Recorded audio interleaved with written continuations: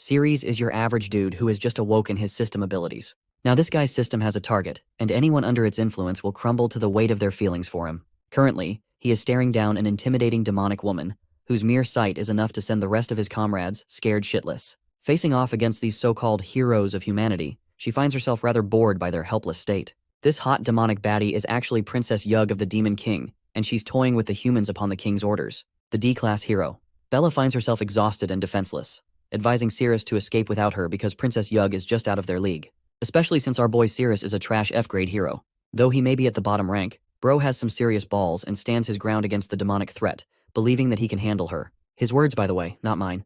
The demon baddie is out here stretching her body, which I'm pretty sure made some of you guys smile like you just got free candy, but really it's because she's fed up with how weak humanity really is. Ceres finds himself having a nosebleed against her, well, irresistible charms. Even Bella is shocked that this man is out here simping against a threat that could end their lives. She recommends they prioritize escaping from the battlefield as quickly as possible. Princess Yug is so carefree about the fight that one of her orcs had to remind her that one lowly dude was still standing. Switching from sexy to complete psycho, she stampedes along with the rest of her crew, hungry for the kill. Meanwhile, our boy is out here literally T-posing like a Chad, even though Princess Yug has plans to make a wine glass out of his head. Logging into the system, he sets the incoming Princess Yug as his target.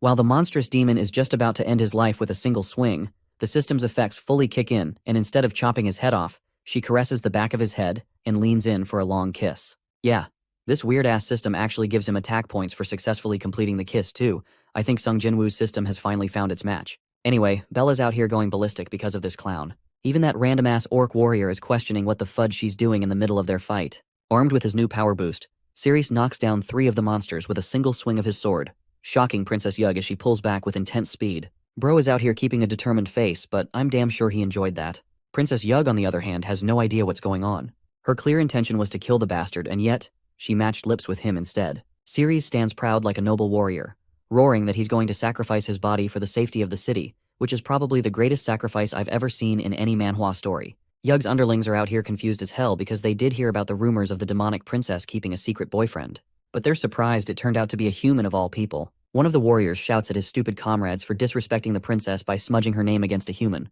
As for Princess Yug, she seriously doesn't want the Demon King to find out about this incident, even though her heart is raging after that little interaction. Ceres wants to end things here and now, so she sends her warriors to finish him off. Bro conveniently doesn't use his locking ability on these guys and actually takes them head on, deflecting a full swing of one of the orcs. Unfortunately, even though his attack ability increased, that isn't the same for his equipment because it shatters in one blow. The rest of the warriors are ready to obliterate him. One of them goes for a horizontal wide swing, causing Ceres to duck and evade to prevent himself from becoming a Kit Kat. Unfortunately, his defensive stats are low, but he counters by making use of his offensive power boost, managing to slice his opponent's weapon. But another orc dives him from behind like Ceres owes him rent or something, forcing the guy to maneuver all the way back and retaliating with a critical blow. Witnessing the battle unfold, Bella is at a loss for words. This is clearly not the Ceres she is accustomed to.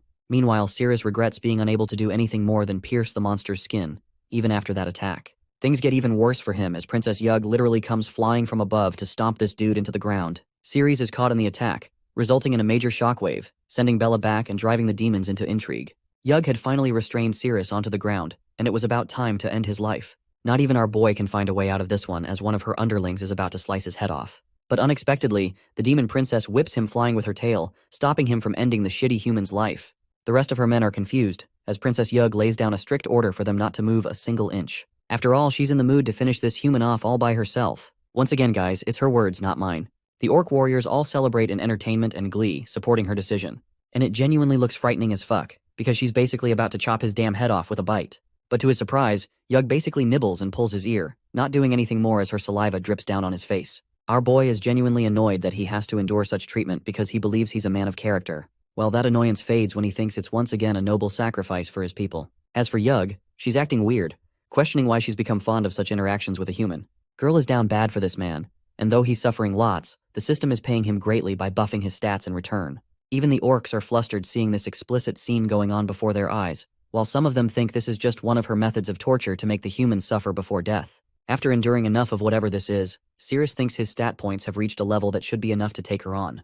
So he retaliates with his broken blade, aiming to plunge it into her upper back. But the demon princess is cautious even when she's enjoying herself, quickly grabbing his arm, preventing the attack, and then grabbing him by the neck. Yug smashes him into the nearest wall, causing her minions to believe that she's finally getting serious about her plans of killing him. Having him pinned to the wall, she finds herself in a state of contemplation, believing she should have held back a little. Yug tells Cirrus that insignificant humans are so confident in taking on the demons, and unveils her intentions of toying with him. She destroys his armor to prove the point that humans are nothing without their equipment. But in reality, she's out here gooning to Cirrus's body, all the while her minions are hoping that she kills him soon. Our boy, on the other hand, observes that he's basically defenseless if she attacks now. He spots her hand reaching for his face, knowing that it's going to be dangerous if she lands an attack. Bro is out here begging for endurance because she's about to drain his life. Literally. She pins him down and has her way with the guy while he's starting to realize he genuinely doesn't have the strength to beat these monsters at all. As for Bella, the chick is out here confused as heck because she can barely describe the scene as a battle. Meanwhile, our boy is out here acting like he's sacrificing a lot just for the greater good. Bro gets a little too confident and goes on the aggressive, believing that it's time to increase his stats to the fullest. And well, what happens next is only a scene that can be described by the reactions of the monsters. I'll just give you one hint.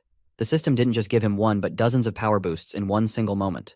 To make it even funnier, the Demon King himself appears on the scene and drops his damn sword out of shock. Bro stole his bitch before his eyes. Even Princess Yug is stunned to find the Demon Lord here, while this ugly-looking bastard is at a loss for words. This is the Demon Lord Bartley, and because of his presence during the lovemaking process, the system awards our boy by doubling every single stat. I guess cucking does have its benefits in some ways. Bartley unleashes just about the same amount of rage as any guy would if he found his girl cheating on him. Yug is in the middle of trying to explain while our boy is already prepared to throw hands with the Demon King. Bartley needs a Snickers with the way he's mauling. He lunges incredibly fast to prevent the bastard of a human from playing with his concubine. The first hit alone knocks our boy crashing into the ground next to Bella. Ceres gets up quickly and claims that he can still fight. Assessing the situation, he analyzes that the Demon King's attack potency is way too high for him to handle. Bartley turns his attention to Princess Yug, questioning why she's having fun with other people again. The Demon Lord is pissed that she's still the same. Bro really said she's for the streets. Princess Yug erupts in outrage, pointing all of the blame onto him, questioning why he'd come so late. Even the Demon Lord and his servants are stunned by her words. Princess Yug doubles down on her speech, stating that she only went too far because Bartley arrives way too late, and that he's the one responsible for letting matters escalate to this extent. She's pissed that he took so long to find her. The funniest part is that even though she was the one cheating on him, Bartley is the one feeling guilty and begins apologizing for taking his time slaughtering the humans on the way. The rest of the warriors are shocked by the Demon Lord's generosity towards his lover. It's a display of affection never seen before. Anyway, while they're out here having their lovers quarrel, Cirrus thinks this is a good chance for them to skedaddle the fuck away from the situation. So he takes Bella and assists her on the way. Her leg's already out of commission, so she needs care and attention. Meanwhile, Yug activates her victim card and starts crying that their beloved relationship has been tainted because of one man's interference. Realizing that the scumbag human caused all of this, Bartley gets serious and declares that he will end his life. However, Yug stops him right there, tugging his leg and declaring that he's the only one she truly loves. Bartley shouts at his idiotic servants who are out here watching the drama unfold instead of actively catching the humans. One of the warriors shares that Yug strictly ordered them not to interfere, which causes the Demon Lord to get so annoyed that he uses his godly speed to head right towards Cirrus and Bella. The ceiling shatters open as the Demon Lord descends to kill the imbecile of a human who dared to seduce his concubine. Bartley sends our boy flying with another powerful swing, launching him into the ground in pain while Yug is watching the fight. Currently, even Ceres thinks he's outclassed, not to mention that his body is out of commission against Bartley's overpowered attacks. Without a doubt, he's no match for this guy. The worst part? The Demon Lord is rushing his way to finish the job, aiming to slice our boy open in half. After all, it's a fitting punishment for committing the most heinous act. Realizing that there's no way out of this situation, Ceres begs for the systems to lock in, which funnily causes Yug to intervene on his behalf, slapping the shit out of the Demon Lord and misdirecting his attack. Bartley is at a loss for words again, and while he's stunned in place, Cirrus makes it his life's mission to run faster than the Flash and get the heck away. Meanwhile, the Demon Lord is out here whining like a baby that his concubine actually intervened for the human's behalf.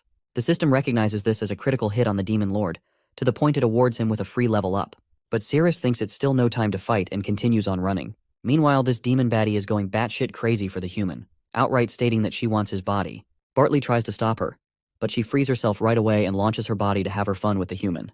The demon concubine launches herself at him, believing it's time for her to embrace her freedom. She actually manages to pin Cirrus down with a heavy crash, which probably broke his remaining intact ribs. Anyway, with the act of this lovemaking, Cirrus gains stat points on top of the fact that it's happening before the Demon Lord's eyes.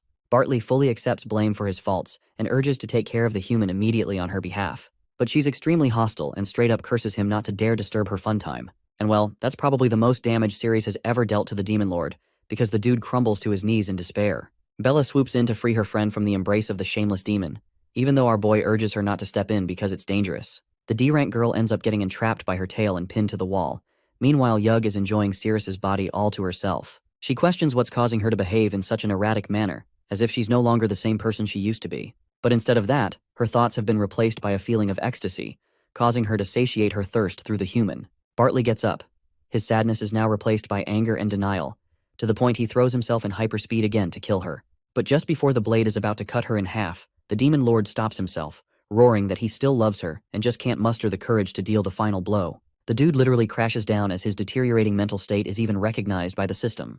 The self-destruction process is underway for a demon's unstable state, causing Princess Yug great concern while the rest of their minions run to save their own lives. Bartley's condition reaches a full meltdown as the system awards Sirius with a skill for reaching level 10. Executing a clean and decisive strike across the Demon Lord's neck, Sirius marks the kill, with the use of his special skill called the Swift Body Slash. Bartley's body topples to the ground, preventing the self-destruction sequence and avoiding total destruction. Even with a shattered blade, our boy was capable of dealing a lethal blow thanks to his skill. Princess Yug, on the other hand, is a bit disappointed that the Demon Lord reacted in this manner and still has no clue why things had to end this way. Speaking of the Demon Lord, it seems that even after his neck was sliced, this dude lunged towards her even in his death. He rests on top of Yug's body, causing her to wail in agony. This also helps release Bella from her tail. The Demon Lord requests his concubine to fulfill her previous promise, swearing that they would both die together. Turns out this guy is still on his self-destruct sequence, while Yug is begging to be freed because she doesn't want to die. Girl is out here acting like a damsel in distress when her hero, Sirius, slices the Demon Lord's arm off and quickly snatches her away. The beheaded Demon Lord is somehow still capable of talking, but he quickly meets his end as the self-destruct sequence reaches its conclusion, destroying the area completely. It's only thanks to Sirius grabbing both Bella and Yug at the final moment that they manage to survive and reach a lower level of the dungeon. Resting at the bottom, Sirius collects his breath, questioning if he's just landed at the dead bottom. What's surprising is that the gigantic Yug has been replaced by a tiny little salamander. Her magic value has been reduced to nothing, and the chick doesn't even have 10 HP on her. Bro is baffled as the salamander Yug quickly hides in his pockets. Meanwhile, Bella is getting up with a questionable pose and asks about Sirius's condition. The system fully confirms the defeat of the Demon Lord, allowing our boy to gain access to the Naya dungeon map as his reward. Bro is out here questioning if he should inspect it or not, all at the same time having a nosebleed because Bella is giving him a good view over here. She hops off of him and sulks in embarrassment, while Sirius commands the map window and learns a bunch of things from it. The map allows marked features to show where one can collect resources and even target bosses.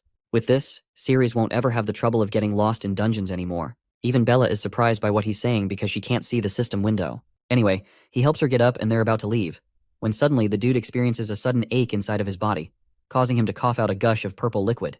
His body appears to be affected by some sort of demonic magic, and his hand is trembling in agonizing pain. Sirius does his best to contain the pain, and it's so bad that even a guy like him is rolling on the floor like a helpless, weeping child. Sudden cuts begin appearing all over his body, causing Bella to embrace him, realizing that she's got to help him endure this pain. She senses that his body is literally on fire, and it results in his pinky finger extinguishing from the pain. That's the end of the painful sequence for Sirius, who has gone numb and takes a moment to collect himself. He finally concludes that he's okay now, while Bella is shocked by what's happening to his body, or why his pinky finger just melted out of nowhere. The warrior reveals that it's actually due to the effects of poisoning. Let's go back 6 months and see what went down during a monster raid in a city. He watched a bunch of monsters taking on a hero in battle, and the fight seemed to be happening because of some kind of special box. Incidentally, the box was slashed by the monster, releasing violent and thunderous shockwaves. Unfortunately, Sirius was near the area when that happened, and was knocked away into the ruins. The sliced box leaked out the special liquid from inside it, when suddenly, the sky turned into a crimson red, and a rain of blood began to hit the ground. The vile smell alone was enough to make Sirius vomit, not to mention the hero who was affected by the rain to the point his body melted. The same goes for the monsters. All of them experienced an unending amount of pain. Sirius had been the lucky one who didn't come in contact with the rain, and despite waking up later without any contact from it, he received a condition of lethal poisoning. The doctors concluded he'd only had 1 year left to live, until the system window popped out of the blue, revealing that only the blood of the demon god was capable of healing his condition. The system requested his permission on a full binding from then on, and well, Sirius accepted, while also learning that the demon god was in the Nay dungeon. Presently, he also discovered that there's an antidote for the poison somewhere in this dungeon. But for now, he just wants to go to a room and get some clothes changed and recover before taking on another fight. The scene cuts to a perspective of some randoms who are approaching a dungeon room, when suddenly, the tank of the party feels something as a laser beam pops out, and somehow they all manage to avoid being shish kebabbed by that. Well, except for the tank, that is. The vice captain of the squad urges his men to stay right where they are to prevent any other mechanisms or booby traps from popping out of the blue. So they're all standing there like someone just asked the English or Spanish question. Their best defender and the tank of the party was demolished with one trap, so they have to be careful. Unfortunately, they can't even use anyone as bait to test out any traps. Still, that doesn't mean the group should retreat all of a sudden. The captain of the crusade, Cyrus, believes they should follow the traditional rules and use the weakest soldier among them as bait. Poor guy is flung ahead and ordered to pay with his life by finding the correct route. You can't even do anything in this situation as Cyrus is ready to kill the guy anyway if he disobeys orders. As he's despairing, luckily Claude comes out to suggest a different solution. He has a special arrow that can allow for exploration and increase the chances of survival. But to his shock, Cyrus literally slices the equipment into half, which is just plain stupid as the D-rank warrior sinks into further despair. Cyrus is pissed off by these little toys of the vice captain and states that he's going to kill the vice captain if he fools around any longer. The scumbag orders the D-rank of the party to get up and start exploring. Poor guy shaking in his boots and begins taking a step. Luckily, he hasn't set off any traps yet, but the next step is the trickiest one, because he doesn't know where to go. As he's debating his options, the team leader doesn't even give him a chance to think and tells him to get moving. Quivering as he lifts his leg, the decoy takes another successful step. I don't know about you guys, but this feeling is probably similar to playing a game of Russian roulette. Each instance is basically the deciding factor between life or death. This guy even knows that he's definitely going to get killed with the rate he's going. The fear of death overwhelms him, preventing him from walking anymore. The weight of the fear alone makes him turn tail as he flings back, begging for a chance to return him. Unfortunately, because of his carelessness, he steps on a point that activates the trap, shooting a clean beam through his head. The members of the group are terrified because according to the trajectory of the beam, they could be hit from just about any angle. With his body flopping to the ground, the leader Cyrus commands the next lowest ranked among them to come out. But to their surprise, the door opens up on its own, stealing their attention. From the door emerges our boy, who certainly wasn't expecting to see these guys around. Also, you guys remember the decoy team they talked about earlier? Yeah, well, turns out Bella and Cirrus were originally supposed to be the decoys of the group. The shocking part to the team leader is how both of them managed to survive and escaped the dangerous levels. It makes his blood boil to discover the survival of Ceres. Man can't even live in peace. Let's talk about the events that unfolded prior to their departure to the dungeon. Ceres was apprehended for apparently knowing special information about Cyrus's wife's underwear. Now that's just hilarious. It seems that this main character's solution to every problem is, I'm gonna sleep with your girlfriend and you'll regret it. Anyway, Ceres tried his best to give a shoddy explanation, but you can only guess Cyrus's reaction, who was at the verge of killing the guy for having a supposed affair with his woman. Being the man of character, Ceres valiantly declared that he would never do such a thing and was only training his eyes for perception. To their astonishment, Bro begins naming down all of their underwear colors. The funniest part is how quickly the underlings of the captain went from, "No sir, please don't kill him," to, "Kill him now sir, he's a national level threat." All because he revealed some interesting information. But Cyrus had the suggestion of placing him in the decoy group instead, believing it to be a fitting punishment. And well, that's how our boy ended up here of all places, and his luck is so rotten he encountered the same dude again. Cyrus demands that he come over immediately to his side, but of course, even our boy understands that it's a trick to make him trigger the mechanisms. The vice captain swoops in with a suggestion, believing it would be wise to follow the trail of the decoy group instead of taking reckless risk. But this thick-headed captain probably has a boulder for a brain with the way he rejects another sensible recommendation. He even guilt-trips Claude, pointing out that his actions are only for the sake of the team. Cyrus returns his attention to the annoying pest and orders him to execute his job. But our boy is smart and decides to pop open the map function as he begins to walk. Afraid that he'll get blasted out of God knows where, Bella tries to stop him. But this dude knows what he's doing, and thanks to the map, he knows he's safe. The rest of the assault squad is shocked at Ceres's bravery and devotion, with the way he's walking with confidence. They can't believe he's relying on pure guesswork to get out of this puzzle. Ceres takes each step according to system's precise instructions, walking his way over. The rest of the team is beginning to think this guy has some god-tier luck on his side, while our boy casually continues moving, turning around and taking more steps ahead. Not a single moment of hesitation in his stride, making him wonder if he already knows the route. But then again, his shitty F rank nullifies that theory for them too, even though it's the correct one. Bro literally starts hopping over the place and he's still fine. Ceres finds himself wavering for a moment because he almost lost balance and triggered the mechanism. Meanwhile, the brain-dead team captain is questioning why the hell he's not blown up yet. Ceres is nearly there, and with a few more steps, he walks past the corpse of the bait and arrives in front of the captain. His valiant accomplishment of crossing over without triggering a single trap is held in high regard by the group. Ceres chalks it off as a result of his training and declares that they're innocent. But Cyrus isn't quite done yet and nearly takes his neck off, questioning how the hell could someone pull off such crazy luck in a situation like this. At the same time, he makes our boy the trailblazer for the mission because of his performance just now. The sudden appearance of the kale mushroom surprises our protagonist. These mushrooms are known to induce sickness in humans upon consumption, but for monsters they're okay. Ceres realizes that the tiny salamander inside of his armor must be hungry, so he carefully plucks a couple of them, enchanted by the smell. Cyrus immediately notices his act and questions what the hell he's doing. He snatches the mushroom away from his hand and chucks it in his mouth, revealing that they've been operating on an empty stomach for a while. As he's munching it down, The arrogant leader reminds him that he can't go on doing as he pleases. Siri simply informs him that there aren't any problematic traps through the door, so they can easily progress. But the leader wants him to do the dirty work of opening the door as well, believing that it's going to be a huge risk if his team simply walks in and something bad happens. In the end, our boy had to be the one to open the dungeon door, causing Cyrus to alert his party members to stay sharp for anything incoming. But as he's wielding his sword, an uncomfortable gurgling sensation starts growing inside his stomach. Yeah, this guy's cooked. Ceres opens the door fully, and surely there's nothing so far. But the party members are prepared for everything, while Cyrus is out here having a shit face releasing a deadly mustard gas from his you-know-where part. Anyway, our boy marches forth and hasn't been killed yet, so Cyrus questions what he's seeing so far. At the same time, bro is clenching so hard and questioning why his stomach is betraying him at such a moment.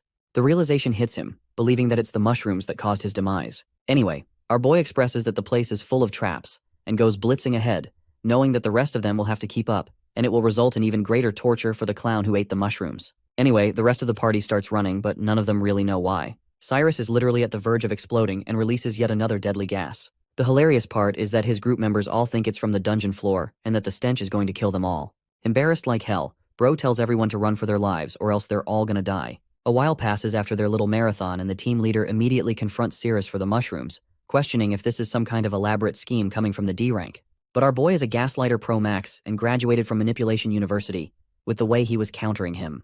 Poor Cyrus can't even explain the situation properly. One of his team members sets down a comfortable spot for the team captain to sit on. But of course he can't sit, especially not in these circumstances. Bro is extra motivated and tells them to keep moving. Finally, he puts a blade against Cyrus's neck, declaring that he will personally execute him if he dares to run like that again. Anyway, their navigation through the dungeon continues as the group avoids each trap thanks to our boy's help. Unbeknownst to them, however, there is a sleeping dragon who doesn't know the humans have invaded her domain. Ceres keeps leading them on, but there's more than just a few monsters here who are actively spying on the humans. Here's the thing though, the team leader has been deadly observant all this time, noticing how they haven't run into a single monster or a trap so far. It's almost as if Ceres knows this place from the inside out, even though it's wild to admit that. But even the team leader knows that as weak as our boy is, he couldn't have made it here on his own before. Anyway, Ceres points to the boss's room just up ahead, which means his value has expired as a guide because the team leader sees him as nothing more than an obstacle. Noticing a large spike on the ceiling just over Ceres's head, the sneaky team leader activates his sword skill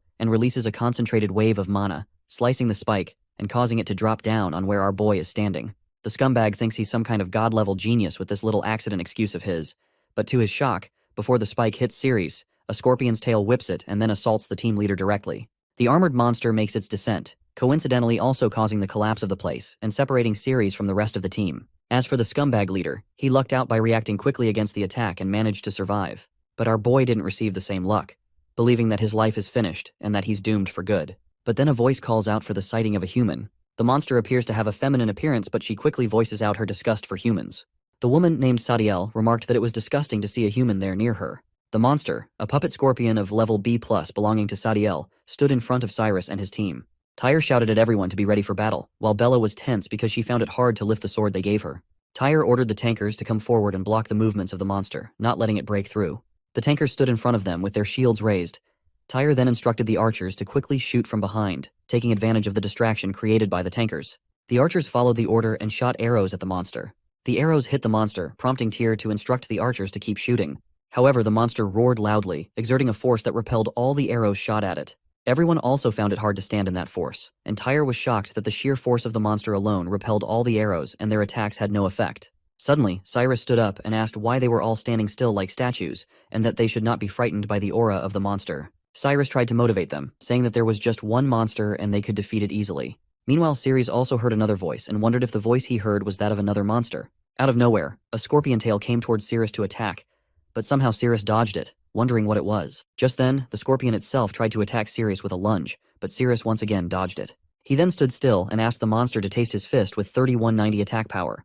With just one punch from Ceres, the scorpion puppet's body got a hole, and slowly all its parts blasted and scattered here and there. Sadiel was impressed seeing that Ceres actually shattered one of her scorpion puppets with just one punch. At that moment, Ceres was wondering that the antidote which could cure the poison on him was in the room just ahead where the boss was, so he couldn't afford to expend more energy on meaningless battles. So he thought to use the map and escape directly, sparing himself. Sadiel came close and shared that it didn't matter because she was planning to throw away things that had been touched by disgusting humans. She also told Ceres that she originally used the monster to twist his face, but now she had to do it herself. Seeing Sadiel, he got stunned as it was a female monster again, Ceres responded to her that his head wasn't a melon or something which she could easily twist off with her hands. Hearing this, Sadil responded that she wouldn't touch his disgusting body with her hands. She then explained that although he could deal with outside humans with just his hands, she was actually using her hand to control the scorpion puppets with the help of a string. So she shared with Ceres that she would deal with him first and then go outside and kill the other humans. Ceres furiously shouted that he was a hero and protecting humanity was his duty, so he would stay and fight with her. Even if it meant using up all his strength, he would stand there to block her. Sadil attacked Ceres, asking if it was really true. She held his head with just one leg and made him fall to the ground. At that moment, Ceres' system got activated and the target was locked as Sadil. Sadil said that a guy who overestimated his abilities was nothing to her. On the other hand, the scorpion puppet stopped fighting. Seeing this, Tyre happily asked everyone to look as the monster's head turned red, indicating that their attacks were beginning to take effect. Ceres was surprised at how fast Sadil was. Sadil shared that the fact Ceres managed to come there, considering human strength, was quite impressive, but that's it. Lord Nay really hates it when humans step into his room. At that moment, she was putting her second leg on his face, but Ceres knew that the monster was too strong. He realized he must not let the monster go outside. He must stop her there. So he took his head a bit backward and furiously opened his mouth to bite her feet. From Ceres' act, she got embarrassed and shouted that it was so disgusting that Ceres actually did such a thing to her feet. On the other side, while the monster was fighting, Bella noticed that there hadn't been any movement for so long. She thought that Ceres hadn't been unconscious from the stone. She had to take him out. She called Tyr and asked him to cover her as she was going to take out Ceres from the rubble. Tyr got stunned and was asking her to wait, but it was too late as she ran before he could respond. While running, she was hoping for Ceres to be okay, but the scorpion puppet saw her and was going to attack. However, Tyr came in the way and blocked the attack with his sword, though it was very hard for him to block it for very long. Meanwhile, Bella was still wondering about Ceres, as he was a hero after all, and it's just a pile of rocks, so he should be okay.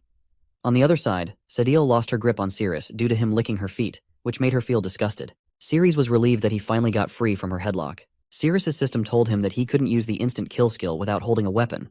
Upon hearing this, Ceres got frustrated. If he had known that it was going to happen, he would have brought a weapon with him. Now, Ceres had no option but to use his own hands to attack. He tried to punch Sadil, but she dodged it and kicked at his face. While kicking, she felt that his face was so pulpy. Due to that kick, Ceres flew through the air and bumped into the stone. Sadil shared that she felt very comfortable kicking him. Hearing this, Ceres had no response to give, and Sadil also got tensed, wondering what was happening to her. So she decided to quickly defeat Ceres, as it would be troublesome if outside humans ran into Lord Nay's room. She then took the tail of the puppet monster Ceres had wiped and tried to attack with it. But Ceres saw the attack coming and dodged it because his agility was good enough to dodge attacks. He then focused magic energy in his hand and sliced the tail into 2 parts. However, it was like a distraction to him because while he was slicing the tail, Sadil came again with her leg and locked Ceres' face in it. Her facial expression and words were totally different as she locked him to wipe, but her facial expression looked like she wanted to do something else. Sadil shared that this time she wouldn't let him go and would strangle him with her feet. Ceres got furious and moved to hold her legs with his hands, determined to make Sadil feel the power of his grip now.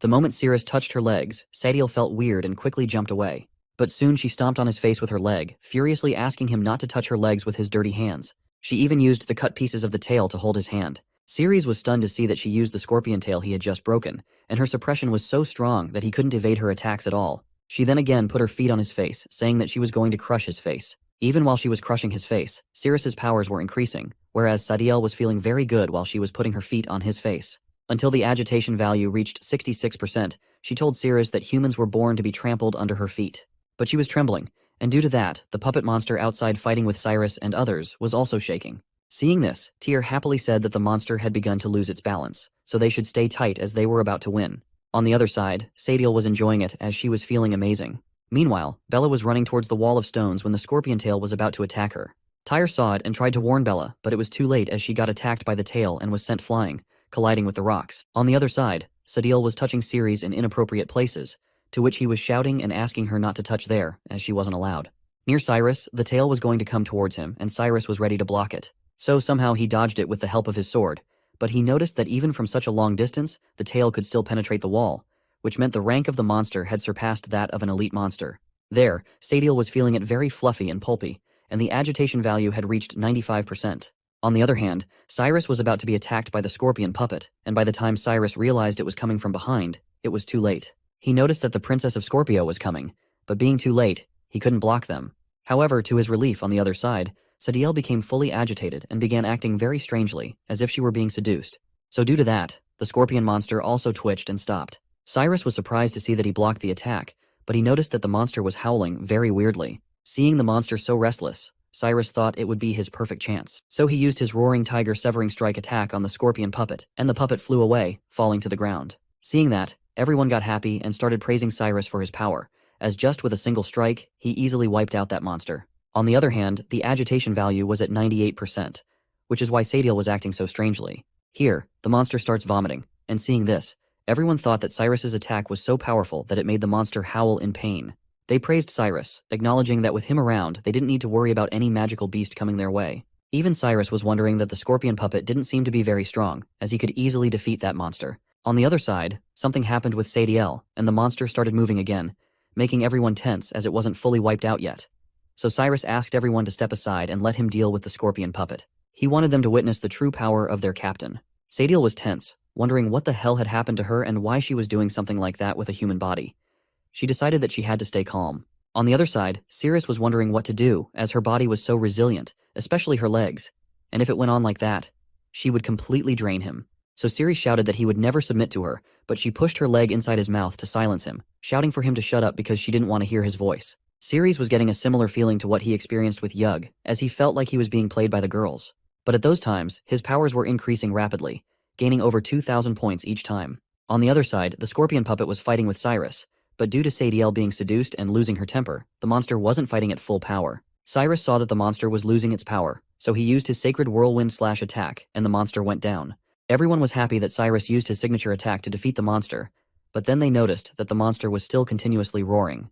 They murmured that Cyrus was so strong that he had beaten the monster to the point of unconsciousness, causing it to roar uncontrollably. Cyrus then shared that the monster was nothing but a punching bag in front of him. Even Tyre praised Cyrus, saying he was so strong that he defeated the monster with a single strike. On the other side, Cyrus's defense increased by 3,304 points, and his agility increased by 4,210 points, making him much more powerful. Sadiel was enjoying the moment, but suddenly she heard the voice of her lord Nay asking why it was so noisy outside. Hearing the voice, she got tense and jumped off the body of Cyrus. She stepped back and tensely wondered whether it was over, as for a moment, she had actually forgotten Lord Nay's command. She must quickly wipe out the filthy humans and make amends for her mistake. Lastly, Cyrus's attack power increased by 10,000 points. He became so powerful that he exuded a killing aura and asked Sadiel whether she still wanted to continue playing with him. Sadiel got tense seeing his atmosphere, as it was completely different from before. Cyrus's chilling and oppressive presence was like that of Nay-sama. She wondered if she had to fight against someone like him. Seeing his killing intent, she ran away from him. Ceres was confused about why she ran away and whether he should go after her. However, he decided to forget it, as his goal was to obtain the blood of the demon god in the boss room. It was better not to consume physical strength, as Sadiel had already drained too much of his energy. On the other side, while everyone was praising Cyrus and his bravery, Bella tensely ran towards the walls of rock to find Cyrus. But before she could reach the wall, she saw someone breaking it with their legs. When Cyrus came out, he was surprised to see Bella. Bella asked him if he was all right and if he didn't get hurt. Cyrus responded that he was completely fine. But Bella, still observing everything, noticed that he was covered in dust, and she expressed concern that while it might not show on the surface, there could be internal injuries. She even suggested that he let the medical team take a look. Cyrus laughed and responded that he was truly fine. So Bella told him that if he felt unwell, he should let her know immediately. Cyrus responded with a simple, "Okay." Meanwhile, Tyr was trembling with fury, seemingly harboring something in his heart for Bella.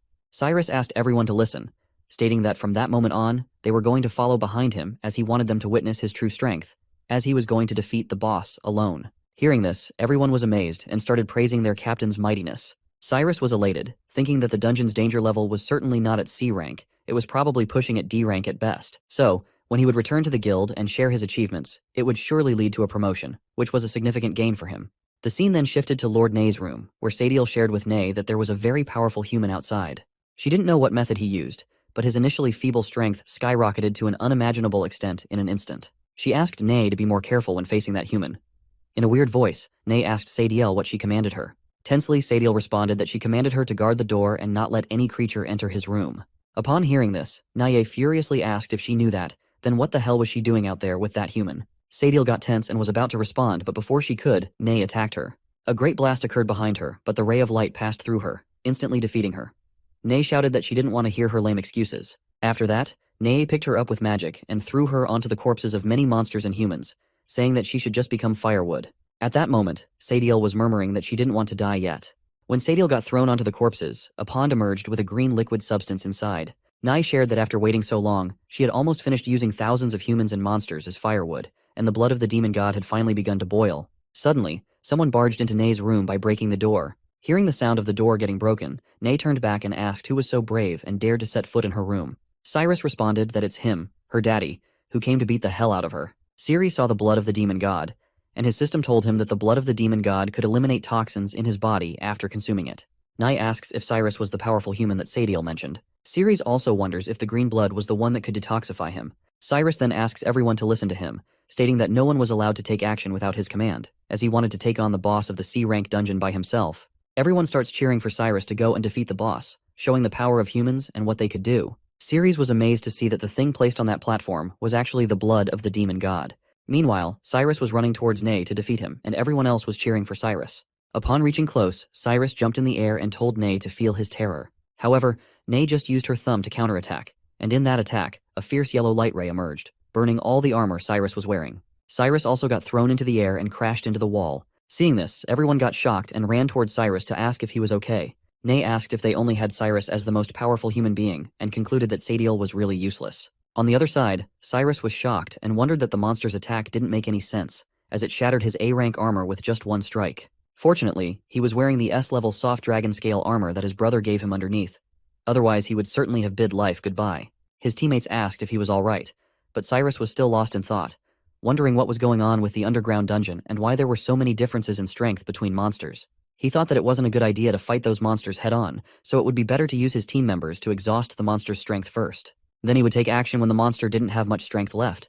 In this way, his chances of winning would be a bit greater. Cyrus stood up and asked everyone to follow his order, charging forward and showcasing their own expertise. However, Tyr interrupted him, suggesting that a full charge assault without formation could result in many unnecessary casualties. He recommended sticking to their previous formation, with tankers using their large shields in front. Cyrus furiously asked Tyr whether he was questioning his judgment or trying to defy his commands. Tyr tensely responded that he wasn't daring to do so. Cyrus then told Tyr to stop talking and do whatever he was ordering. Cyrus then ordered everyone to pick up their weapons and charge forward, assuring them that he was their solid support, and there was no need to be afraid.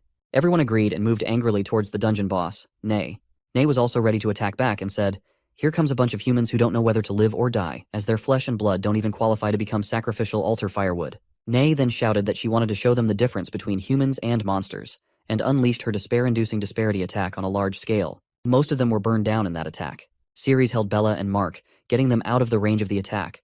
Most of them were burned, and some were injured. Even Cyrus somehow managed to escape the attack, but his sword was burnt to ashes. Cyrus was shocked to see his own sword destroyed. Nay then flew off into the air and asked Cyrus if he didn't say he would make her feel the sense of terror. Cyrus realized he couldn't win in this situation, so he quickly thought of running away from there. Tyr was stunned to see the burned bodies of his teammates, but to his surprise, he saw Cyrus trying to run, shouting at everyone to retreat. Those who were still alive listened to his command and left the boss room. Tyr got furious hearing that from Cyrus's mouth. But to Cyrus's shock, his hand was grabbed by someone. When Cyrus looked back, it was none other than Ceres. Ceres held his hand, saying that Cyrus had just said he was the solid support for the team members, and his battle against the boss wasn't over yet, so Cyrus couldn't leave. Cyrus tried to shake his hand to free himself from Ceres's grip, but it didn't work as he couldn't loosen Ceres's grip. Cyrus told Ceres that he was the team captain and his words were law. If Ceres wanted to stay and die, he was happy to do so, but he didn't want to drag Ceres into it. Even Nay furiously asked how Cyrus dared to trespass in her domain and wreak havoc in her room, yet still wanted to escape now. Nay then went for another attack. Seeing this, Cyrus got scared and tensely started shouting at Ceres, calling him a fool for not looking back, as the dungeon boss was about to unleash the same light beam again. He even tried to run by pulling his hand, but he was shocked to see that he wasn't able to pull his hand away, and wondered why Ceres had such a strong grip. Cyrus again asked Ceres to let go, as the boss was aiming at them. But Ceres wasn't moving, so Cyrus got furious, thinking that he could defeat the boss on his own and also couldn't pull his hand away from Ceres. In his fury, he tried to lunge at Ceres, but Ceres grabbed his hand and twisted it. Due to the pain, Cyrus howled in agony. Ceres then pulled Cyrus towards himself and picked him up, preparing to throw him towards Nay. He shouted that as the captain, Cyrus must stick to his words. The moment Nye unleashed her attack, Ceres threw Cyrus towards the beam, saying that he should be a solid support for the team members. He instructed Cyrus to block the boss's attack with his body and cover his teammates for the retreat. Cyrus directly barged into the beam of light, allowing everyone else time to retreat. They ran outside while Cyrus got injured by the beam. One teammate got stunned upon seeing this. After that, Ceres furiously looked at Nay, shouting that it's his turn now. Bella shares that she wants to stay. Tyr also agrees with Bella, saying that he too wants to stay and deal with the monster. Bella responds that he doesn't need to stay, as she is staying because of Ceres. Tyr shared that he knows, but he was the first-ranked B-class hero, and he came to eliminate monsters, so he would never run away. He also expressed that he didn't want to take command from that idiot Cyrus again. On the other side, Naya asks Cirrus why he didn't run away even after witnessing her power, insinuating that Cirrus was looking down on her. Nay then goes to unleash the beam again, but Cirrus counters with the swift body slash, causing Nay to tense up and move her hand back. Nai became furious as Cirrus was so fast, but to her surprise, Cirrus started running towards the altar of the demon god's blood. Nay began to wonder why the human was running towards the altar. Soon, she wondered if it could be possible that the guy's goal wasn't to kill her, but rather to obtain the blood of the demon god. Ceres was continuously running towards the altar as he was just a few meters away from it. Nai tried to shout, asking Ceres to stay away from her altar. But at that moment, Bella and Tyre attacked Nay from behind, saying that it was the best opportunity for them. Surprisingly, Nai easily holds both of their swords and then aims towards Ceres, saying that Ceres was really a bastard who had speed like a cockroach. Bella shouts at Nay and asks her not to dare attack Ceres. Both Tyr and Bella try to push Nay back, and just as Nay unleashes her attack, her foot slips a bit, causing her aim to go off. Ceres is also able to dodge the attack due to the wrong aim. Ceres then happily jumps towards the altar, thinking that he almost got what he wanted.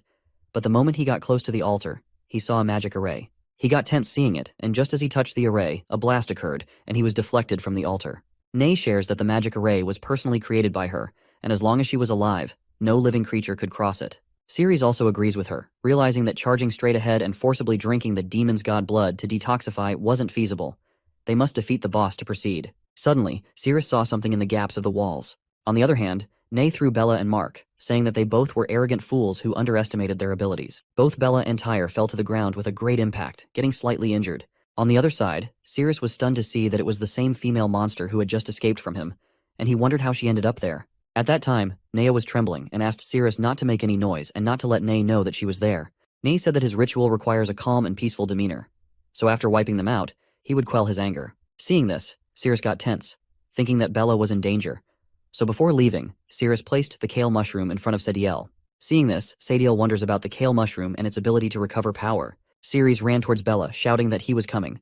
On the other side, Sadiel took the mushroom and started eating. Afterward, she had tears of happiness in her eyes. Ceres' system shows that the female monster Sadiel developed feelings for the host, which caused the host to unlock the weapon unlocking requirements, thus unlocking weapon options. Suddenly, many anonymous cards with question tire signs appear in front of him, and the system shares that first, he has to see the detailed explanation of the weapon introduction rule. On the other hand, Tyre comes in front of Bella to protect her, saying that he will hold it back, and she has to escape quickly. Bella responds that her leg bone cracked again, so he has to escape without her. Here, Ceres shouts at the system to skip the explanation of the rules as he was going to rescue people now, and he didn't have any time to listen to nonsense. So the system skipped that and asks Ceres to choose a card. Ceres randomly chooses a card, and he receives a sword with red color arising around it. The system shares that he has obtained the weapon Exploding Garment Divine Sword. Furiously, Ceres jumps towards Nay, shouting and asking her to try his new weapon power and die. He then attacks her, but she holds his sword with one hand and starts laughing, saying that Ceres fell for it, as both Bella and Tyr were bait, and her real target was none other than him. She then unleashes her light beam attack, asking how he would escape from such a close distance. He shouts and tells her not to underestimate him, as he never said he was going to dodge. He slashes the sword with his full power, but it only manages to give Nay a scratch on her hand. She laughs at him, pointing out that despite exerting all his strength, he had only managed to graze her skin, and not a single drop of blood had been shed. She then explains that it's the difference between monsters and humans, but at that moment, her dress gets torn from above. Seeing this, she gets stunned and embarrassingly asks where her dress disappeared. Even Bella and Tyre were embarrassed to see that Ceres stripped the boss. Ceres was also tense as the monster was really powerful. At that time, his screen shares that the Exploding Garment Divine Sword, when striking with the sword, would cause enemies to have their clothes explode. When the enemy was naked, it would trigger the ultimate move, Divine Sword Descent. Nay got furious with Ceres for what she considered a despicable move, and for that, she was determined to wipe him out anyhow now. Ceres tried slashing her again, but this time she dodged it. Ceres thought that his previous attack hit her palm once, causing her clothes on top to burst open. In other words, he just needs to do it one more time, and he could knock off the robe underneath by attacking her legs. Afterwards, he would knock off her face mask, triggering the ultimate move. So all he needs to do is get close to the boss and keep using the skill Swift Body Slash. Ceres was sure that Nea wouldn't escape, and he could land an attack on her. Suddenly, Ceres' system shows that the host's current magic power was only enough to use Swift Body Slash 6 times, with a 10-second cooldown for the skill. Targeting a fresh enemy would allow an immediate activation of the skill. Hearing this, Ceres got disappointed, considering the skill to be ineffective. The system asks if Ceres wants to turn off the skill, but Ceres responds with a firm no. Ceres now thought that if it's the case, then he would grudgingly give it a shot. He furiously ran towards Ney to attack with Swift Body Slash, but Nae jumped in the air and dodged the attack. Ceres got tense because he again missed the attack. Meanwhile, Nae was wondering why Ceres kept targeting her legs when her upper clothes had already burst open. Did Ceres want to strip away her robe also?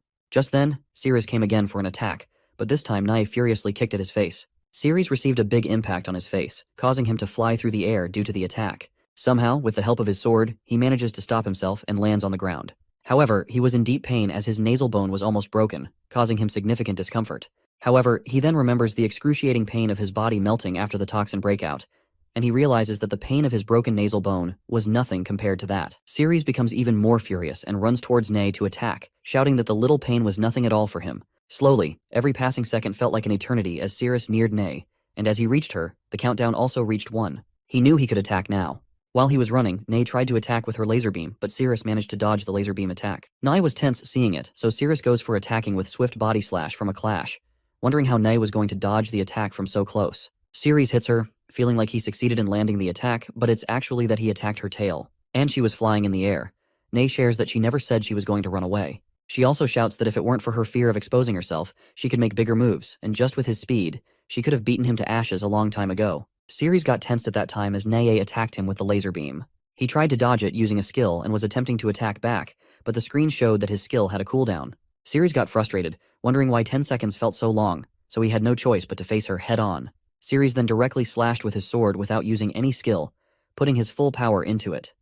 Somehow he managed to deflect the laser beam. A big blast occurs due to the collision of the beam and his sword slash. Even Tyr was stunned to see that and wondered how Ceres actually blocked the boss's attack head-on.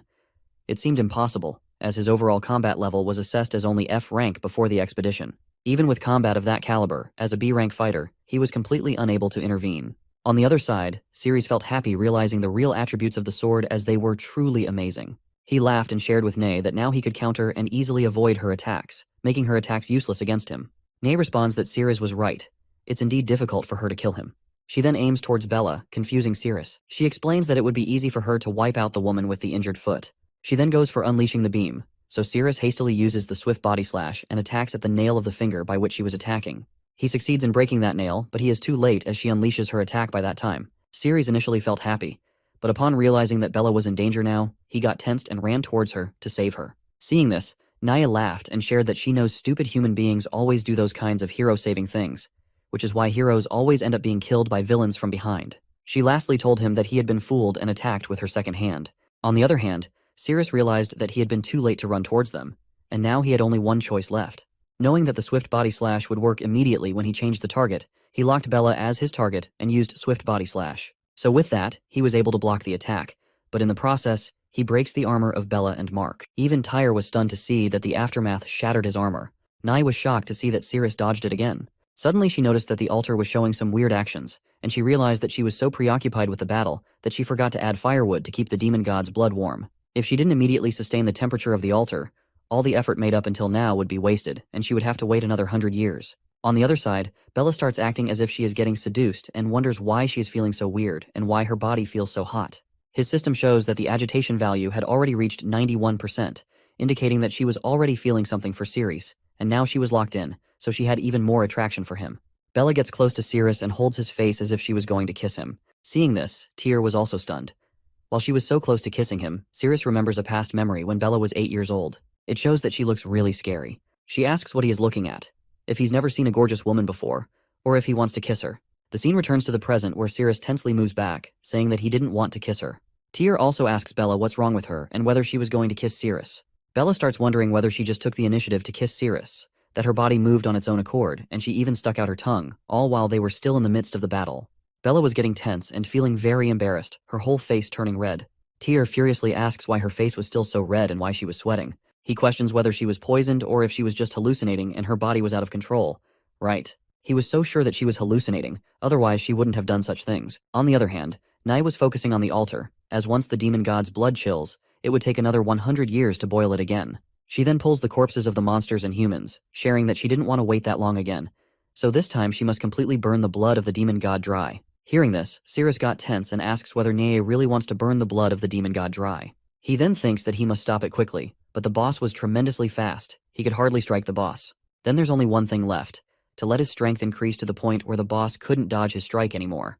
On the other side, Nae was putting all the corpses into the altar as the firewood, wondering if it should be enough to raise the temperature of the altar to the maximum. Ceres wants to instantly trigger the ultimate move of the explosive garment divine sword and wipe out Nea. So Ceres goes towards Bella and tells her that he has figured out a way to defeat the boss, but he needs her cooperation for a bit.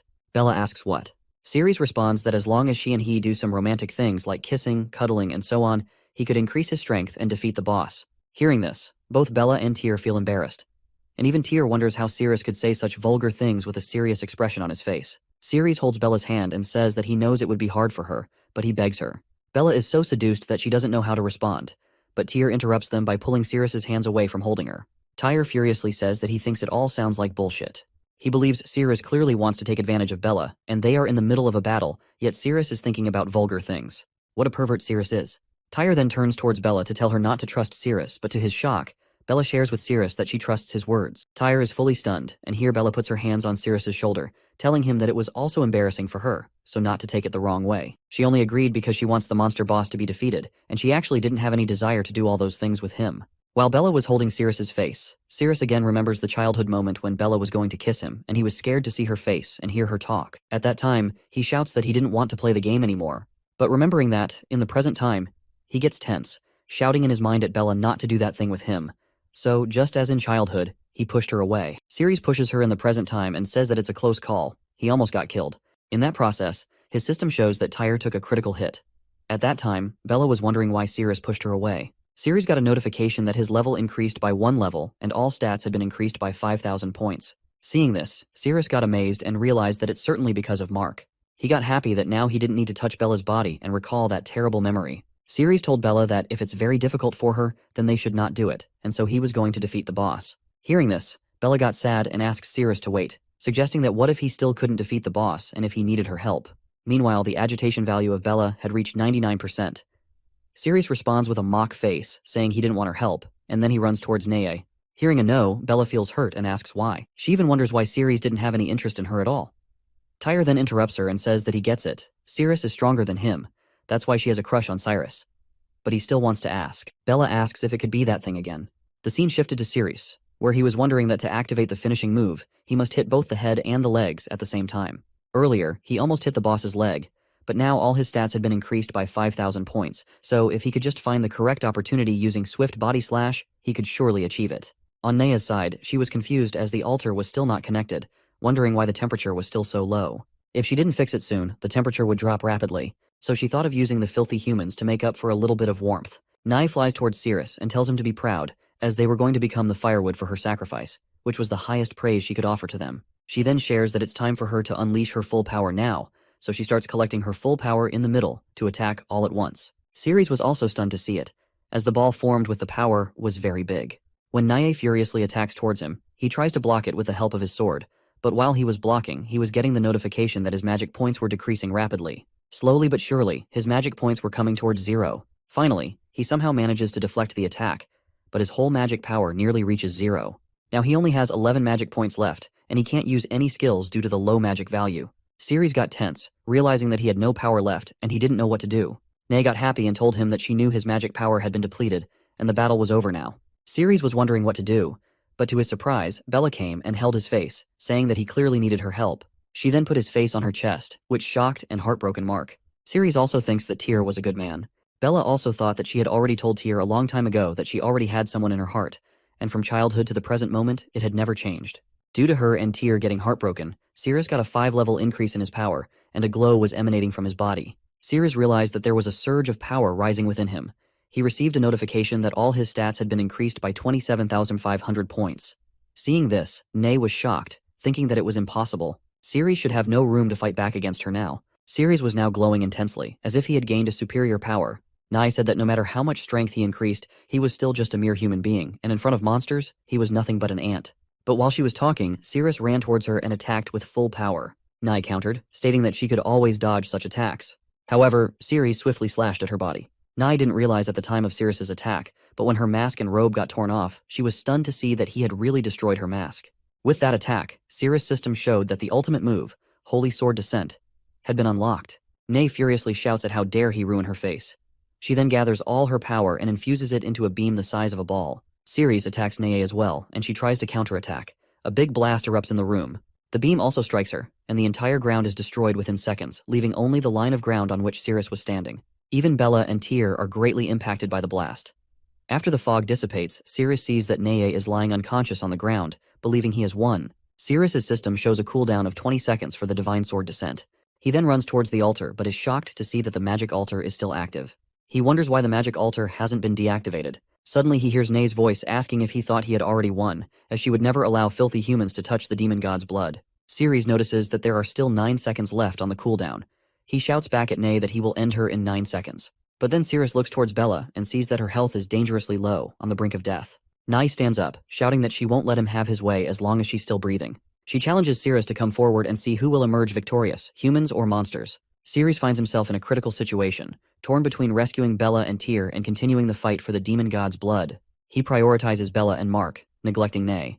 Sirius swiftly flies towards the entrance to leave the room. Neye is momentarily relieved as they depart, thinking that humans are indeed foolish. On the other hand, Sirius shouts at the map to open and find the shortest route to the exit, as he needs to get to the hospital as quickly as possible now. Just as he gets out of the room, he is attacked by monsters. Sirius quickly gets ready to fight them. Until then, Bella remains unconscious, recalling her childhood memories. She remembers everyone laughing at her, mocking her appearance and questioning who would want to kiss her. Bella still longs to play the house game, but others sarcastically suggest she play the role of a gorilla instead. At that time, Sirius was approaching her, and some children tried to warn him not to go near her, saying he would get infected and turn into an ugly freak. To their surprise, Sirius slaps one of the boys. The scene shifts to the present time, where Sirius easily defeats the monster with a swift body-slash attack. Meanwhile, in Bella's dream, the child who was slapped by Sirius is crying. Sirius tells Bella that the game isn't over yet, explaining that because he's a boy and she's a girl, he should play the dad, and she should play the mom. He promises to take responsibility for her. In the present time, after defeating the monster, Sirius reassures Bella that she will be fine.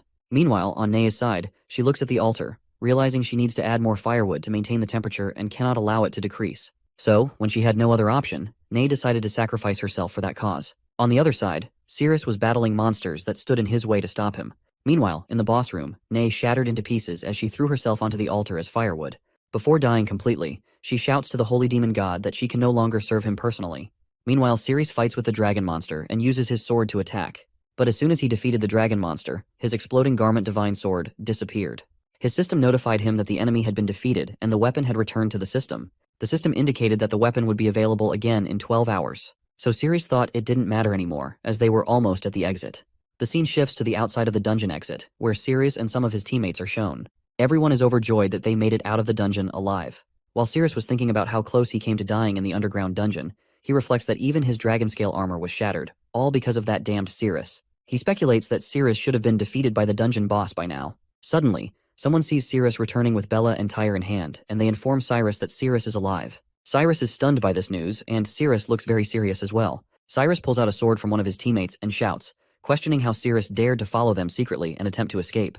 He demands an explanation from Sirius, asking how he could defy his orders and try to run away. As the captain, Cyrus declares that Sirius has lost his qualifications to be part of the expedition team, and states that he won't consider using the guild's medical resources to prolong Sirius's life any longer. Cyrus then shouts that he's going to make sure of it right then and there and prepares to attack. However, to everyone's surprise, Sirius kicks Cyrus in the face and uses him as a stepping stone to jump forward, stating that he doesn't have time to waste on him. Cyrus appeared to be unconscious, while the others were shocked and shouting at Sirius, questioning how he dared to attack their captain. One member shouted and informed everyone that it was Sirius because Sirius had kicked the captain and caused him to faint.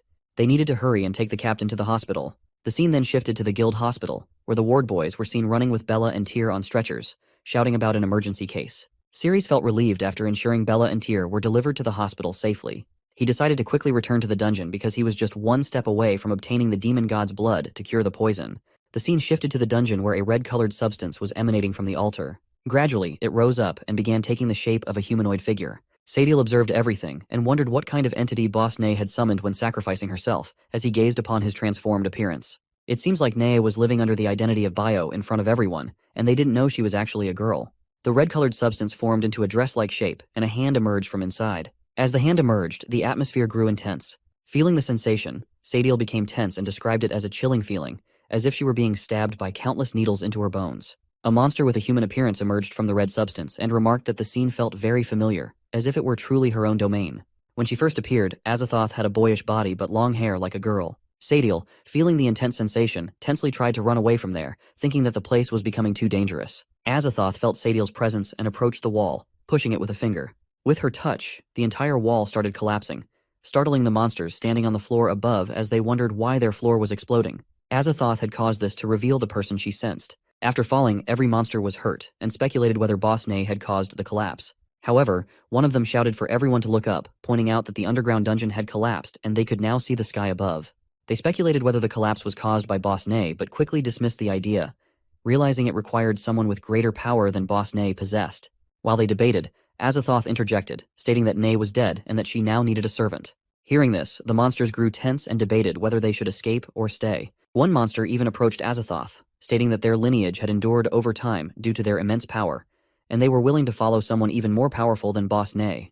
Everyone else starts clamoring that they also want to serve, but Azathoth shouts that they are all too ugly and proceeds to destroy them. Azathoth declares that she doesn't want ugly minions. She then walks towards Sadiel, complimenting her appearance and instructs Sadiel to look up and open her mouth. With tears in her eyes, Sadiel opens her mouth and Azathoth pours her blood into it, instructing her to drink. After drinking, Sadiel feels a sudden change in her body, sensing a different sensation as if her body is beginning to heal itself. Azathoth approaches Sadiel and explains that Sadiel's body should be feeling very comfortable because her blood has the ability to repair all damage, fortify the immune system, and enhance strength. Azathoth adds that during the digestion process, it could bring Sadiel immense pleasure. Azathoth then tells Sadiel that it's getting dark and advises her to go find a clean room waiting for her. Sadiel, unsure of what to say, agrees by nodding her head. The scene then shifts to the guild's headquarters, where it shows Darren holding Cyrus's head. Darren, visibly furious, demands to know what Cyrus said about the mission failing. Cyrus apologizes to Darren and explains that if he loses his position as captain, Darren would have to take over and audit the remaining assets of the guild's investigation team. He urges Darren to come up with a solution to the situation. Cyrus also tries to convey that if it's discovered they have been secretly selling the guild's resources, it would be a serious issue. However, Darren pushes Cyrus back and shouts at him to keep quiet, stating that he already knows that. Darren then asks Cyrus if he just said someone in his team went against his orders. Cyrus confirms this and mentions that the person's name is Cirrus. Darren checks the document and sees that Cirrus is an F-rank hero. He instructs Cyrus to place all responsibility for the failure on Cirrus and orders that he be sentenced to death for desertion. The scene shifts to the dungeon, where Cirrus is confused to see its collapsed state. He rushes towards the altar to check if his antidote is still intact, but he is shocked to see that it's empty. Meanwhile, Sadiel quietly waits for Azathoth, sitting in place. Suddenly, Azathoth puts her hands on Sadiel's shoulders, prompting Sadiel to ask Azathoth not to do it. Surprisingly, Azathoth hugs Sadiel from behind, and Sadiel is stunned. She feels something soft touching her back. Sadiel, who initially thought Azathoth was a boy, becomes confused as she tries to reconcile this perception with the soft sensation she is feeling. Out of nowhere, Azathoth whispers something in Sadiel's ear, causing her to be seduced by it and move aside from the hug.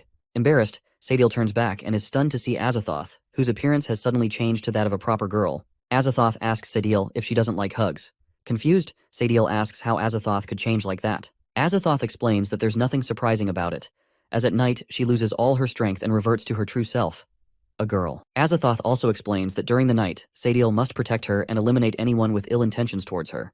She warns Sadiel not to attempt to harm her or escape, as consuming her blood during the day allows Azathoth to resonate with Sadiel's blood, potentially causing Sadiel's body to dissolve instantly even at night. Sadiel is compelled to obediently listen to her instructions. On the other hand, Cirrus is tense as he searches everywhere in the dungeon for the blood of the demon god, but can't find it. He wonders if the blood of the demon god must be hidden somewhere in the dungeon, holding on to hope.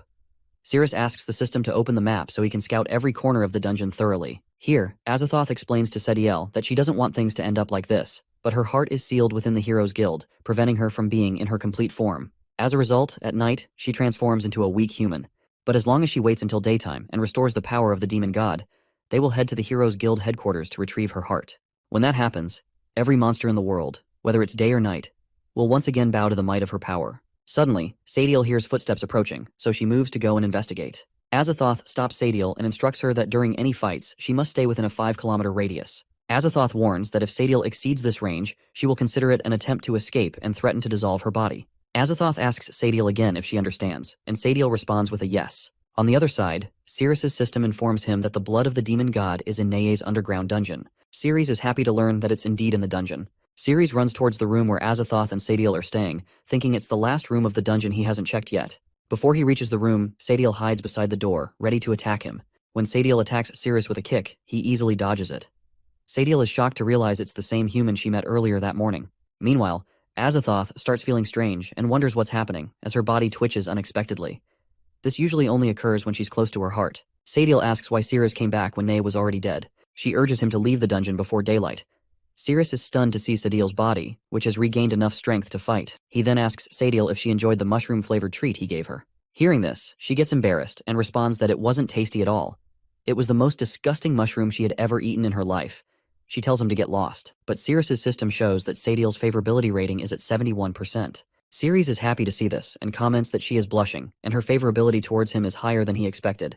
Before he could finish speaking, she kicks towards him, saying he was talking nonsense and she didn't have any liking towards him at all. She kicks again, this time hitting her own face, and she crushes it, expressing that her feelings towards humans were just disgusting. But suddenly, to her surprise, his body disappeared from beneath her leg. She is stunned, and when she turns around, she sees that he is running towards the room. Sadiel wonders how he managed to escape after she clearly stepped on his face. Sirius explains that he has urgent matters to deal with, so they can play later. As he reaches the door, he senses that the blood of the demon god is behind it. Before he can open the door, Azathoth opens it herself, and accidentally, Sirius puts his hand on her chest. He is shocked to see a human girl there in the dungeon. Realizing his hand is on her chest, he quickly retracts it. Sadiel asks Azathoth why she came out. Due to Sirius placing his hand on her chest, she furiously grabs his hand and squeezes it. Out of nowhere, a spark of light emanates from that spot, and she is stunned to see that it's her heart. She then wonders why her heart was in that part of a human. Sirius pushed Azathoth back and tensely asked her to let him go, questioning what she was doing with him. Sirius's system then revealed that the human girl was his blood of the demon god. Sirius was stunned and wondered how his antidote had turned into a human. Without thinking, he grabbed her hand and made a cut on her palm to drink her blood. He then drinks her blood, wondering if her blood could be his antidote. Upon this act of Sirius, Azathoth feels strange and twitches. After drinking the blood, Sirius's system shows that his poison hadn't been cured, and his remaining lifespan was 101 days. Sirius asks and wonders how her blood could be ineffective. Azathoth smiles, thinking that since she had turned into a human, her blood was naturally ineffective. Just then, Sadiel interrupts them by kicking Sirius's hand and asking him to release Azathoth.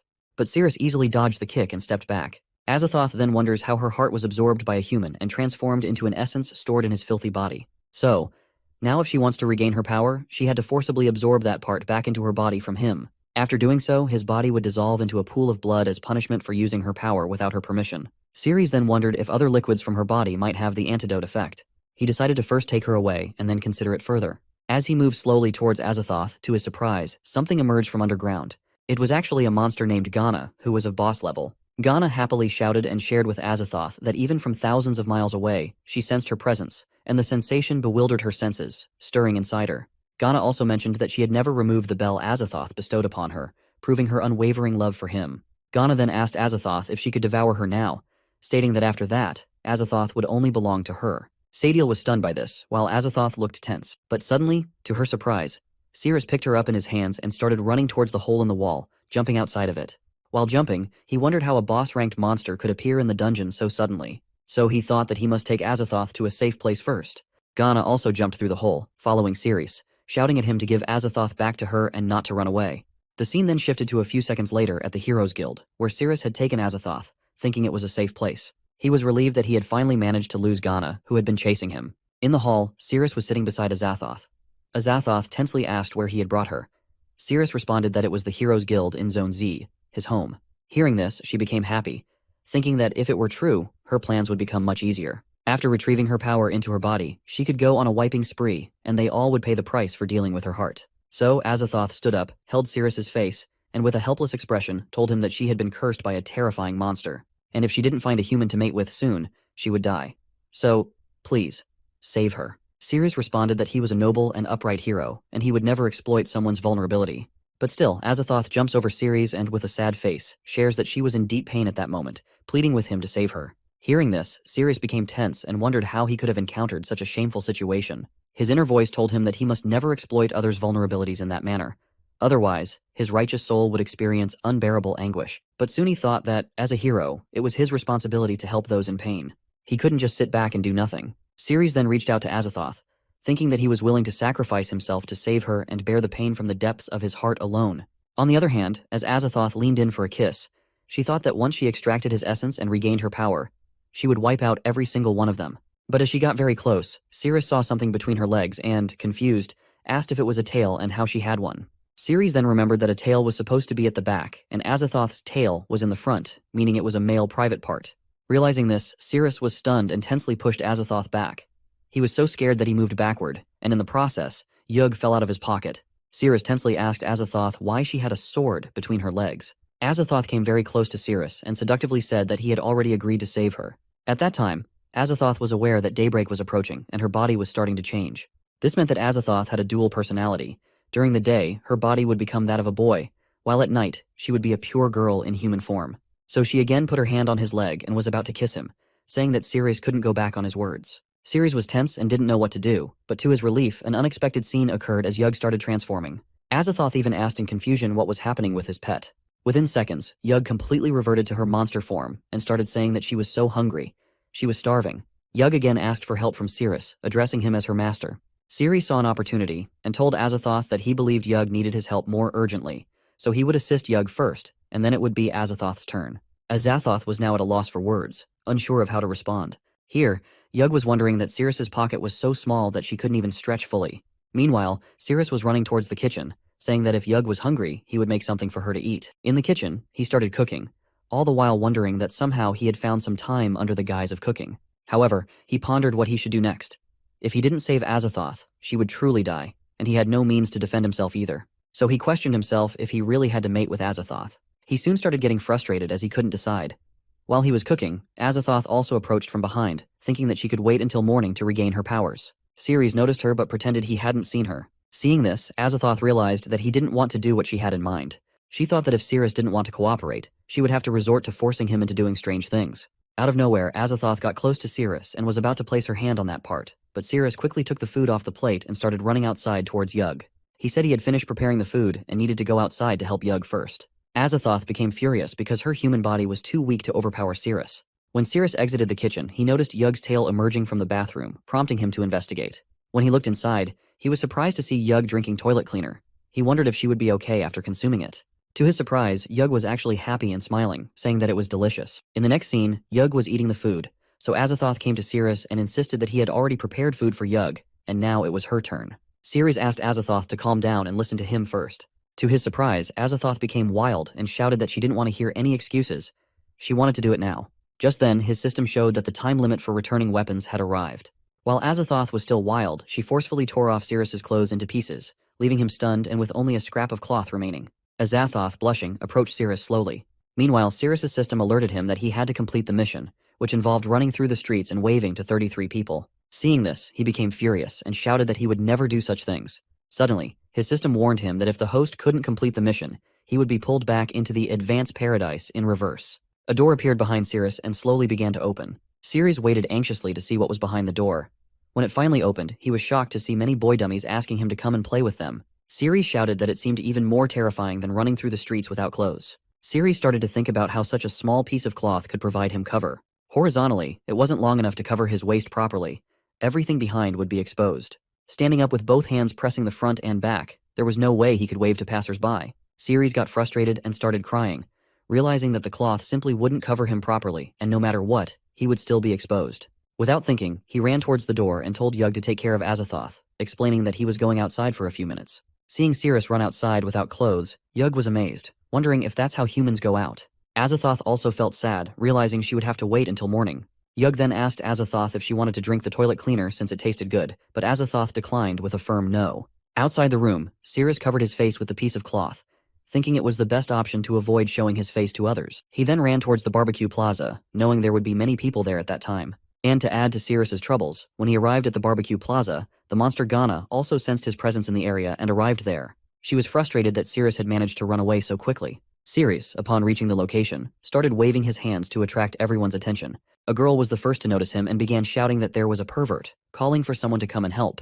More people came out upon hearing the scream, but Ceres managed to slowly accomplish his task amidst the commotion.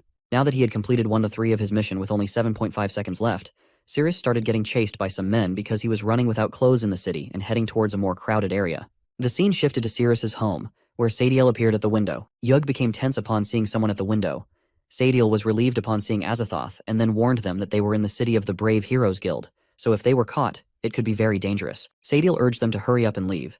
Azathoth responded that since it was almost morning, there was no need for them to hide anymore. She then ordered Sadiel to go and find Ceres. Azathoth instructed Sadiel that when the sun rose, he should let her blood fall on the ground and she would find her way to him. Sadiel responded with a yes and started running to find Cirrus. As she ran, she wondered about what would happen to Cirrus after reclaiming the essence, if humans would turn into blood.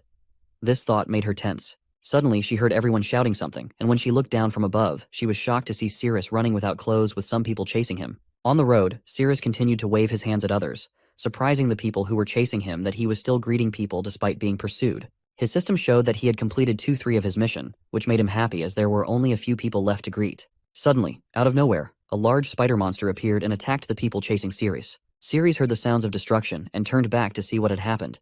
He was surprised to witness the scene unfolding before him. Other people, upon seeing the monster, urged everyone to evacuate the area and called for reinforcements.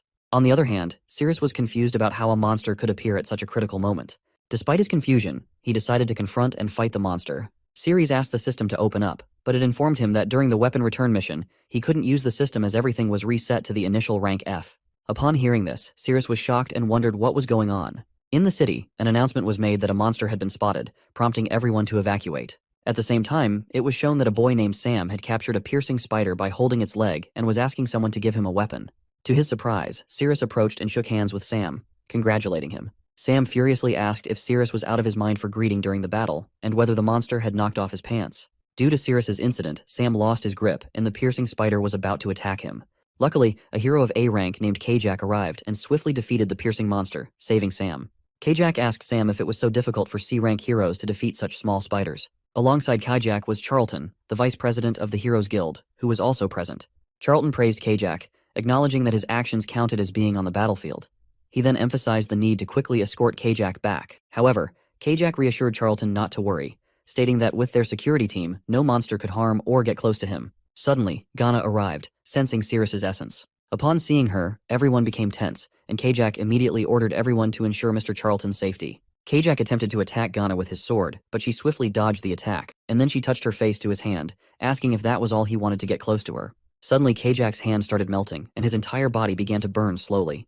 Kajak howled in pain, realizing the poison's effects, and warned everyone to stay back and not touch Ghana.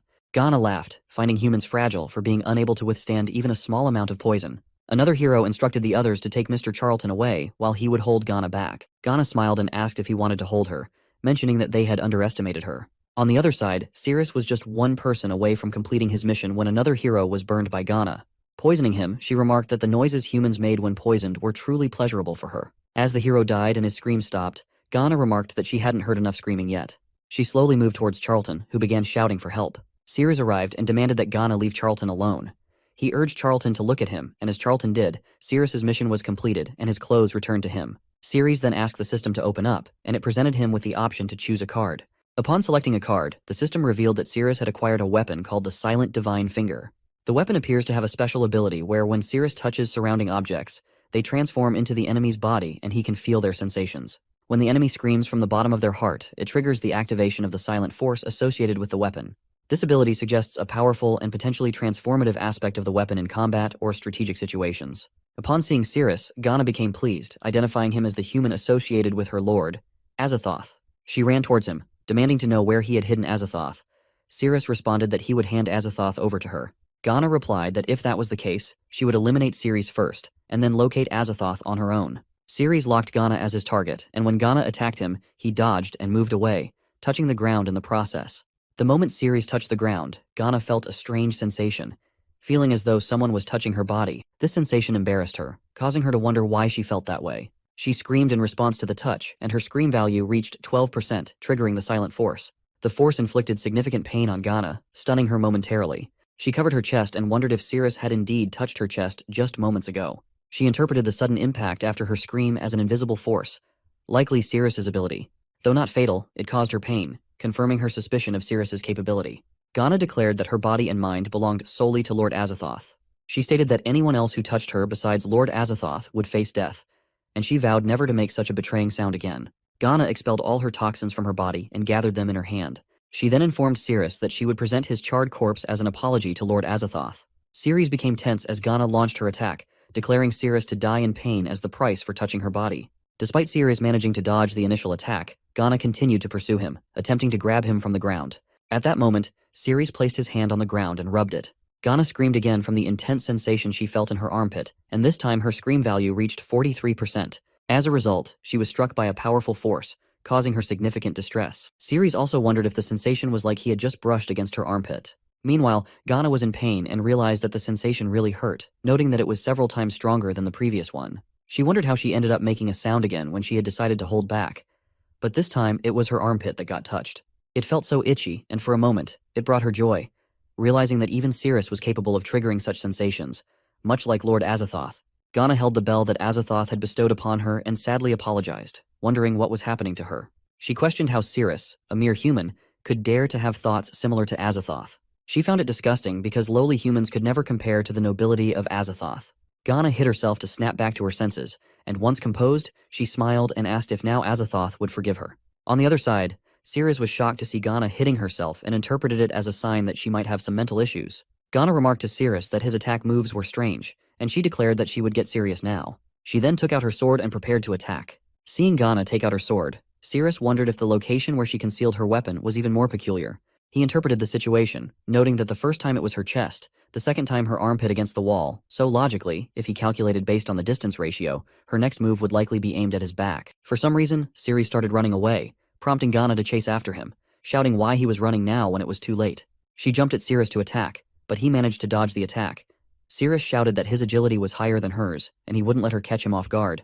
Ghana responded by acknowledging she knew, then threw a spider web towards Ceres. He became ensnared in the web and struggled to escape by moving around. Ghana stated that he wouldn't be able to break free, and now he had to die. She went in for the attack, but just then, Ceres managed to free his hand from the spider web and touched the ground. After touching it, he wondered if he was correct, noting that the sensation he was feeling was akin to touching the inner part of her thigh. Ghana once again felt intrigued and tense due to Ceres' strange skill. This time, she put her hand over her mouth, determined not to scream. Ceres attempted to tickle her more, but she remained resolute in not making a sound under any circumstances. She succeeded, with the scream percentage only reaching 1%, indicating the force was not very strong. Ghana was relieved and happy that she managed to hold back, realizing that as long as she didn't scream, she wouldn't be vulnerable to further attacks. When Ghana looked at Ceres, she was surprised to see that he had escaped from the spiderweb and slipped away. To her surprise, Ceres responded from behind that he hadn't said he was going to slip away.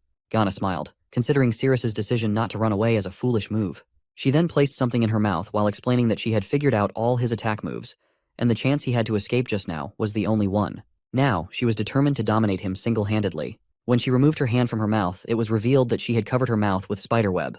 Her idea was that by sealing her mouth shut with spider's web, she wouldn't make any screaming sounds, rendering Ceres' attacks useless against her. Ceres asked Ghana if the spot she felt was on the inner part of her thigh, right? Upon hearing this, she became embarrassed and frustrated, thinking Ceres was a disgusting human paying such close attention to her body. Ceres understood from her silence and explained that after locking her up, he arranged everything according to the proportions of her body. He then said that next up was the battle where one side completely overwhelms the other, and he would launch a fierce attack on her body to find the sensitive spots or points that would drive her crazy. Ghana then thought that his attack had been anticipated by her, so no matter which part of her body was attacked, she wouldn't scream. Ceres rubbed his hands on the walls. Ghana knew it was coming, so she somehow endured it and didn't scream. Ceres was also surprised to see that there was no reaction at all. Meanwhile, Ghana was tense, realizing that the feeling was completely different from before and seemed to be coming from the bottom of his heart, but somehow she held back. She still talks about Lord Azathoth as if the feeling were from the bottom of her heart, but she endured it and didn't betray Azathoth. This level of pleasure still couldn't be compared to Azathoth. Ceres again rubbed his hands on the walls and then rubbed them together, asking Ghana to enjoy it. Ghana was getting seduced and wondered why the feeling directly rushed into her mind. On the other side, Charlton was noticing everything and saw that the female monster started to wriggle again, which was amazing. Charlton wondered what kind of trick it was that made the female monsters emit those moaning sounds, and he also wanted to learn that technique. On the other hand, Ghana wondered how Ceres was able to do it, as the feeling was coming from the bottom of her heart. And it's so intense, like she had never felt before. Suddenly, she noticed that the images of Lord Azathoth were starting to blur in her eyes. She became determined not to let it happen, as she must stop everything. There couldn't be such thoughts anymore because she belonged to Lord Azathoth, and she needed to compose herself. Ceres was also shocked to see that Ghana still hadn't made any screaming sounds, as it seemed the excitement wasn't enough yet. Ghana then infused all the toxins from her body into her weapon and rushed towards Ceres to attack, thinking that she wouldn't fall down easily. Seeing her approach, Ceres moved closer to the wall and rubbed his hands together, inviting Ghana to appreciate his skills. This caused Ghana to tremble again and wriggle on the ground as she endured it. She became tense, feeling overwhelmed by the intense sensation, unable to move even a bit. So she thought that she had to eliminate Ceres quickly. Otherwise, Lord Azathoth would disappear from her heart. With determination, she threw her sword towards Cirrus to strike him down. But Cirrus somehow dodged the attack. Ghana already anticipated that Cirrus would dodge it, so she released the toxins from her sword when it was close to Cirrus. She thought Cirrus wouldn't be able to dodge the toxin in such a cramped space. And when the toxins cleared from the space, Ghana realized that at such a close distance, Cirrus wouldn't have had a chance to escape. Now that his entire body was surely tainted with her toxins, there was no doubt he would perish. Suddenly, to her shock, she heard Cirrus's voice saying that just like the spider web trick she used on him earlier, deceive and strike, he wouldn't fall for the same trick again. Looking up, Ghana was amazed to see that even in that situation, Cirrus had managed to jump onto the rooftop. Cirrus then shouted that now it's his turn, and he jumped off from the rooftop into the cramped space, rubbing both his hands on the walls from above to the ground. As Cirrus descended, Ghana felt a much stronger sensation, intensifying with each passing moment.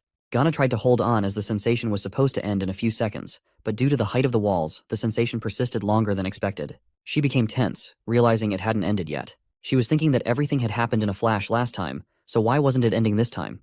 She hoped for it to end soon. But now her limit was reaching its end, and finally, before screaming, she apologized to Lord Azathoth as she couldn't hold on anymore. She screamed with all her power, and Cirrus's system showed that the scream value was 100% this time. Even the locket that Azathoth had bestowed upon her got broken, causing a powerful blast in the surrounding area of Ghana. In the blast, the force depleted Ghana's magic energy slowly until her magic value reached 0. She transformed into a mini spider. Cirrus's system returned the weapon, indicating that the enemy had been defeated, so it was retrieved. Cirrus walked towards Ghana and picked her up in his hand. His system showed that Ghana's favorability towards him was 100%. Cirrus's system indicated that a passive conquest had been unlocked, and after defeating the boss, he would obtain the boss's exclusive skill. So the skill Cirrus acquired was Toxic Fusion, which allowed him to attach potent poisons to weapons. Cirrus wondered if he could also attach poisons from within his own body onto weapons. The scene shifted to Sadiel, where she used her blood to summon Azathoth. As her blood dropped on the ground, Azathoth disappeared from the room, stunning Yug as he witnessed it. Upon being summoned, Azathoth appeared in his human form. From now on in the story, we will refer to him as a man. Azathoth asked Sadiel where Cirrus was. Tensely, Sadiel responded with an apology, admitting that she had lost track of Cirrus. Hearing this, Azathoth was stunned. He explained that the human body he inhabited was originally her heart, and if he didn't retrieve it, he would become a powerless human again at night. Despite this revelation, Sadiel confirmed that she had indeed lost track of Cirrus. Suddenly, Azathoth heard distant sounds from the city and sensed that it was the power of the system. Without hesitation, he flew towards that area. Sadiel watched tensely as he departed. The scene returns to Cirrus, where his system shows that he unlocked a new skill called Placement, allowing him to teleport conquered monsters back to their home. As Cirrus uttered Placement, Ghana disappeared from his hand and teleported to Yug's room.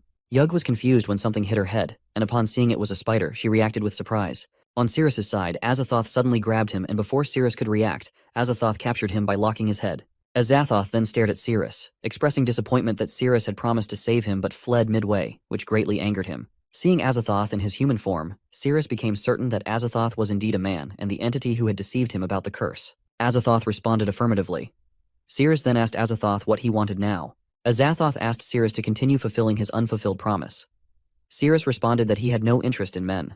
Azathoth then changed his appearance and asked Cirrus how about now. Cirrus tensely turned his face back and was shocked to see Azathoth had transformed into a character resembling a girl wearing a cat-themed dress. Azathoth even said, "Meow," asking if now Cirrus would be interested. Cirrus vehemently denied and shouted that no matter what form Azathoth took, he still wouldn't be interested because he didn't like men. Cirrus attempted to punch Azathoth, but Azathoth blocked it by grabbing his fist and twisted it slightly, causing Cirrus pain. Azathoth persisted, mentioning how humans were often interested in things like cat ears and black stockings, suggesting they could have fun together. However, despite his efforts, he was rejected, which saddened him deeply. He hinted that he might have to resort to more drastic measures. Azathoth licked Cirrus's finger, which stunned him. Tensely, Cirrus asked Azathoth if he was serious, instructing him not to lick. Azathoth expressed happiness at the taste of Cirrus's finger licking. Cirrus attempted to run away, but Azathoth stopped him with his power, asserting that Cirrus couldn't escape no matter what he tried. Azathoth then flew into the air, mentioning that he had already surpassed the system's level long ago. So, if Cirrus wanted to run away, Azathoth encouraged him to do so as much as he wanted, because in the end it would lead to the same outcome. Azathoth then asked Cirrus if he would try to lock him down and boost his own speed. Cirrus responded that he didn't want to use the system to target men, as that would cross a moral boundary for him as a human being. Soon after, Azathoth lifted Cirrus's body upwards and jumped over him, stating that the blood in Cirrus's veins was his antidote, and implying that Cirrus had always desired him. Azathoth also told Cirrus that if he behaved and followed his lead, he would cure him. Furious, Cirrus responded to Azathoth that if the only way to obtain the blood of the demon god for the antidote was to do it with him, then he would rather let his body melt and decay, as he would never engage in such acts with a man. Azathoth became furious when Sirius resisted him, and he prepared to attack, stating that Sirius was not obedient and needed to be disciplined. He threatened to force himself into Sirius's body, claiming that Sirius would beg for it. Azathoth then touched Sirius's back, intending to return Sirius's power, system, and heart to their original master's body. To his surprise, his magic didn't work and disappeared instead. Confused, Azathoth wondered what had happened and why his magic had failed. Sirius's system indicated that it refused to return, rendering all of Azathoth's attacks against Sirius useless. Following this, Sirius's system asked him if he wanted to sacrifice 50% of his life for a chance to defeat Azathoth. Sirius furiously responded, questioning if the system was truly dumb because in the current situation, the answer was definitely yes. The system explained that when Sirius locked onto Azathoth as a target, it would trigger Azathoth's Spear of Oblivion. Afterward, Azathoth would be fully absorbed by Sirius, and the poison could be completely detoxified. Sirius's life countdown reduced to only 50 days. On the other hand, Azathoth was stunned to see that the system had actually refused to return to his body, which was unbelievable for him. Sirius also realized that as long as he could see Azathoth within 10 meters, he could lock onto him. But before Sirius could lock on, Azathoth used her power and red smoke enveloped the surroundings of Sirius. Sirius was stunned to see it and wondered if the red smoke was Azathoth's doing. The thickness of the smoke was so dense that Sirius couldn't open his eyes. At that moment, Azathoth cut a slice in his hand, causing an automatic cut to appear on Sadiel's hand. Seeing this, she became tense and wondered what was happening. Within seconds, Azathoth teleported to her location. Upon reaching there, Azathoth was sweating and tense, realizing he had narrowly escaped and was now safe. He was furious that the system had rejected to return to him, feeling betrayed. Seeing Azathoth in this state, Sadiel was confused and wondered what had happened. Azathoth also realized that his location was likely locked by the system. On the other side, Sirius was surprised to see that the system had locked Azathoth's location, but he was also stunned to see that Azathoth had managed to move so far in an instant. Sadiel asked Azathoth tensely if he was sweating because he had been injured. Azathoth responded that no one else in the city could harm him, and since she had drunk his blood, their bodies were resonating with each other. He explained that if he were to be injured, the harm would transfer to her first. Hearing this, Sadiel became tense. However, she first asked about Sirius, inquiring if Azathoth had been able to take care of him. Azathoth responded with a no, indicating that now all his attacks would be useless against Sirius. Sadiel reacted differently and asked Azathoth if what he was saying was true. Azathoth, in turn, asked her if she was happy that Sirius was still alive. Sadiel responded with a no, expressing her dislike for Sirius, and suggested that if Azathoth couldn't harm Sirius, they should return to the dungeon. Azathoth responded with enthusiasm, saying no, as he had been with the system for thousands of years and knew it well. He acknowledged that his attacks were rendered useless against Sirius, but he noted that pleasure didn't fall under the category of attacks. Therefore, he believed he could still bring Sirius pleasure until it led to his demise. Azathoth explained that the system had difficulty selecting a host with a compatible symbiotic body, so once Sirius died, the system would only be able to choose him. He added that once he turned back into a human, the system wouldn't be able to locate his location. Azathoth then ordered Sadiel to go and find Sirius again during the nighttime. Azathoth asks Sadiel whether she has learned the transformation magic yet.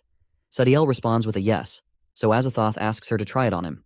While Sadiel was performing her transformation magic on him, he shared that at night he would lose all his magic, so he had to rely on her to maintain his transformation. After the transformation, Azathoth turned into a girl character again. Azathoth was happy because it wasn't bad, and with the transformation, Sirius wouldn't be able to recognize him. He also assured her that humans always like to do things like heroes saving beauties, so let Sirius play the hero once.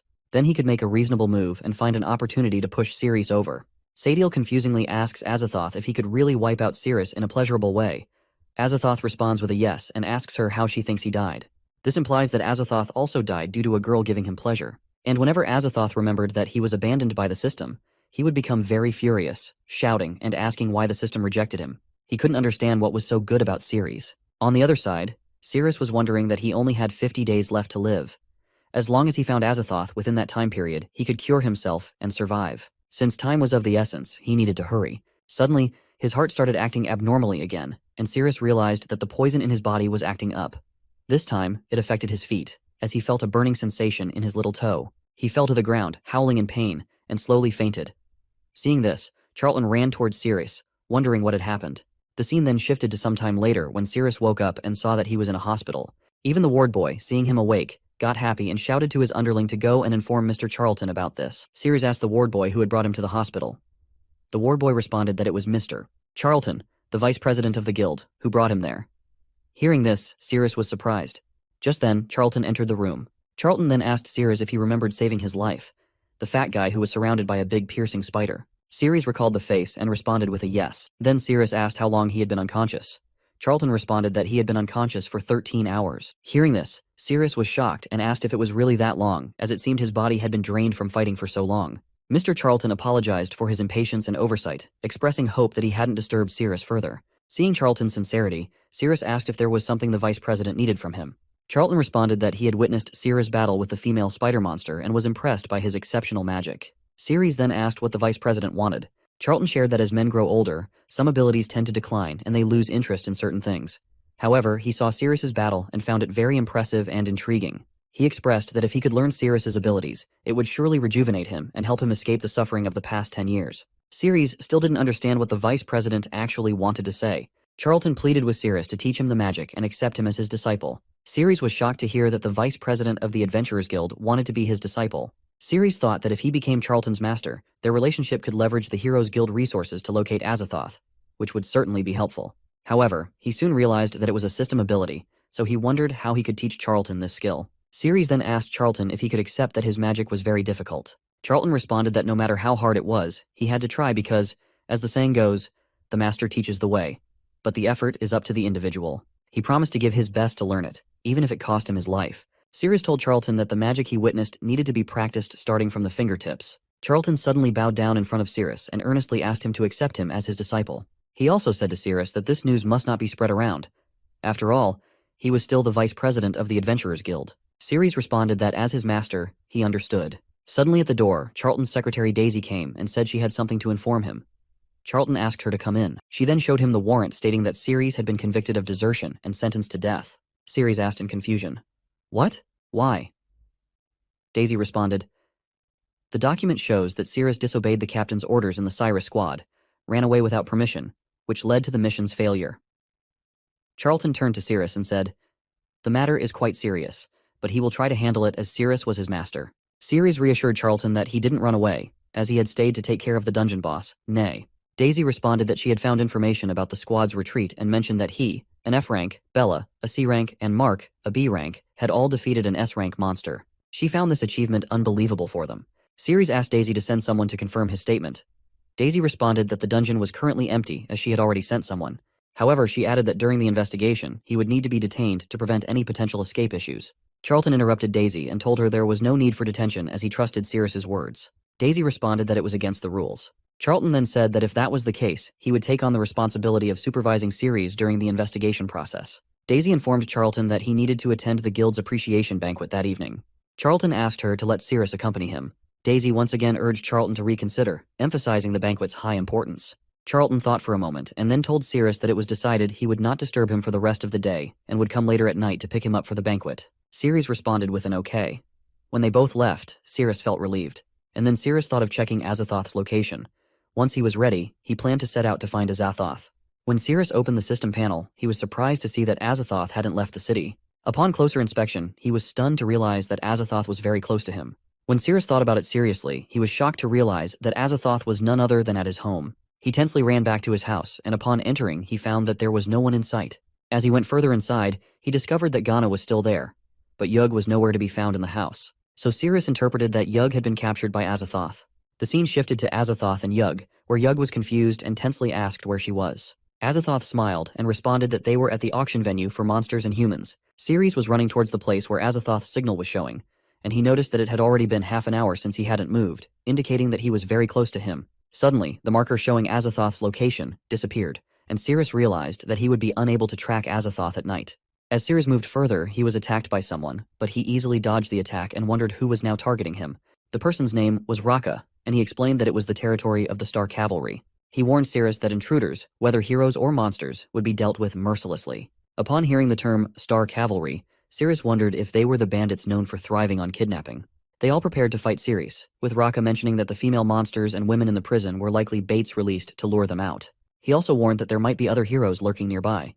They decided to capture Sirius and interrogate him. Sirius wondered if the female monsters they mentioned were Yug. He thought it was the perfect opportunity to ask them if they had seen a perverted male monster in the area. Suddenly, his system showed a reminder that the weapon return mission would begin in 2 minutes. Sirius felt tense because if he entered the weapon return mission, his stats would revert to their initial state of F rank. Therefore, he decided to finish off the situation quickly within the remaining 2 minutes. The scene shifted to Yug, who was trying to free herself from handcuffs, but couldn't due to a restraining magic on them. She also shared that without the nourishment of a male, her body became too weak. She wondered if she should return to where her master lived. Azathoth asked Yug if, being a monster, she didn't want to return to the dungeon. Yug responded that as a Ling-Lang lizard, she naturally relied on the essence of males. She chose a stronger guy and preferred human dens over monster caves, adding that the wine in the bottle was extremely delicious. Suddenly, to both Yug and Azathoth's surprise, there was a blast in the wall, and a boy was thrown into the room. Ceres arrived there, relieved that everything had ended within the 2-minute time frame he had. Ceres then said that if they had handed him the key sooner, they wouldn't have ended up getting a beating. Just then, his system showed him the weapon return mission, which required him to slap someone's buttocks 10 times until they made a sound. The countdown was set for 60 minutes. Hearing about the mission, Ceres tensely approached the person he had beaten and asked if he could still scream. However, it was too late. The boy had already fainted. Ceres realized that he shouldn't have hit so hard. Azathoth asked Ceres to save them, but Ceres hesitated, realizing they were in the outskirts where monsters could appear at any time. Without the power of the system, it was very dangerous. He decided to focus on completing the mission first. He unlocks Yug's handcuffs and slaps her on the buttocks, causing her to scream. Seductively, she asks what he is doing. Ceres responds that to ensure their safe departure from the place, he needs to spank her butt, so please don't resist. Azathoth smiles and thinks to himself that Ceres definitely wasn't a good guy. Dealing with this kind of person, all he needed to do was flirt with him a bit. Ceres would fall for it.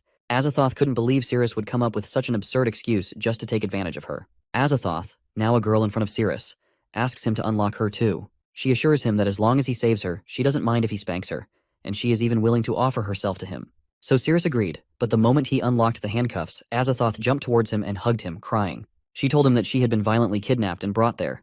She was so scared because they had threatened to sell her to goblins. Azathoth also told Ceres that now that he had rescued her, she would be all his. The moment she said that, Ceres spanked Azathoth's buttocks, but she didn't scream. Seeing this, Ceres tensely asked why she was not making a sound. Azathoth gets close to Ceres and strangely asks him to do it again. Ceres tensely considers denying her request, but before he can respond, his system shows that because Azathoth didn't make a sound, he had been frozen for 5 minutes. When Ceres falls to the ground, frozen, Yug crawls towards him and holds his head, expressing that she feels very uncomfortable and urgently needs his body essence and blood. Otherwise, she might collapse and die. But Ceres was fully frozen by then, and even his eyes were starting to close. Somehow, he managed to open his eyes and saw Yug kissing his neck. Seeing this, Azathoth got angry and shouted at Yug, calling her a shameless wizard for making a move while she wasn't looking. Azathoth moved to slap Yug, but before she could, Yug captured Azathoth in her tail. Yug responded that Ceres was her master, not Azathoth, and besides, she was the one who arrived first. Azathoth became furious, but was unable to do anything, and wondered that if it were daytime, he could have easily removed Yug away. So Azathoth decided to forget about the situation, realizing that the priority was to reclaim the system rather than argue with Yug. Azathoth then suggested a 3-way romance and got very close to Ceres. Seeing this, Ceres wondered whether Azathoth was truly being held against her will, questioning why she felt compelled to engage in such actions with him. Meanwhile, Sadil sat at the top of the room, observing everything and pondering whether Azathoth genuinely desired this interaction with Ceres, feeling the sensations in his body as though they were shared with her own. Azathoth shared that it had been a very long time since she had played like that. The more Azathoth continued, Sadil felt the same intense feelings and became increasingly seduced. Here, Azathoth asked Ceres to slowly bend his hand and apply a bit of pressure, which caused Sadil to experience even more intense sensations. She noticed her body starting to feel numb and getting goosebumps all over. Azathoth then reaches for Ceres' main part, causing Ceres to tense up and hope she wouldn't touch that area. Meanwhile, Sadil began to feel as though she was holding something in her hands. Suddenly feeling the grip, Ceres recognizes it as familiar, and upon closer inspection, realizes it's none other than Sadil. Seeing Ceres furious, Azathoth wonders why the look in Ceres' eyes had changed. Azathoth realizes that it's the technique he used inadvertently, which means he has been exposed. Tensely, Azathoth calls out to Sadil. Upon Sadil's arrival, Yug senses danger and transforms into her small form, running towards Ceres and asking for protection. Azathoth asks Sadil to quickly take him away since he has been exposed. Sadil agrees and prepares to act. Ceres was stunned to see that Azathoth had actually transformed into a girl to get close to him, and he realized he was lucky to have figured it out. However, since he couldn't use the system's abilities, there was no way for him to chase after Azathoth. By the time Ceres recovered from being frozen, Azathoth had already run away far ahead. Ceres decided to focus on completing his mission first, planning to pursue Azathoth once he regained access to the system. However, in the future, especially at nighttime, he resolved to be cautious of anyone of the opposite sex who approached him. The scene then shifted to a Z security gate where Daisy, Cyrus, and his teammates were waiting for Ceres. Upon seeing them, Ceres became confused as to why they were there. Cyrus came close to Cyrus and showed him the warrant, stating that he was being arrested for desertion and needed to come with them. To Cyrus's surprise, Daisy intervened and explained that she was Vice President Charlton's secretary. She informed them that they had investigated the new dungeon and found it empty, contradicting the accusation against Ceres. She also shared that the process of revocation had already begun, so they couldn't arrest Ceres now. She explained that Ceres was scheduled to attend the guild's appreciation banquet later. Meanwhile, Ceres was counting the number of members Cyrus had with him. But suddenly, Cyrus furiously slapped Daisy, shouting that she was clearly lying because only captains of A rank and above were allowed to attend the appreciation banquet. He accused her of falsely claiming to be the vice president's secretary. Cyrus also yelled that he was the president himself and ordered her to get lost. Cyrus then threatened Daisy, saying if she continued causing trouble, he would throw her into the interrogation room with Ceres. Ceres told Daisy to go and ask the vice president for authorization and to bring the revocation notice to rescue him, as he believed Charlton would surely help. Ceres also asked if she could do it in 20 minutes. Daisy responded that 10 minutes would be enough. Ceres praised her for that and said he would make them apologize by punishing them severely. The scene then shifted to the interrogation room, where everyone stood surrounding Ceres. Cyrus asked Ceres if he remembered how his right hand got injured. Ceres remained silent, not responding. Cyrus reiterated that he had bravely led his team into battle against the monster Nay. However, Ceres had attacked him from behind to escape, which gave Nye an opportunity to attack, resulting in the deaths of most of his team members. Cyrus explained that he sacrificed his right hand to save the lives of the remaining team members. Cyrus then furiously asks Ceres whether a coward like him deserves to live or die. Ceres responds that a coward who runs away when facing the enemy deserves to die like an animal. Hearing this, Cyrus becomes furious because he realizes Ceres is implying that he himself is a coward. Cyrus asks his teammate to bring the hammer to the table. At that moment, Ceres was wondering that 10 minutes had already passed, which meant the secretary should arrive soon. However, the problem was that he still didn't have access to the system, so he had to endure the situation for the time being. Suddenly, to his surprise, Yug calls to Ceres. Confused, Ceres asks what she means. Yug explains that Cyrus couldn't harm him because she had absorbed some of his blood essence, which had restored a bit of her magic power. This was more than enough to endure human torture. She also makes a deal that after they get back home, he would have to repay her twofold. Suddenly, Cyrus hits the hammer on the table near Ceres's hand, making Ceres tense. Cyrus asks Ceres to pick a finger they should start with, or if he prefers, Cyrus will choose one for him. Just as Cyrus is about to strike, one of his teammates interrupts, saying it's not a good time because the vice president's secretary has arrived with the revocation notice for Ceres. Seeing the notice, everyone became tense and found it hard to believe that the girl was truly the secretary of the vice president. Even Cyrus was shocked and wondered how an F-rank hero could possibly have contact with someone at the vice president's level. So one of the boys asked if they should release Ceres, as using torture after receiving a revocation notice was illegal. Everyone prepared to release Ceres, but Cyrus told them to stop and asked them to bring the notice back to him after half an hour. As he hadn't received any revocation notice yet, Cyrus claimed he didn't know anything about it. Ceres became furious at Cyrus's actions, while Cyrus, with a determined expression, shouted that Ceres must pay the price. Outside of the interrogation room, Cyrus's teammates shared that their captain hadn't come out yet, and they didn't have permission to go in. Daisy asked them to step aside as she would go in by herself and show the revocation notice. He responded to Daisy again, stating that it was the interrogation room, and she didn't have the right to come and go as she pleased. Inside the room, Cyrus hit Ceres's hands with the hammer, but to his surprise, Ceres sustained no injuries from the blows. So Cyrus wondered what had happened, as there were no broken bones, no bloodshed, and not even a scratch on Ceres's skin. Outside, Daisy was arguing with the guard. Suddenly, out of nowhere, Charlton arrived and asked the guard if he had the right to enter the room. Seeing this, the guard became tense and moved away from the door. Charlton kicked the door open, and upon entering, he saw Cyrus about to hit Ceres with a hammer. Cyrus was stunned and tensely asked why the vice president was there. Charlton showed the notice and explained that it was the revocation notice for Ceres's arrest warrant, instructing them to release Ceres immediately. Cyrus tensely dropped the hammer and agreed to release Ceres. Then they released Ceres, and Charlton explained that as a captain, Cyrus had abused his power by torturing a subordinate. Charlton warned that if the matter was investigated, Cyrus would likely be stripped of his captaincy at minimum. Cyrus, feeling scared, responded that he hadn't received the revocation notice, which was why he had taken action. Cyrus also mentioned that his teammates could testify for him, but surprisingly, none dared to do so because they didn't want to offend the vice president. Charlton furiously asked what Cyrus had to say now, leaving Cyrus speechless. Cyrus was also wondering what to do next, considering he could only go and ask his brother for help. Ceres stood up and said he could testify that Cyrus hadn't seen the revocation notice, and he wouldn't pursue the matter of Cyrus arresting him. Ceres then insisted that Cyrus and the others should bow and apologize to the secretary. Confused, the secretary wondered what Ceres was doing. The scene then shifted to a few minutes later, where everyone from the Crusade Squad was bowing down in front of Daisy. Ceres stood with a stick in his hand. Everyone apologized to Daisy, while Ceres furiously remarked that they dared to treat such a beautiful secretary rudely, and then started hitting everyone in their butt with sticks. When everyone was screaming in pain, Daisy, seeing it, was blushing and smiling, thinking about Ceres. They all shouted that they were wrong and wouldn't dare to do it again. With that, Ceres's mission was complete, so he informed Cyrus that the issue between Cyrus and Daisy was resolved. Hearing this, Cyrus tensely asked what Ceres meant. Ceres furiously grabbed Cyrus's hand and demanded that they settle their matter now. Cyrus tensely asked Ceres if he wasn't saying that he wouldn't pursue the matter of the arrest. Ceres angrily replied that it was about Cyrus hitting his hand with a hammer, and as he said this, he tightened his grip on Cyrus. Due to this, Cyrus starts howling in pain and was asking sorry from Ceres if he wouldn't do it again and forgive him. Ceres responds with an okay and breaks Cyrus's hand by hitting it on the knee. With that, Cyrus's left hand also got broken from the middle.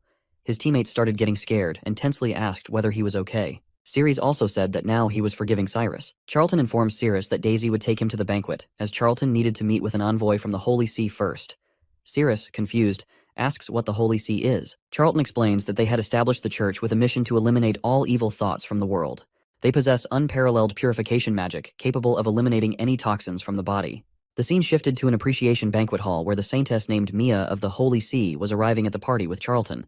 Upon seeing Mia, two boys started talking about her because her dress was so revealing. They wondered if it was a bit inappropriate for a saintess to dress like that. Suddenly, Mia stopped and stared at them. They were stunned, realizing that Mia had heard them. Mia then said that their doctrine was to eliminate all evil thoughts in the world. She explained that to eliminate evil thoughts, one must fully understand them, which is why people in their Holy See dress like that. She then asked the boys not to look at her with their filthy eyes. Hearing this, Charlton became furious and ordered the guard to slap them 10 times. Upon hearing this, they immediately started apologizing. Mia intervened and told Charlton that there was no need for that. She explained that if they punished those two guys, then everyone in the hall would need to be punished, except for the president. Charlton was stunned and asked how he was different from the others. Mia responded to Charlton, saying that while his mind was in turmoil, his body didn't react much, unlike the others who reacted strongly and had a surge of evil thoughts. Hearing this, Charlton got embarrassed and responded that he was a person of pure heart, so he had some self-control. Everyone started murmuring and discussing that they had heard the vice president was impotent. The scene shifted to outside of that hall, where Daisy and Ceres arrived. Daisy shared that this was the venue they needed to come to, so they should go inside. While entering, Ceres asked whether the purification magic of the Holy See was powerful. Daisy responded affirmatively, saying it was their unique magic. She explained that from lost limbs to illness to severe poisoning, they could heal everything. She also mentioned that being a hero was a high-risk profession, and every region's hero guild wanted to join them, but they had all been rejected. She shared that they didn't use their magic easily, even if someone needed help, all because of their evil thoughts. Ceres wondered if they might be able to cure his poison, so he decided he had to go and find them soon. Upon entering the hall, Ceres saw many people gathered in one place, so he asked Daisy about it. Daisy responded that she didn't know what was happening. Charlton then arrived and explained that the saintess was testing their eligibility to collaborate with the Holy See. He also mentioned that if someone passed the test, collaboration would be possible, and their hero guild from Zone Z would gain significant strength. The scene then shifted to Mia, who pointed towards something and explained that it was the treasure of their Holy See, the Sacred Evil Heart. Once someone was inside, the gemstones would reveal the level of evil thoughts in that person's heart. The possibility of collaborating with their Holy See depended on the purity of someone's heart, and none from the Heroes Guild from other regions had made it through. So everyone started questioning what was inside and how they would measure it. Mia responded that if they wanted to find out, they should go inside and give it a try. Suddenly, a boy named Logan, the captain of Team 7, stepped forward and declared that he would give it a shot because he had a pure heart and had never done anything shameful. As he walked towards the test, Mia smiled. Upon entering inside, Logan was stunned to see a Catwoman, which was his weakness. He felt embarrassed seeing her magnificent attributes. Suddenly, out of nowhere, she came very close to him. He tensed up and wondered when she took the initiative to come so close to him. She just said meow, and he got seduced, saying that she was quite magnificent and he wanted to pet her. The Catwoman asked what he wanted to play. Logan responded that he wanted to play with her magnificent features. She asked him to stop, as it was disgusting, and threw Logan out of the tent. Upon getting out, he was howling in pain because he had hurt his chin. On the gemstone, it displayed 88% evilness. Mia was stunned to see this, realizing that Logan was definitely a person with many impure thoughts. Others also became tense upon seeing the high percentage of evil thoughts, indicating that there was something dangerous inside that tent. Another boy named Owen, the captain of Team 6, stepped forward and declared that he would go and check it out, confident that he could handle whatever was inside. However, he too was soon kicked out, and it was revealed on the gemstone that Owen had 92% evil thoughts. Similarly, many people came forward claiming they could handle it, but everyone's evil thought percentage was above 80%. Mia thought it was a waste of her time, because not a single person had a percentage below 80%. They were all morally compromised inside. She believed that no one would be able to pass the test. At that moment, Ceres stepped forward and announced that it was his turn now. Mia felt relieved, knowing he was the last person to take the test. As Ceres entered, he was confused to find a Catwoman inside. The Catwoman came close to Ceres and asked him what he wanted to do. To her surprise, Ceres put his hand on her face and pushed her back, stating that he didn't appreciate another woman approaching him proactively. Actually, deep down Ceres was thinking that he must be cautious, as there was a high chance it was Azathoth again. Even the Catwoman was stunned and remarked that he was the first man to reject her proactively. Outside the tent, Mia was stunned to see 0% on the gemstone, as it was the first time she had seen someone achieve such purity. The person seemed as calm as water. Inside, Sirius was cautious, still unsure of the identity. He asked the system to get started to confirm. Sirius's system asked him if he wanted to lock onto the enemy and use Azathoth's Spear of Oblivion. Sirius felt tense because he knew he only had one chance. If he messed up and faced Azathoth again, he would be doomed. On the other hand, the Catwoman was puzzled.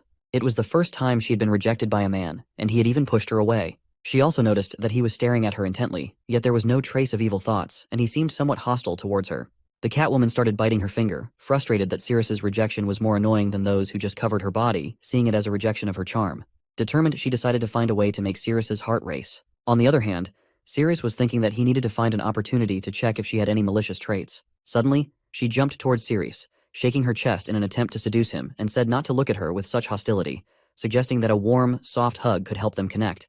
But when she moved close to hug him, Sirius dodged her and stepped away. Seeing this, the Catwoman became frustrated as she was rejected again. Undeterred, she ran towards him again to hug him, but this time he sidestepped her. As she jumped into the air, hoping Sirius would feel her softness, he avoided her once more. Sirius thought the angle would be appropriate to check if there was anything underneath her clothing. He moved in the opposite direction of the Catwoman to get a clearer view. As he approached, his eyes fell on her magnificent chest, causing him to blush involuntarily. However, he remained determined to check for any hidden traits first. The Catwoman also noticed that even as Sirius dodged her, he continued to stare intently at her chest. After avoiding her, he stopped moving, and she also remained in place, pondering why Sirius had no evil thoughts. Sirius also felt tense because he couldn't seem to look away from the Catwoman's magnificent chest. She then asked why he was staring at her chest just like everyone else, and why his body reacted too, but there wasn't a trace of evil thoughts in his heart. She shouted again, demanding to know why he was so calm. Sirius calmly responded that it was because he was an upright person. He didn't have any lewd thoughts about her body. He explained that breasts were natural in their world, providing milk and nutrients for growth and survival. Sirius looked at her chest with a heart full of gratitude. Hearing his explanation, she became happy and blushed. She felt a strong, dazzling light emanating from Sirius and believed that he was originally that kind of person. Finally, she imagined herself as small in front of him, realizing there was a significant gap between them. The Catwoman told Sirius that he had passed the test and could leave now. Upon hearing this, Sirius wondered if she was genuinely letting him go, and if she truly wasn't Azathoth. He happily bid her goodbye and left. As Sirius left, the Catwoman wondered if her training was not sufficient, which was why she couldn't seduce him. Meanwhile, in the hall, everyone was discussing how Sirius could achieve 0% evil thoughts, as they believed there was no way a man could lack interest in a Catwoman. Mia shared that it was her first time seeing someone with a completely pure heart. With hesitation, Sirius asked if he had passed the test and if she could use purification magic on him to remove the poison. Mia responded affirmatively and asked everyone else to leave. The scene then shifted to some time later, where Mia and Sirius were alone in the hall. Mia told him that she was going to detox him now and asked him to lie down. After lying down, Sirius asked if he needed to do anything else. Mia replied, instructing him not to move. She then explained that their purification magic was bestowed upon them by the Holy See, and each person had a specific part of their body for performing magic. Mia took out her right foot and revealed that her purification magic was in her feet, using stepping motions to perform the magic. Mia then shared that while she was using the purification magic, Sirius must not harbor any evil thoughts, as it would gradually diminish the effectiveness of the magic. Tensely, Sirius asked if those evil thoughts referred only to him. Mia responded affirmatively, explaining that since she became a saintess of the Holy See, her desires were taken away. She asked Sirius to relax completely, assuring him that she would proceed from top to bottom to assess his physical condition, as it was a necessary part of the process, so Mia could treat his body more accurately. Sirius agreed. Mia began moving her feet around his hand, adjusting and performing her purification magic.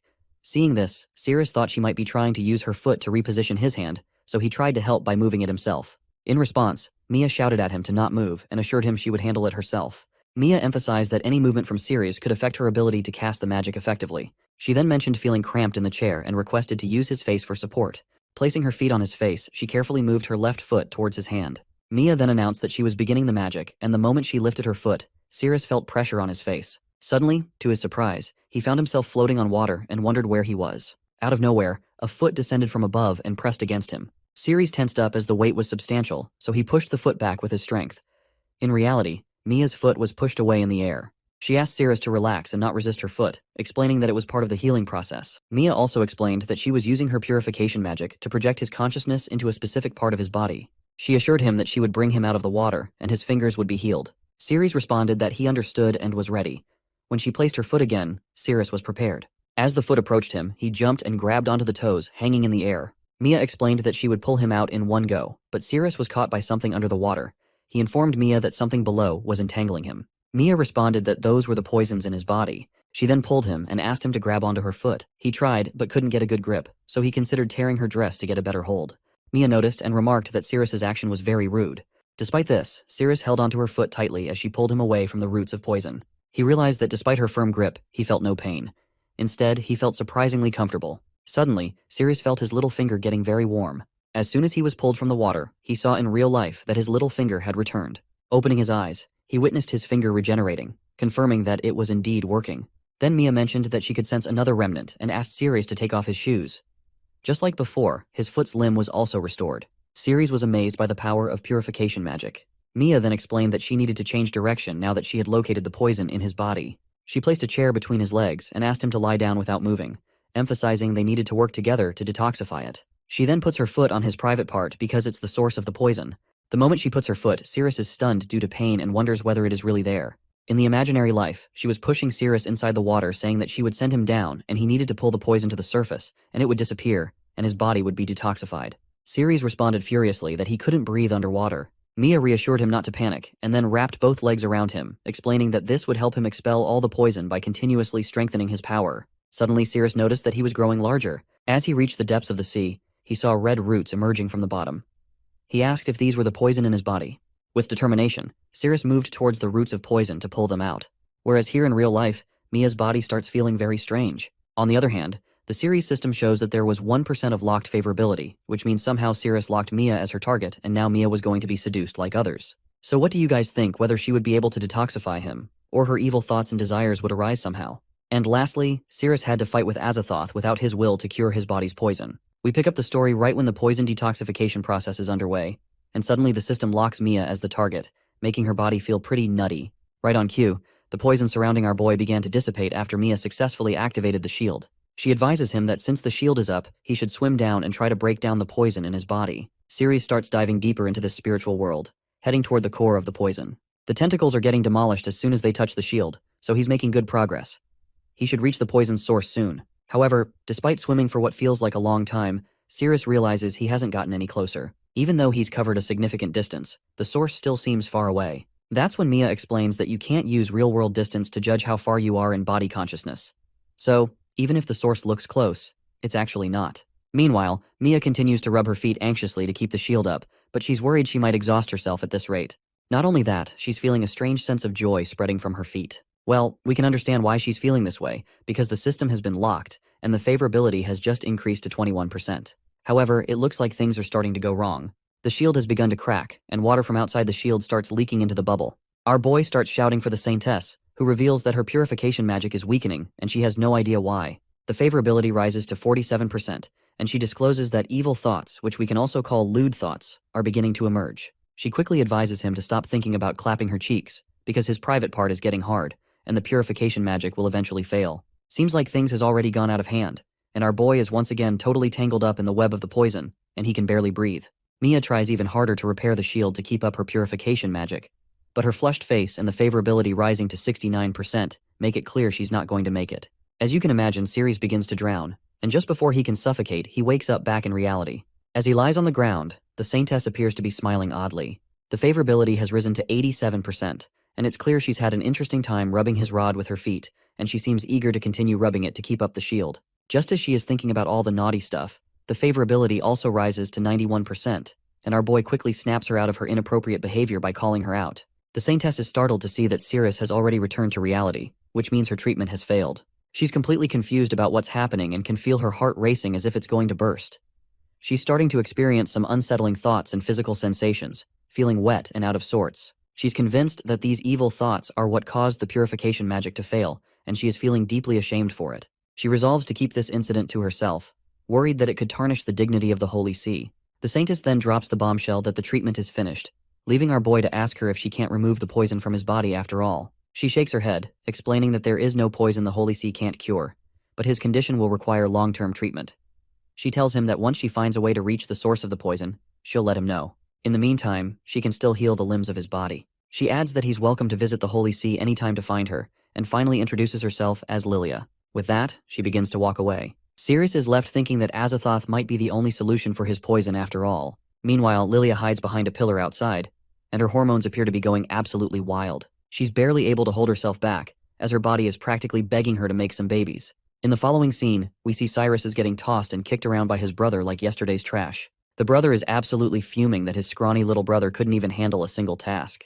But the poor guy quickly explains that this time the president was involved. The brother tells him to shut up, saying he's not in the mood to hear any more lame excuses, and throws an envelope down on Cyrus. The confused man asks what it is, and the senior brother reveals that it's a map to the A-rank dungeon, known as Shia. Cyrus responds that the boss of Shia is an S-rank monster, and he's not even A-rank himself, so how is he supposed to fight that? It's almost like volunteering to die. That's when the senior reveals that the Shia dungeon has already been nearly conquered by heroes from K. The returning heroes reported that the boss, Shia, has been severely damaged, and even F-rank heroes could now defeat it. However, the senior explains that he intercepted this news and blocked it from spreading, so the monster is essentially a sitting duck. Now's his chance to capitalize on the situation and secure the captain's position. Hearing this, Cyrus's eyes light up with happiness. He reassures his brother that he'll definitely take care of it. However, it seems like he's celebrating his victory a bit too soon. Because as we see, Shia, the monster, is getting patched up once again by Azathoth, and Azathoth is feeding some of his own blood into the monster's mouth, causing Shia to heal completely and rise from the rubble like a raging bull. The monster takes a deep sigh of relief after narrowly escaping death. He quickly reminds Azathoth that he's been saved once again and feels deeply indebted, vowing to do whatever it takes to repay the favor. As expected, Azathoth tells him to simply kill a human for him and nothing else. Naturally, that person is our boy, who is currently searching for this gender-bender figure as well. We then see the eager vice president, who gives props to our boy for his significant contribution in the guild. He explains that their Z area will be cooperating with the Holy See, and their combined strengths have increased considerably. He tells our boy that if he has any requests, he should let them know. Our boy doesn't hesitate and demands the captain's position. This way, he'll have the authority to choose which dungeon he wants to tackle. The vice president quickly agrees to grant his wish. Sirius then states that he'll head home to prepare and plans to leave the city by noon. After all, with only 49 days left to live, he can't afford to waste any more time. The vice president asks why there's such urgency, pointing out that they're already short-staffed in the guild, and the process for promoting a new captain might not be completed by noon. That's when the secretary jumps in, offering to help. She's familiar with the procedure and should be able to complete it before noon. She says it's a thank you gift for our boy for giving a well-deserved smackdown to Cyrus. Later, our boy arrives back home. As soon as he opens the door, Yug greets him upon his arrival and tells him she's cleaned everything and even finished all the food. She starts rubbing against him, boasting that now that the home is spotless, she's the epitome of every human's dream maid and expects to be praised by her master. Reluctantly, the boy acknowledges that she's awesome, mainly because he doesn't want to suffocate against her massive chest. She then asks if she can stay here forever, since she's really useful. The boy asks the maid if she doesn't want to go back to her own home. The girl pretends not to understand what a home is and declares that for a monster, there's only a lair, not a home. She continues to squeeze his face, and eventually, our boy tells her she can stay, but warns her that she must not let anyone find out she's a monster, given they live in a city full of ordinary humans. Otherwise, they'll both be in trouble. The maid lights up with joy and reassures him that she's great at hiding. Just then, the favorability level hits 100%, and the system announces that getting close to her has doubled the increase in values. She then reminds our boy that since her work is done, it's time for him to perform his role as well. Ceres remains confused and asks what she's talking about. She then reminds him that in the dungeon, she took a bunch of hammer blows for him, which used a lot of her magic. Now she's expecting him to repay her with double what she lost. Looks like our boy is cool with that since getting laid with her will also double her strength, which will be super handy for the upcoming journey. Well, sounds like a win-win situation. The next scene shows the secretary driving her car, looking forward to arriving at Sirius's place to deliver him the promotion notice. Meanwhile, the man in question is getting his clothes torn off by his muscular maid. As she rubs her hands against his naked body, she comments on how fantastic his physique is. She starts getting closer and closer, and as soon as she opens her mouth, she begins squeezing his meat, leaving him groaning in pain, or maybe in pleasure. The system window goes crazy with notifications, announcing all the sweet stat boosts he's getting. Meanwhile, the maid is feeling totally pumped up with all the power surging inside her. She doesn't let up and keeps squeezing him, and just as he lets out a huge groan of pain, she quickly softens her grip and apologizes for getting too excited. Suddenly, the front doorbell rings, and our boy can tell that the visitor must be the secretary, here to deliver his promotion notice. He quickly tells the maid to hide for a bit. Once she's out of sight, he opens the door and finds the secretary standing there. He tells her he was just in the shower, so not to mind his shirtless look. As expected, the secretary announces that he's been promoted to captain, and hands over the ID card and promotion notice. He gratefully takes the documents, and the secretary also offers him some fruit she brought. Once again, he thanks her for the kind gesture, especially since he's run out of food, and we all know the reason why he is running low in food. Yug listens in closely, while the secretary blushes and tells our boy he can call on her for help anytime. It's pretty clear that Yug isn't happy seeing her master getting all chummy with the secretary, so she pops out of hiding right then and there. The secretary's jaw drops when she sees a tall woman with a pair of assets that could give the entire adult industry a run for its money. My guy gets stunned to see her, and wonders why Yug came out of her hiding spot. To his surprise, she's taken on a human form and immediately starts hugging him again, introducing herself as his passionate sister. As Yug gets all lovey-dovey, kissing him everywhere, the secretary gets jealous. She snatches the fruits she brought, says an annoyed goodbye, and leaves in a huff. Yug keeps up her passionate rambling, which only annoys the secretary more. In frustration, she throws all the fruit into the dustbin. Later on, our guy suits up in his armor, and as he stands at the door, he tells Yug he has an important task for her. She has to transform into a human, buy some food, and make sure not to get caught. With that, he's off, determined to find Azathoth no matter what. As he opens the door to leave, he spots something on the floor. It turns out to be the fruit with a note that says, "Sorry for getting mad earlier." It's pretty clear that it's from the secretary. We then catch up with Cyrus and his goons, who are all fired up about hitting the jackpot after defeating the boss monster. Cyrus in particular is feeling pretty smug. With the map his brother gave him, this whole journey seems like a walk in the park. His lackeys point out that around 10 teams of A-rank heroes came to Area K and all failed to conquer it. But they weakened the boss Shia quite a lot, which gives them an easy victory. Cyrus then gets all cocky and makes it clear that according to the guild rules, the team that defeats the boss first gets all the resources. So, it's not his fault if those previous heroes left the dungeon boss alive. Just then, a giant monster drops down. And guess what? It's our boy, who just took down the A-rank monster rock giant and got the map of the area. Looks like all that squeezing and getting a bit pervy with Yug paid off after all. He then checks his system and notices that Azathoth has already made it deep into the dungeon, reaching the boss's room. Meanwhile, Cyrus and his party are scared by the sudden rustling voices. He quickly grabs his sword and instructs his team to get ready for any threat. To their shock, our boy emerges from hiding. Cyrus literally has no clue what this guy is doing here, and suspects he might be trying to snatch their victory. So, he directly asks our boy what the hell he is doing here. Ceres simply replies that he's here to slay some monsters, just like everyone else. Cyrus asks about the team he came with, but our boy says he's doing this solo and proceeds to walk away, clearly focused on his own mission. Cyrus begins to tremble at the thought of Ceres taking on an A-rank dungeon all by himself. The realization that Ceres might already know that boss Shia is weakened only adds to his anxiety. He quickly hypes up his party and tells them to move faster and follow him. He's determined not to let our boy find the weakened Shia first and steal the credit. Meanwhile, Ceres opens his map via the system, which promptly announces that the map has been activated. A new notification pops up about this sword, known as Bunker Spectre, indicating that pulling out this sword will cause the paths ahead to swap left and right, and it can also disable or enable traps. Meanwhile, Cyrus is feeling confident with the secret info from his brother's map, thinking he's got the upper hand. According to the map, there's a fork ahead. The right path is a dead end, and the left path is the correct one.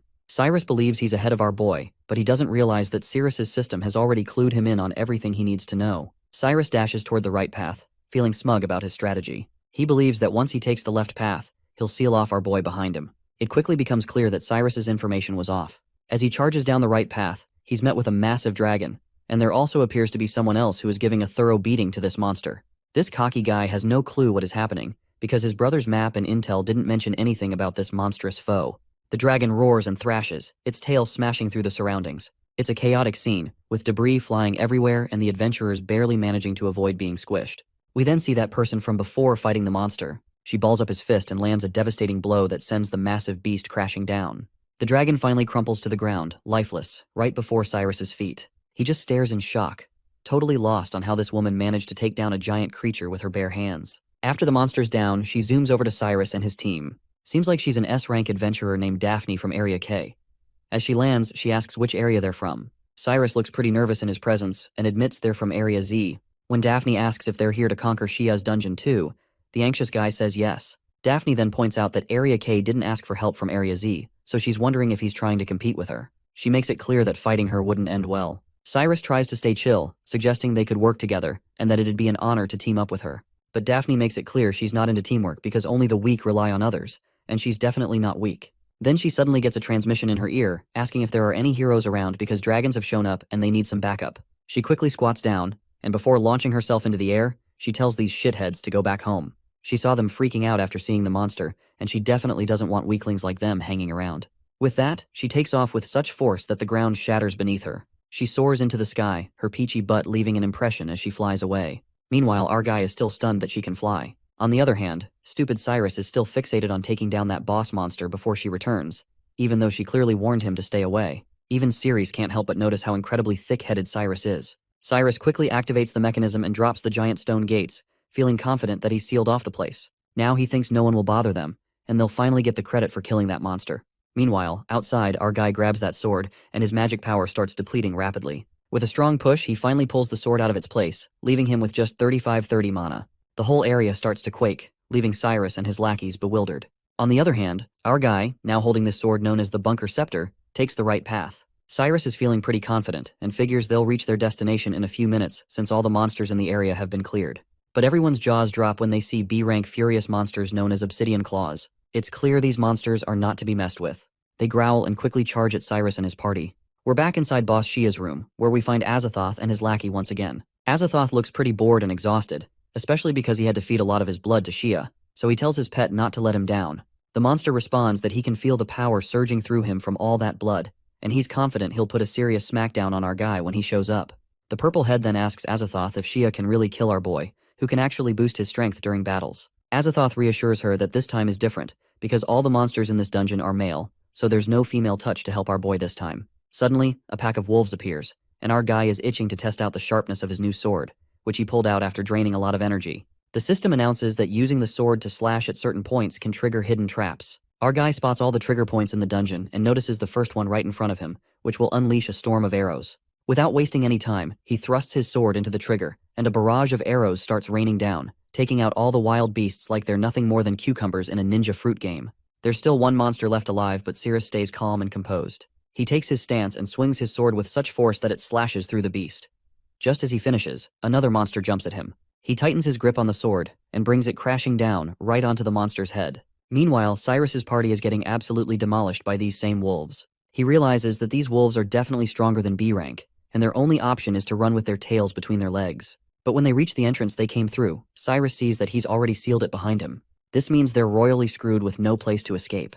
The wolves are closing in fast, and it's only a matter of time before these idiots get chomped down. Cyrus quickly tells his lackeys to hold off the wolves while he checks the map to find a way to open the door. The poor guys scream for their captain to do something before they end up as a tasty dinner for these beasts. But their captain feels utterly hopeless. He has no clue what to do other than cry his eyes out because the map only shows mechanisms for sealing the gate, and there's no mechanism to open it. Meanwhile, our guy is surrounded by these same monsters. As the beasts charge at him, he simply leaps from his initial spot and lands on the other side. That's when he spots another trigger over his left shoulder. Just as the monsters rush toward him, he smashes that trigger, and a slab of stone begins to descend from above, crushing the poor wolves like tomatoes under a fast car. On the other hand, the gate for Cyrus opens up and they begin to make their escape. However, the monsters are still hot on their heels, and one of the monsters even grabs this cocky guy by the leg, leaving him pretty much screwed. But just then, our guy quickly pulls his sword back from the trigger point. The stone slab that smashed the monsters begins to rise again, and at the same time, the path that had opened for Cyrus closes once more. The descending slab crushes the monster that was biting Cyrus's leg, freeing him from its sharp fangs. Once our guy finishes off the remaining monsters, he realizes this sword isn't bad at all. As he moves forward, the system guides him to turn right, and he continues on, leaving a trail of dead monsters behind.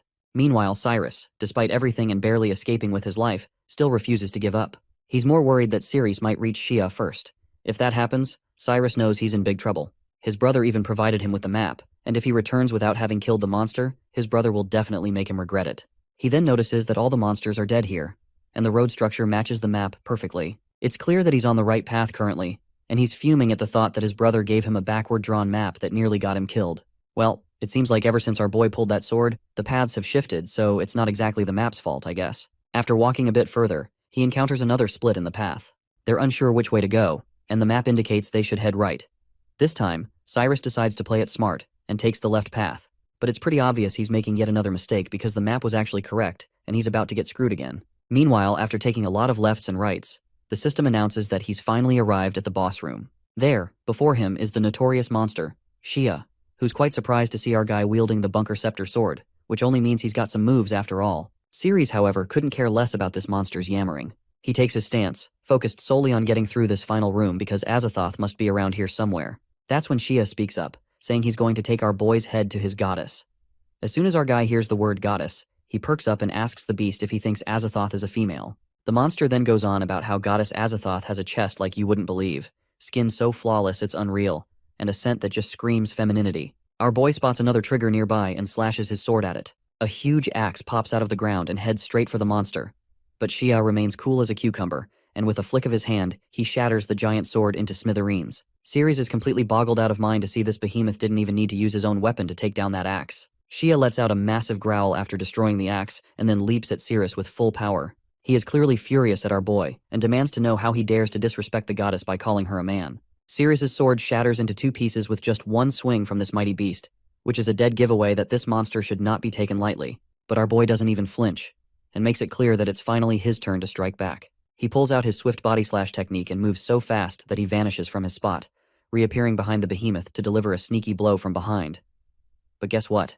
This monster isn't a slouch either. He's so quick that, in the blink of an eye, he twirls around with some godly speed and blocks the surprise attack like it's no big deal. Actually, the monster did not turn around, but a clone of him just popped up right in front of our guy, who blocked the sneaky attack with that giant blade of his. The clone then doesn't waste any time and chucks that massive sword at him with so much force that the ground beneath Ceres' feet starts to crack. The monster cockily brags that goddess Azathoth has cranked up his power so much that taking out our boy is going to be as easy as squashing a bug. Well, it's true that our boy is struggling under the crushing weight of that blade. Just as he's locked in a deadlock with the monster, the other clone decides to take a swing at him. Before that sword can slice him in 2, he quickly pushes off the ground and breaks free from the deadlock, but the blade still clips his foot, sending him crashing into the wall behind him with such force that it shatters on impact. The 2 monsters just laugh like they've landed a funniest mom joke ever. On the other hand, our boy is still alive thankfully, but he's seriously doubting if he can handle this monster, especially with that annoying clone hanging around. Meanwhile, Cyrus and his party are getting absolutely wrecked by this giant stone knight. Just as whiny Cyrus is about to get crushed under the monster's massive leg, something whams the giant rock right on the head, shattering it into smithereens like it's nothing. And guess what? It's the same peachy-ass lady from before. The woman asks this whiny guy if he's the one who was calling for help. Cyrus still does not have a clue what is going on and remains silent. But then the lady asks him for one last time if he's the one who was calling for help. The poor terrified Cryas quickly says he was indeed calling for help because he was just about to die. Hearing this, Daphne doesn't hesitate and lands a solid kick right on his face. Honestly, even if you were the one getting kicked by someone like her, I'd say it's a kick worth taking. Anyway, that kick sends the bastard flying like a rag doll, and the woman starts berating everyone, calling them a bunch of useless trash from Area Z. She claims they all think they're brave heroes, but they're just shaking with fear in front of these monsters, which is ridiculously pathetic. As she continues her rant, it looks like Cyrus is finally down for the count. The lady orders his lackeys to take their trash leader and get the hell out of there. They quickly start dragging their captain away and leave the place. Suddenly, she notices something on the other side. She squats down and, before leaping again, recalls that according to the intel, room 3055 should be at the southernmost point at 37. To get there faster, she jumps up and starts busting through 10-foot thick walls like they're nothing more than paper sheets. Meanwhile, our guy looks utterly exhausted, like he's on the brink of collapse. As exhausted as he might be, he has no choice but to fight these monsters, and nothing seems to be working against them, and he is getting tossed around like a rag doll, and it's like he's barely making a dent. Ceres needs a power boost, but the only way to get one is if there are females around. Luckily, he might not need to worry about that anymore because Daphne has crashed right into the middle of the fight. Once she sees our boy standing behind, she gets pretty curious about what someone from the Z area is doing here. Daphne tells him to just get out of there since he's clearly no match for the boss. But our guy doesn't back down.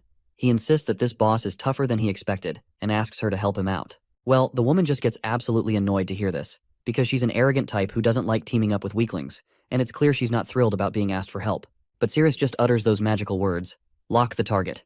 Meanwhile, Daphne is still being her cocky self and trying to boss him around. But those words start messing with her mind.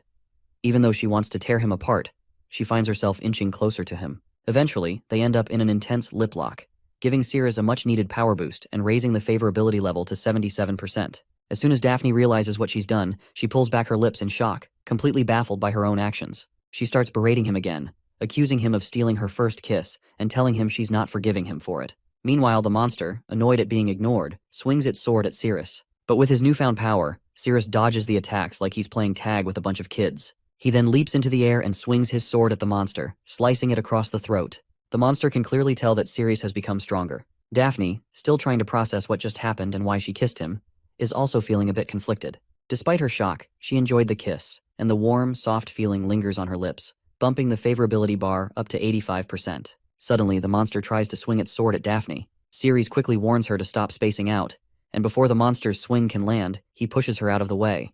The swing shatters the wall above them, and Daphne's armor also takes the brunt of that swing. Her big hooters quickly begin to pop out of her broken armor, which leaves her totally embarrassed. Ceres reminds her that she almost got slashed, so she better stop slacking off. The monster, on the other hand, tries to strike again, but Cirrus blocks the attack with his broken sword. As Ceres keeps helping her out, the favorability level rises to 88%. Daphne's armor has been torn apart, leaving her slim body and thick thighs totally exposed. She experiences a jolt of electricity through her body, making her feel paralyzed. Just as the favorability further increases to 92%, our boy's power continues to rise, and even the monster can't ignore his increasing strength. Meanwhile, Daphne's body starts reacting intensely. She can feel a tingling sensation spreading through her lower body, making her legs lose strength.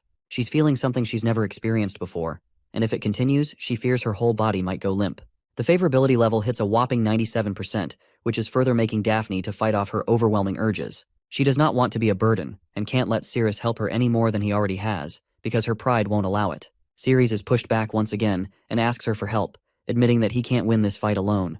Daphne, however, remains stubbornly arrogant.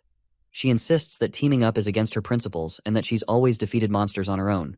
But at the end, she does suggest a compromise. Since there are two monsters, they can each handle one separately. This way, she can stick to her no cooperation rule while still fighting alongside Ceres. With this newfound understanding, Ceres stands beside her and, in a weird display of sincerity, pulls her close. He reassures her that with her by his side, he is sure that he can win against anyone. Daphne's breathing is heavy, and the tingling sensation from before is back. Her favorability level has shot up to 99%, and she's fighting hard to stay focused. She's got this strong urge to work with Ceres, which she's not used to feeling. Meanwhile, we catch Azathoth in a miserable state, puking his guts out and complaining about how his heartless body is running out of steam. His lackey freaks out to see him in such a condition, and asks if Shia hasn't dealt with the human yet. Back with Daphne, she's having a hard time wrapping her head around why she's so eager to team up with Ceres. She used to be all about doing things solo, but now she feels this powerful pull to join forces with him, and maybe even embrace him. Meanwhile, we see Azathoth handing Sadiel a red pill, and he explains to her that he doesn't have much time left to wait for Shia to take out Ceres. The pill is infused with his blood spirit, and he tells her to give it to Shia so he can consume it. This way, Azathoth plans to take on Shia's physical body and abilities. He further states that by using Shia's physical duplication ability, he can deceive the system's mark, but Shia's body will only be able to handle his power for a few seconds. During that brief window, he plans to forcibly reclaim his heart, even if it means taking a huge risk. Sadiel eyes the pill with a hint of sadness, wondering if Ceres will die here. Azathoth gets clearly infuriated to hear this, and demands to know why she's so concerned about that human. Sadiel quickly reassures him that she feels nothing but disgust for humans. Literally no concern, just revulsion. We're back with Ceres, who's still battling the maniac of a monster. His sword is falling apart, and he's even got a few ribs cracked. Just when things seem dire, Daphne swoops in at the last moment to save him from the monster's attack. She quickly deflects the monster's sword with her hand, but Ceres, while grateful, can't help but notice the softness of her assets pressing against him. Before he can fully appreciate the moment, the monster flings them away, and Ceres ends up getting pinned under the weight of Daphne's considerable assets, which might just be enough to shake up the entire dairy industry, if you ask me. Daphne begins to feel a rush of sensations once more. She moans and groans as her earlier feelings return. As her intensity builds, Ceres's defenses start to rise as well, giving him a boost just when he needs it most. Meanwhile, the monster's gearing up to unleash his biggest attack yet, aiming to crush both of them in one go. Back with our guy, he's got a nosebleed after being overwhelmed by her softness. She's worried she might have caused it with her weight, so she quickly steps back and apologizes. The monster's ready to fire off his massive energy ball, and he quickly throws it right at the duo. The ball incinerates everything in its path, obliterating the walls and leaving a huge gaping hole. The two clone monsters are grinning like Cheshire cats, and they are quite sure that they've blasted our heroes to bits. But it turns out they underestimated the power of absolute Booba. She appears to have blocked the gigantic energy ball single-handedly, though her armor shatters and falls off after absorbing the impact.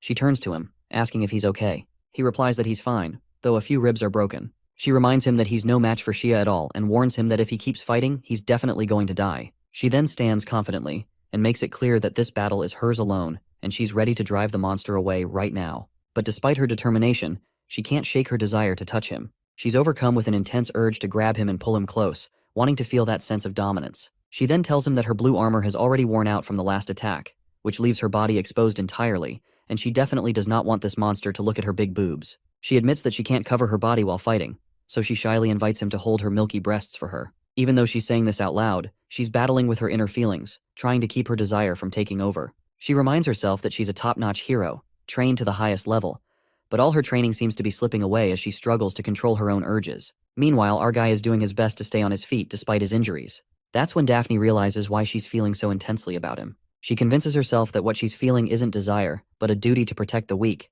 since she's seeing an injured man. It's a nice way to rationalize things, but deep down, we all know that she's just fooling herself. Eventually, she extends her hands towards him, ready to pull him in closer because it's her responsibility to protect him.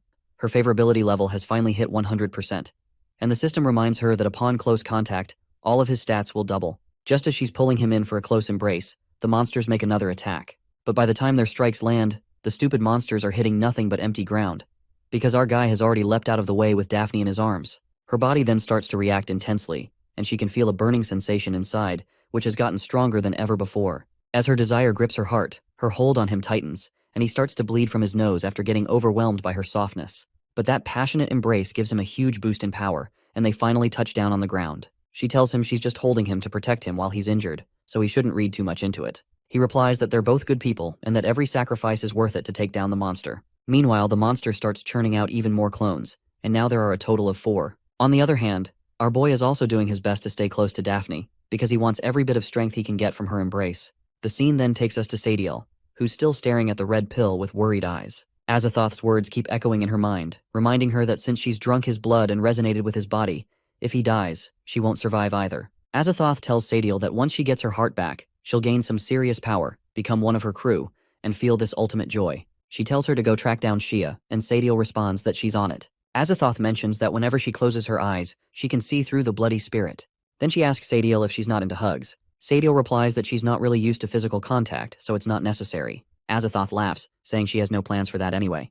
Only a worthy demon king gets that privilege, and Sadiel is just too annoying for that. She's just a good watchdog, so she should bounce. Sadiel lowers her head, wondering if this guy is even more gross than that human. Meanwhile, Daphne is standing up for our hero, telling him to hold her really tight as Shea comes at them. She turns and attacks its legs, but when she looks back, another monster is charging toward them. As Ceres holds her tightly, the system immediately shows that their defense has gone up, along with all the other stats. Shea roars and hops up to slice and strike them. Daphne's got a grip on that huge sword as Shea puts the pressure on and laughs, watching Daphne struggle to keep it under control. The system chimes in, letting everyone know she just leveled up while going into berserk mode. The ground shakes with all that energy, and our guy feels like he can't move anymore, his stamina running low fast. Shea roars that it will kill them all to earn Azathoth's love.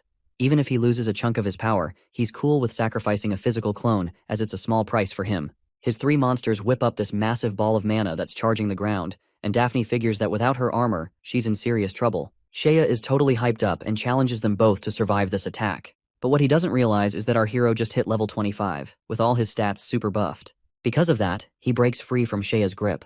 Ceres holds back a punch and, in a flash, slams it right into Shea's gut, sending him crashing into the wall. Sadiel is taken aback as Shea goes flying like a ragdoll. Meanwhile, Daphne's out of energy, sitting on the ground.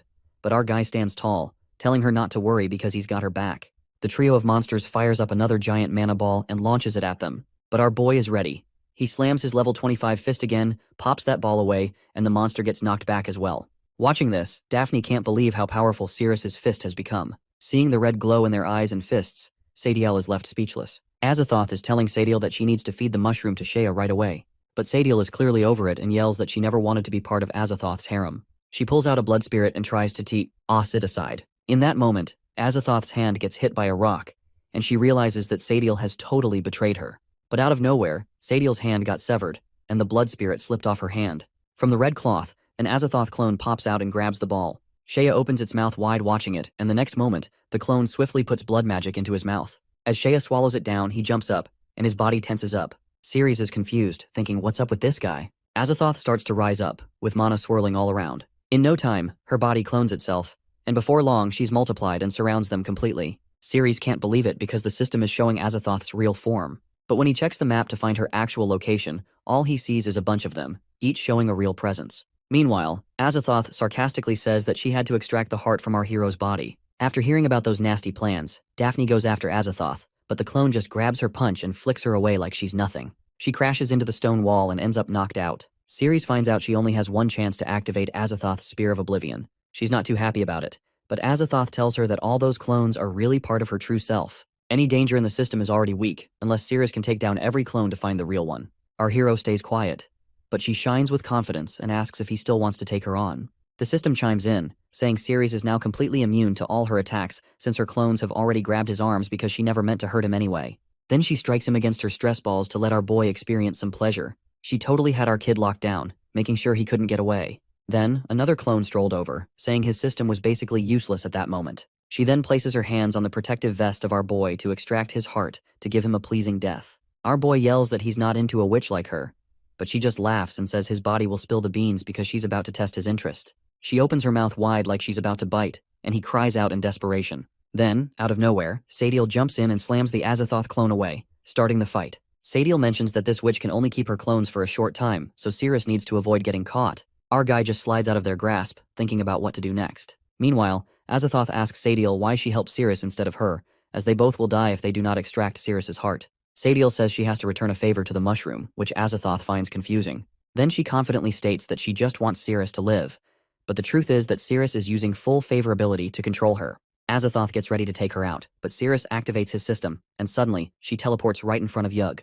She's shocked to see Sadiel pop up in her room, while Sadiel can't believe she's still alive. Azathoth doesn't even notice her around him. He sees Cirrus struggling to hold the Shea sword. Azathoth laughs at him, saying no weapon stands a chance against them, and that she's just gonna crush him with pure strength. But our hero pulls off a quick slash to take out one of the clones and disappears before they can react. Azathoth just keeps boasting that our hero's moves won't do anything, and since he has that system, her attacks won't hurt him either. The truth is, our hero wasn't trying to fight her at all. He just wanted to dodge her hit. He tells her she's mistaken if she thinks she can get away with that move.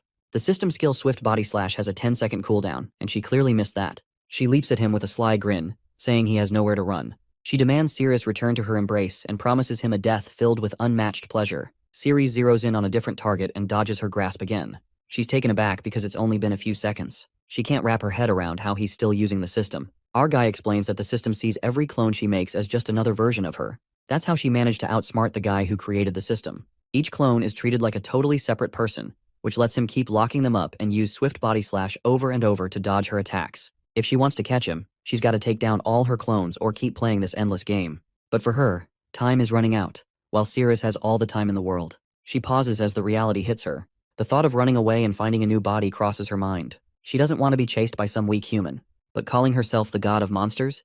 She can't accept that kind of embarrassment. Still, she knows the odds are leaning in Cirrus's favor now, and if things keep going this way, he'll take her down sooner or later. She decides to use her full power. A bright beam of light shoots up to the ceiling. Cirrus watches her carefully and wonders if she is escaping. Her clones suddenly change color to pink. She starts using Sia's cloning power to break her body into countless tiny fragments. Then, all the fragments come together and explode into the air. Cirrus watches with wide eyes. She has destroyed herself. Before disappearing, she unlocks new waifu spirits and gives them blood spirit powers. She tells them to kill any human who comes for the fragments, and to restore her in the end. Azathoth is gone. The system gives Cirrus a new quest. He must collect her fragments to slow the poison. The host has only 48 days left to live. Cirrus watches as a sheep's head drops out of nowhere and hits the ground right in front of him. He wonders if the body got wrecked too. The system chimes in, saying the head isn't worth anything and asks if he wants to store it. Cirrus gives the thumbs up. Then he hears Daphne coughing and helps her up. She realizes she got knocked out by just a simple move from Azathoth and feels pretty shaken about her own weakness. As they head out, some of the guild members, including the captain, are worried about what they'll have to report back. When the captain sees Cirrus walking next to Daphne, he can't believe he's still alive. He starts thinking about begging Daphne to share some glory so he can keep his title. He approaches her, saying she must have taken down the monster, and asks if she can help him out. Daphne asks in a chilly tone what went down inside and insists that nobody should know. Earlier, Tiffany had told Cirrus not to spill any details. If he did, she'd beat him up. As she left, Cirrus reflected on her sharp tongue. Walking away, Tiffany felt completely overwhelmed. She couldn't shake off her thoughts about Cirrus and kept questioning what she had done. Meanwhile, Daphne told the captain that she messed up the mission. He started sweating, clearly shocked that even an S rank could lose. Realizing Daphne was stronger than he thought, he decided to pass the blame. Cirrus could sense trouble brewing. The captain accused him of holding Daphne back and causing the failure. In an instant, Daphne slapped the captain down to the ground. Now back in control, she assured Cirrus she was fine and didn't need help getting back. The scene then changed to the conference hall, where they were discussing the mission's failure. The panel asked the captain if he understood what was at stake. He tried to point fingers at Cirrus again. Judge Blaze cut him off, telling him to shut it and that he wasn't supposed to speak yet. He warned the captain that if he interrupted again, he'd be thrown in prison. If he lied, things would get a lot worse. Then he demanded to know exactly why the mission failed. The captain says they failed because they could not kill Shea and blames Cirrus. At the guild hall, Cirrus opens the storage and shows Shreya's severed head. Everyone watching is stunned. The captain keeps accusing Cirrus. He says Cirrus sought credit, led the team the wrong way, and got people killed. He claims he lost his leg, saving others. He adds that Cirrus always freezes before monsters and has no courage. But the truth is different. People around Cirrus are the ones shaking. The captain says Cirrus never obeys orders and is weak.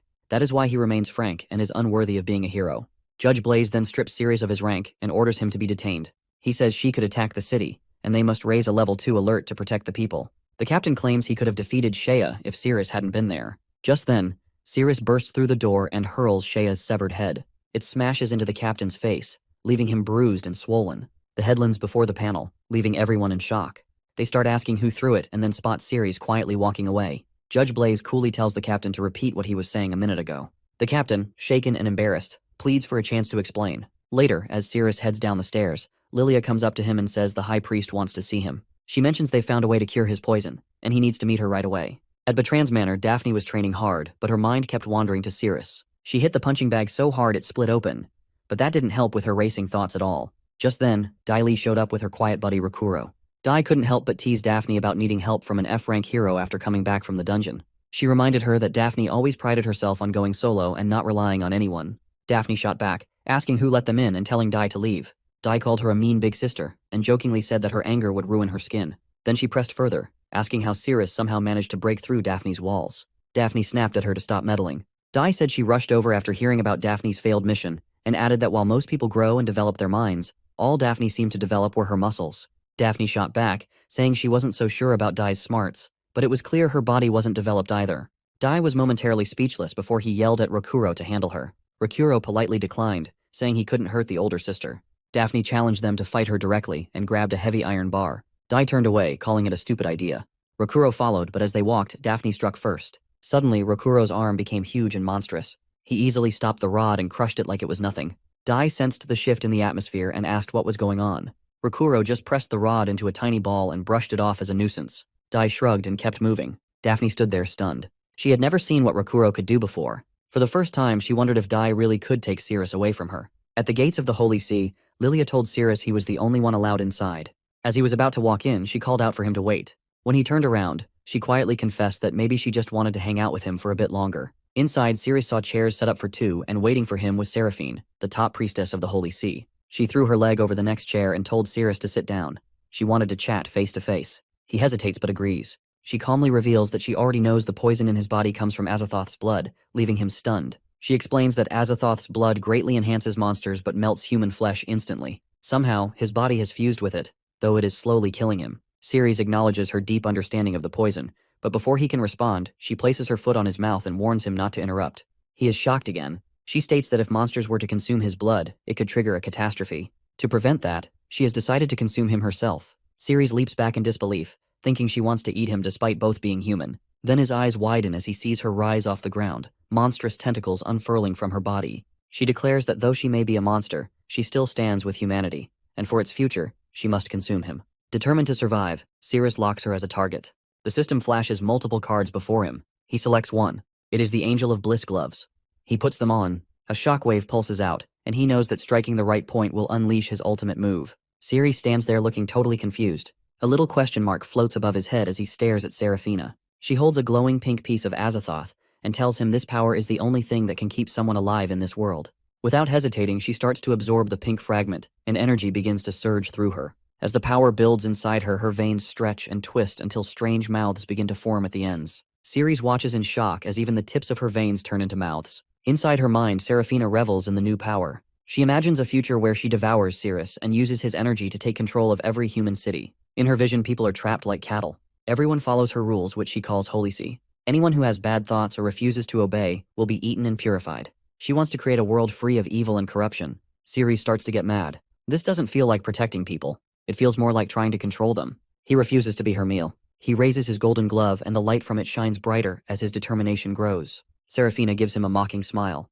It's like she finds it funny that he thinks he can escape while standing right in front of her. Before he can move, her veins lash out at him like whips and the fight begins. Ceres dodges quickly, trusting his instincts. As they clash, he realizes the vein-like attacks are actually part of her. He brushes one lightly to test how sensitive they are, but the result disappoints him. Only 1% like barely anything. He tightens his grip on the golden glove and wants to test its power. More vein attacks come at him, but he uses the glove's abilities to dodge them. Even then, he only manages to leave a small scratch. 1% charge isn't enough. He needs to find a more sensitive spot. At the same time, Seraphina's anti-veins curl inward, pulling his body toward her and lifting him until they are face to face. She looks at him with a cold stare, thinking about where to start eating him. She notices the blood running from his shoulder and seems interested. She leans in and starts to drink it. Ceres feels sick from the sensation, and his face shows his disgust. She smiles and thinks to herself that his blood tastes powerful, anti-toxic, and similar to Azathoth's. No monster could resist it.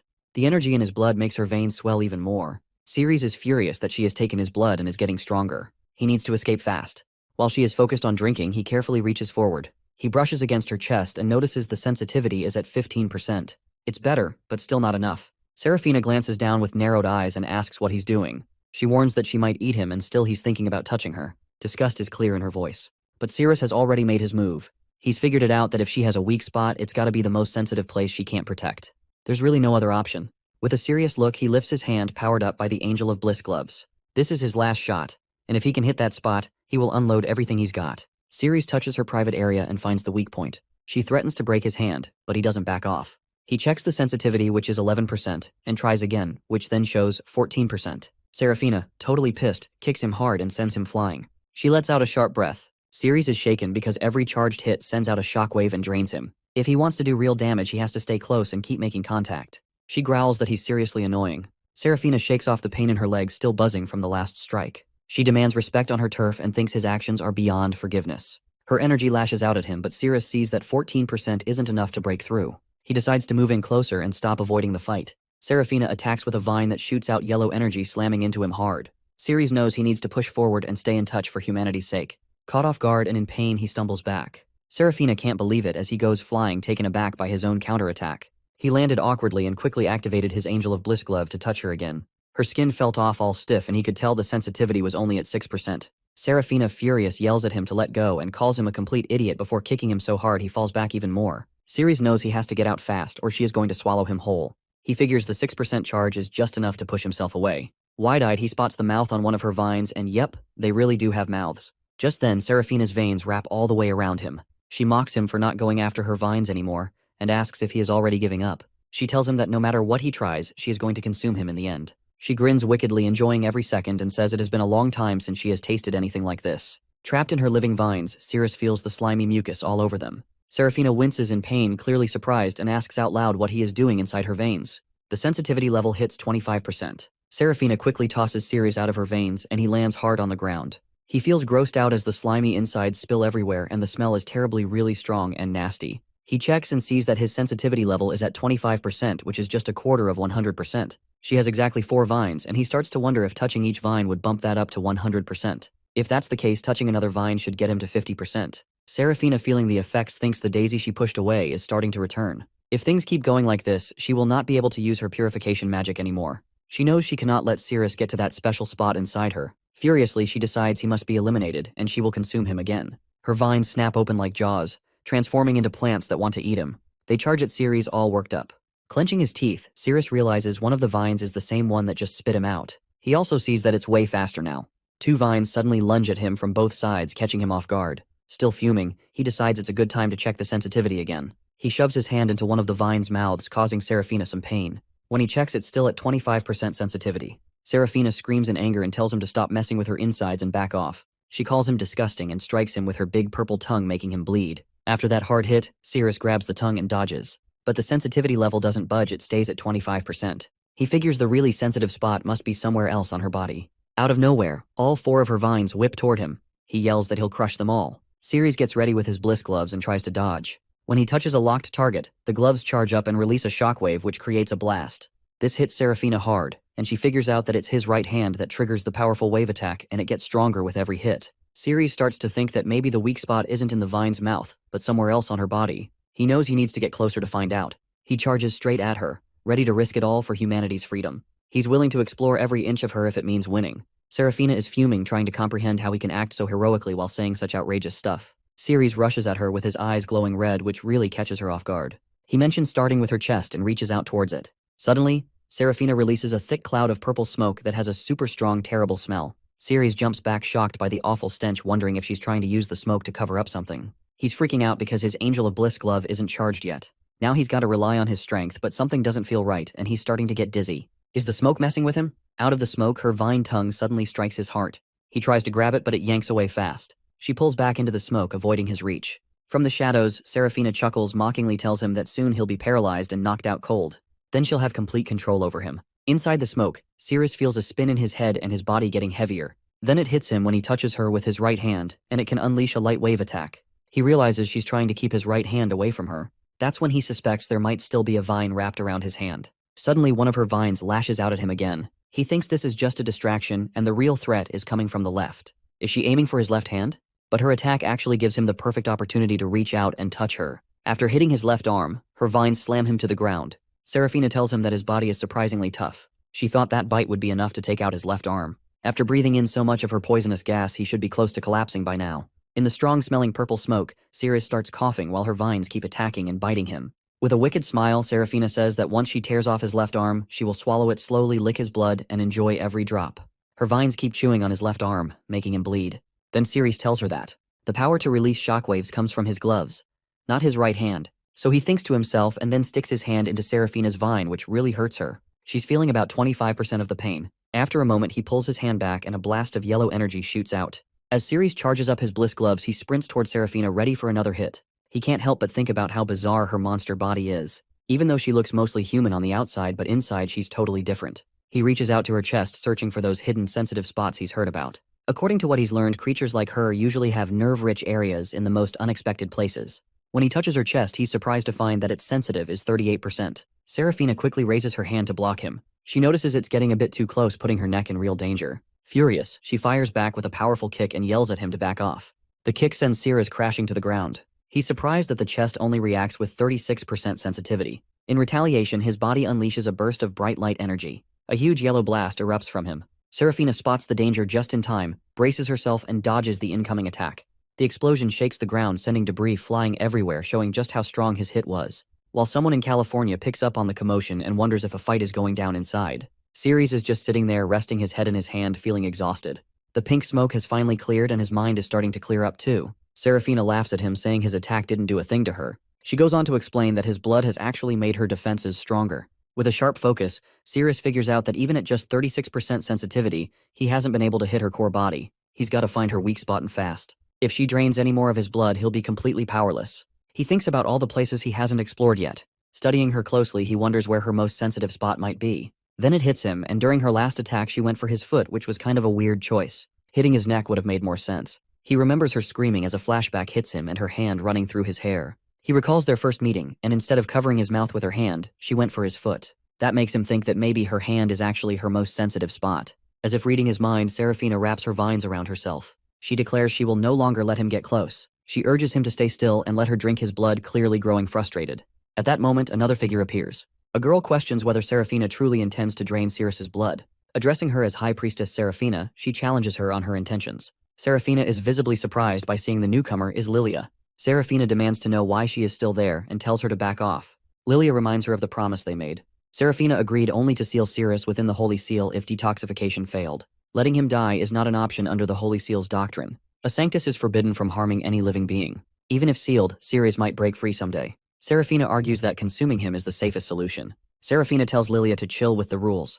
She insists that if Lilia eats Sirius, she'll gain the strength to control everyone under the Holy Seal. Serafina points at Sirius, saying she could totally rise to power, and then Lilia could step up as the new High Priestess. All Lilia has to do is keep her mouth shut. But Lilia won't budge and says she's going to report everything to the Holy Seal and tries to get Sirius to come with her. This makes Serafina really angry and she accuses Lilia of being way too stubborn. Then she decides to take them both out, and Vines shoots at Lilia, but Sirius jumps in front, protecting her and pushing her aside. The vines meant for Lilia ended up hitting Sirius instead. He feels a sharp sensitivity of 32% when he touches them. He quickly shoots a light wave blast, but Serafina notices he's moving slower and his body is reaching its limit. A hard blow to his stomach sends Sirius crashing to the ground. He manages to prop himself up on one arm, groaning in pain. It hits him that the strike damaged his insides. The pain is excruciating and it feels like his body is about to give out. Lilia kneels next to him and places her foot on the injured area. She uses her purification magic, saying it'll help stop the bleeding and wake up his nerves to keep him conscious and lessen the pain. Sirius is feeling the effects and keeps asking for more, but Lilia won't give in. She tells him it's just an emergency spell that acts like a caffeine boost. If he takes too much, he'll feel totally numb like he's under anesthesia, and then he won't be able to do anything. Then Serafina goes for another attack with her vines. They snatch Lilia up, and Serafina warns her that she doesn't want to actually kill her. She gives Lilia one last chance to bail out in peace if she just keeps quiet. She tells her it's not worth risking her neck for a guy who doesn't really matter. But Lilia doesn't think twice because Sirius isn't just some guy, he is her patient. According to the rules of the Holy Seal, when you start helping someone, you've got to stick by them. You have to do everything you can to protect them until the very end. Serafina glances over at Lilia, who's still tangled up in her vines, and says she'll make sure Sirius goes down right in front of her. Meanwhile, Cirrus is twisting and turning to avoid Serafina's hits and realizes the sensitivity level is only at 2%. Out of nowhere, Serafina starts feeling woozy and the vines that were going after Ceres pull back. Ceres sees that Serafina is a bit vulnerable and takes his shot. He fires off a huge lightwave attack at her and then grabs both of her hands tight. Suddenly, the sensitivity hits the max and the screen shows her weak spot, unlocking the ultimate move. When Ceres grabs Serafina's hands, she resists and yelling they belong to Lord Azothar.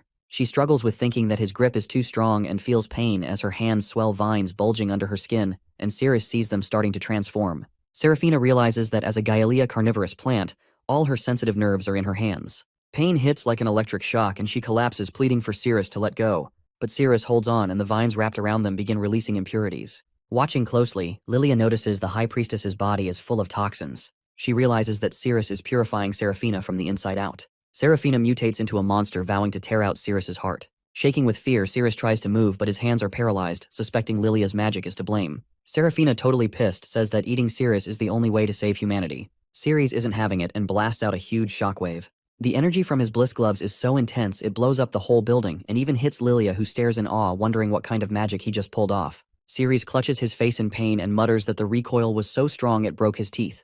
The scene continues with Ceres and Lilia watching as Serafina reverts to her original form as a massive carnivorous plant. Ceres staggers, breathing heavily, murmurs that something is wrong with him, then collapses into Lilia's lap.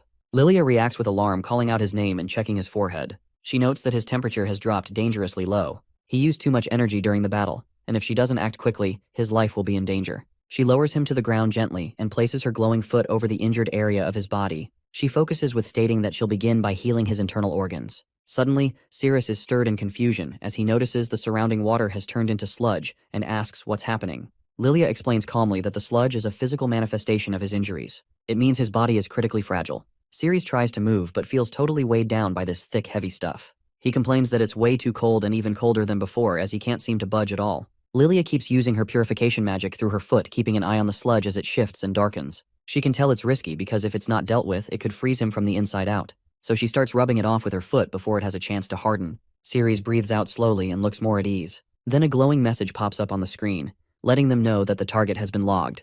Lilia stays focused and tells him to breathe and chill out.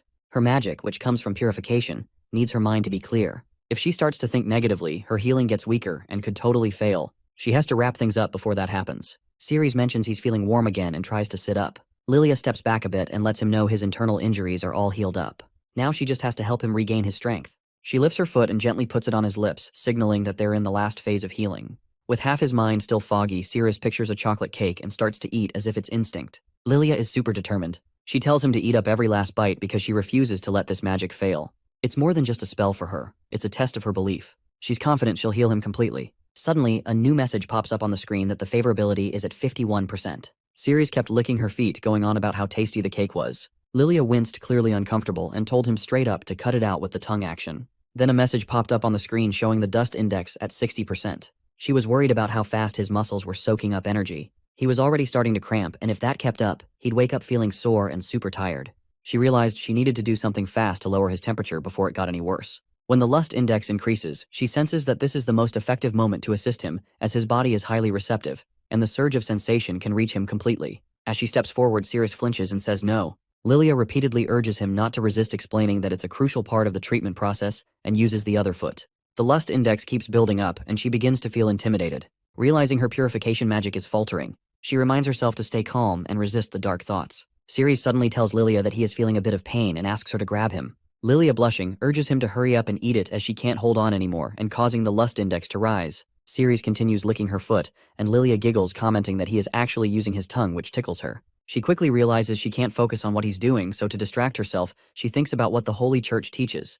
Cleanse desires, avoid lust, and keep things balanced. By sticking to these guidelines, she manages to push away any unwanted feelings and stay pure. Because of this, the lust index can decrease. When Ceres is done, Lilia pulls her feet away, letting him know the treatment is over, and the magic is still working, bringing the lust index down to 67%. Ceres gets up and asks if it's all finished, and Lilia confirms it is. She feels a rush of energy and realizes her purification magic has really improved, maybe even doubled what it used to be. It hits her that healing his injuries has boosted her magic even more. As Ceres stretches, he comments how all his injuries have healed and he feels totally refreshed, giving a shout out to Lilia's magic. Lilia starts thinking about how this boost could help her become the new archbishop sooner than expected. She tells Ceres that in the future, he should definitely come to her for treatment, even if it's just a minor injury. Ceres agrees, saying he will. The scene then shifts to the Holy Church, where a big hole blemishes the building.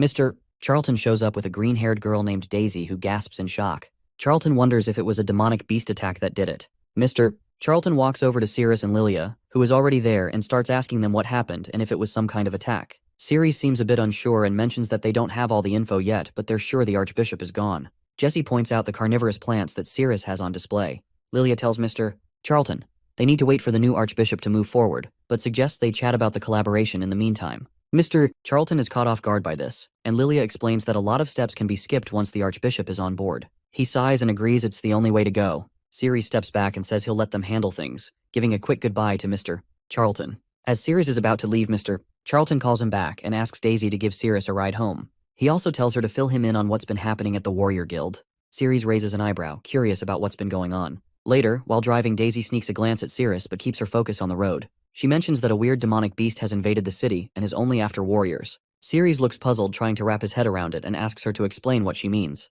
Daisy explains that several A-rank warriors have already been killed. Their bodies are found drained of blood, and in each case their genitals are mutilated.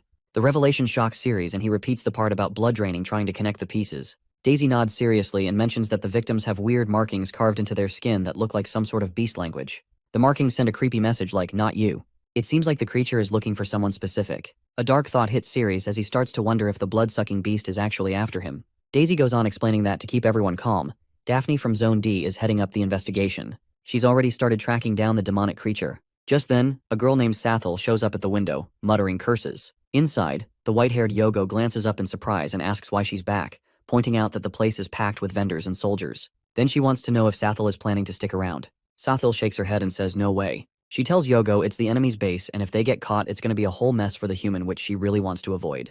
Yogo laughs and teases that she knows transformation magic but isn't going to share it. Sathil looks confused and points out that she can only change how others look.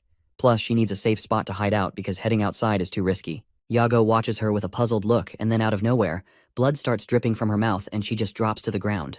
Yogo looks up curious, and calls out Sathil for pretending to be sick to get attention, claiming she won't share her master with her. While talking, her mind goes back to when Ceres had saved her. Just then, Ceres and Daisy come out through the door. Ceres asks Daisy to fill him in on the whole vampire beast situation. Daisy agrees, and Ceres turns to Yog, saying he's back. Noticing Yog, she remarks on how cool her name is. Yog mutters something about someone else showing up with the master and quickly lifts Sathil to hide her. Ceres opens the door and Yogo greets them, saying it's good to have them back. Ceres nods and motions for Daisy to come inside.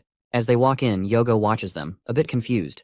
Daisy gives Yogo an apologetic smile, hoping she's not interrupting anything. Yago's red eyes flicker as she realizes what's going on, because for her, another woman will be another headache. She lets out a sigh and still not sure how to handle this. Ceres hands a carnivorous plant to Yog while Daisy, sitting there without her shoes, thinks about her next move. She really doesn't want to repeat the mistake from last time when her emotions got the best of her. Meanwhile, Yog is mumbling to herself about how she needs to get rid of Daisy because the woman is messing with her master. While serving food to Ceres and Daisy, Ceres asks how that vampire beast managed to get into the city. Daisy fills her in, saying that the giant dragon, Beagle down south, is about to wake up and will wreck everything in sight.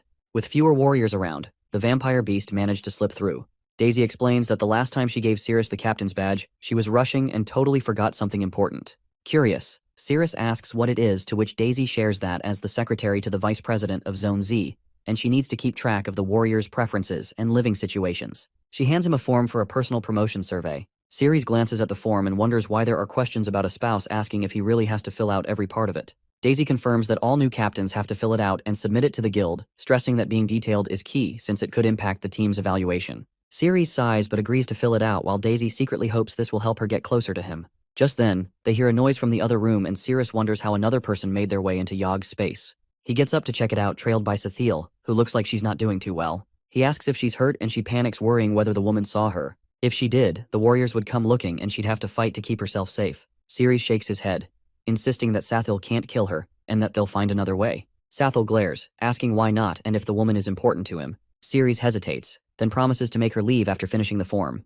Daisy asks Yog who's in Ceres' room, and Yog answers that it's his older sister. Daisy's eyes go wide as she wonders if she's now the third wheel in Ceres' heart. Inside, Sathil is warning that they need to get rid of the woman, or else she'll have to be taken out. Ceres calms her down, saying he'll take care of it.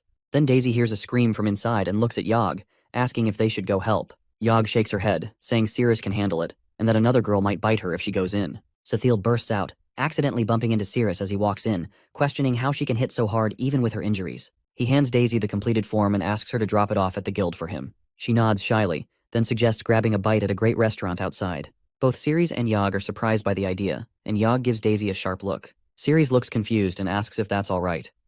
Yog then grabs some food from the plate, reminding him it's time to eat. Ceres, puzzled and wonders when he planned that. Yog flushes, gently placing the food on her chest and pulling Ceres closer, softly insisting he eat it and stick around until he's done. Daisy's eyes go wide as Ceres just stands there, stunned. Ceres takes a bite of one of the cookies and wonders what it's made of. She casually says it's snake liver mixed with bat wings but insists it actually tastes good. Yog pulls Ceres in closer and encourages him to have another piece, telling him he needs to finish everything on his plate. Ceres, however, just shakes his head and says no thanks. Daisy, watching all of this, asks if this is how Ceres usually eats. He sighs and admits it's not really his thing. Yog, still trying to feed him, just grins and explains they do this every day because her master likes it. She tells Daisy to just leave if she doesn't want to see it. Daisy gets up, says sorry for interrupting, and heads out thinking maybe Ceres and Yog really are this close now. Then there's a loud knock at the door. Outside, a girl with bright pink hair asks politely for someone to open up. Inside, another girl hears her and frowns, clearly annoyed.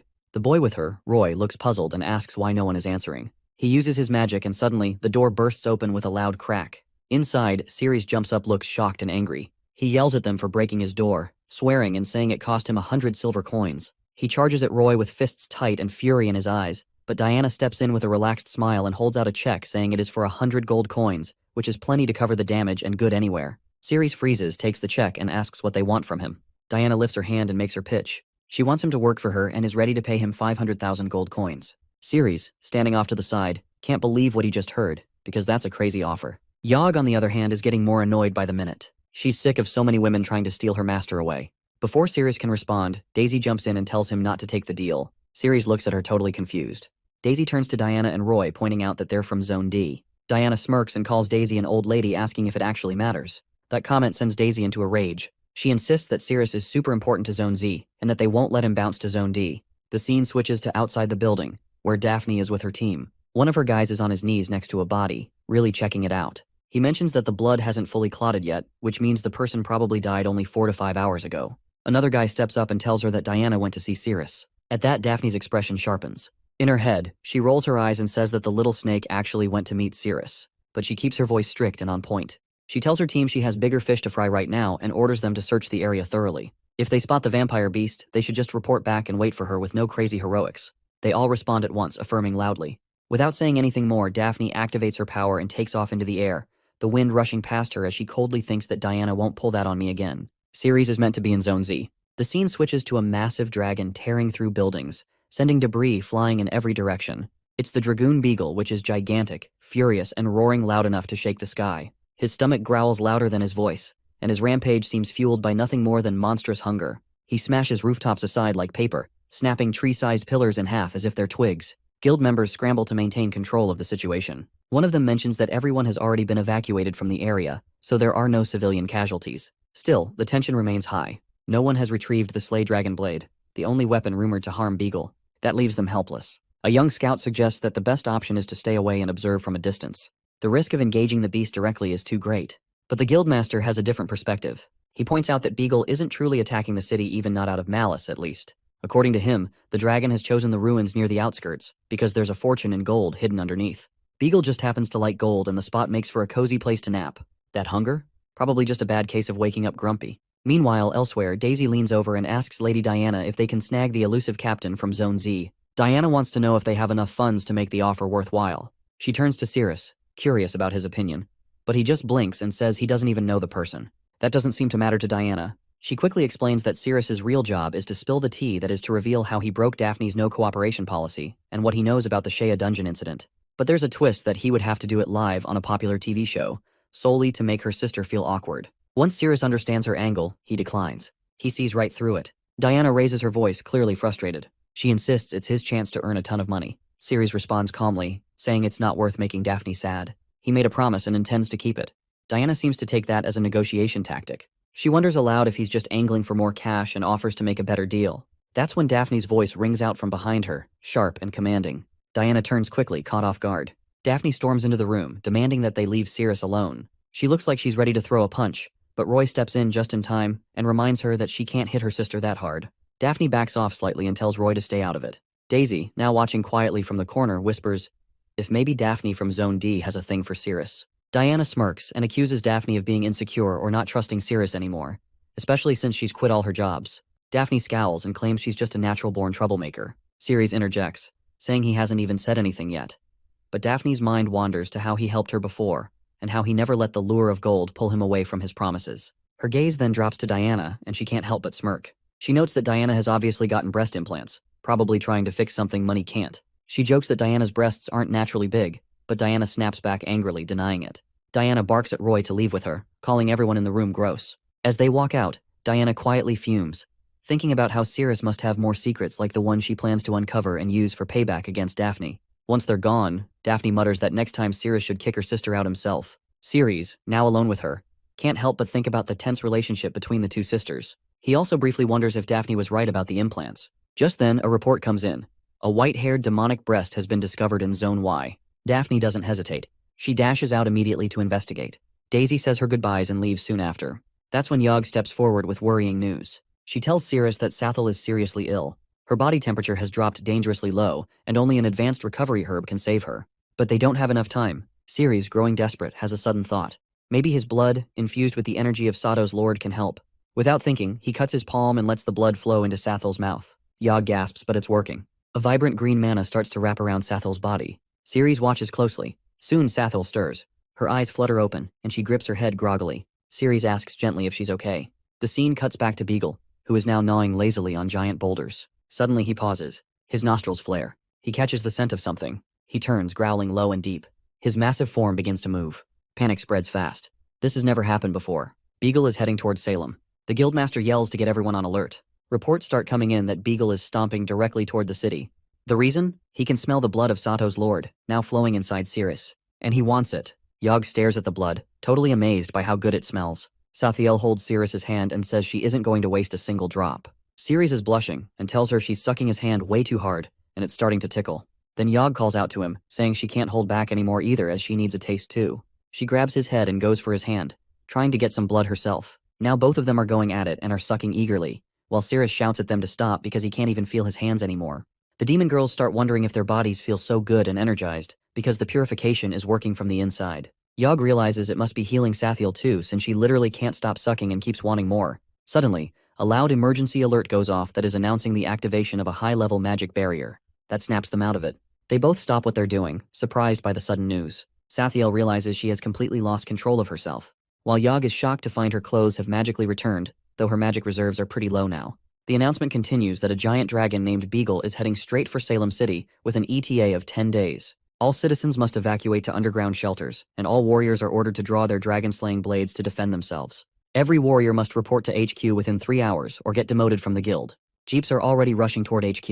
Meanwhile, a secretary tells Cirrus he's on his own since there are no recruits with him, and Zone Z is out of vehicles. Ceres groans and asks if that means he has to run 100 miles. He shouts at her to recruit someone already, but she just shrugs, saying she has paperwork to finish. If he wants a ride, he'll have to team up with another guild. That's when Irene from Squad 14 offers to let him tag along. Ceres asks if her captain would be okay with that, and Irene says he'd probably be happy to team up with someone strong like Cirrus. But as soon as he introduces himself as an F-rank captain, she freezes and immediately backs away since no one in F-rank even has a captain. She quickly ends the conversation, saying it never happened, and it leaves Cirrus furious. Out of nowhere, Bella shows up and asks to join Squad 15. Ceres is surprised to see her. She greets him warmly, then scolds him for not visiting her after he got out of the hospital. She asks if he's forgotten her, mentioning she's heard a lot about him. Ceres explains that he's just been super busy with a ton of crazy stuff. Bella smiles, happy to hear he's a captain now, and says they can catch up after the mission. The secretary reminds him he still needs to complete his paperwork. Irene tells Bella not to waste her time following losers from F rank, bragging that her own captain is A rank. Then Tyler shows up and snidely claims Ceres only became a captain because of his connections. Bella's eyes widened as she recognizes him. Tyler tries to recruit her to Kalent's society, boasting that his armor makes him way stronger than Cirrus. He offers her another chance and even promises an A-rank sword. But Bella turns him down, saying she's sticking with Cirrus. Ceres tells her to come sign the forms and she walks over without hesitation. Tyler clenches his fists as he gets furious, wondering why Bella always chooses Cirrus over him. Irene curses Bella for having such bad taste and tells Tyler to just forget her and move on. But Tyler is steaming and declares that eventually, they'll all be begging for his help. Back at the front desk, Cirrus is yelling again about not getting a vehicle. The secretary tells him Squad 14 has already taken the last 2, despite being just 5 people. She suggests he go ask Captain Tyler for a favor. Tyler laughs in his face, calling Cirrus a joke who can't even afford a full set of armor. He says he'd rather hold a public roast than give him a seat, just to humiliate him in front of Bella. But Cirrus just quietly looks at a paper he's been given by Lady Diana, which shows an offer of help if he ever needs it.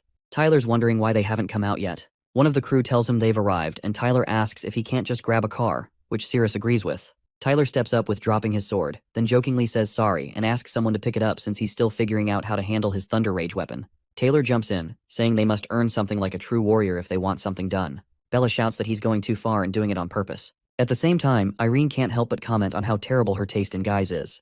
The driver suggests they might want to beg for a favor, hinting that Taylor could forgive their rudeness. Taylor states that every warrior must reach headquarters in 3 hours, or they lose their spot. If they can't hack it, they're back to being just Frank. Bella narrows her eyes, realizing Taylor's calling the shots over Ceres because of her. Ceres tells them the helicopter is here and Taylor is surprised. Everyone's stunned when they see the helicopter with the guild logo pull up, knowing it's a private ride for VIPs. Others start asking what kind of mission would get such fancy treatment. Still, Taylor brushes off their questions and insists that it's probably for something big. He tells them to stop speculating. A young lady exits the helicopter, asking Cirrus if it's gone time. Taylor's crew is shocked since Cirrus is just an F-rank warrior and they think it's a bad idea. Cirrus picks up his sword and tells Bella to hop on. Taylor can't believe an F-rank loser is acting up like that, but then he realizes Cirrus has his weapon. He demands Cirrus give it back, but Cirrus just says he forgot to return it. He uses his power and throws the sword into the ground, causing a huge blast when it hits the gas tank. Everyone freaks out as their car goes up in flames. Taylor tells them to find another ride.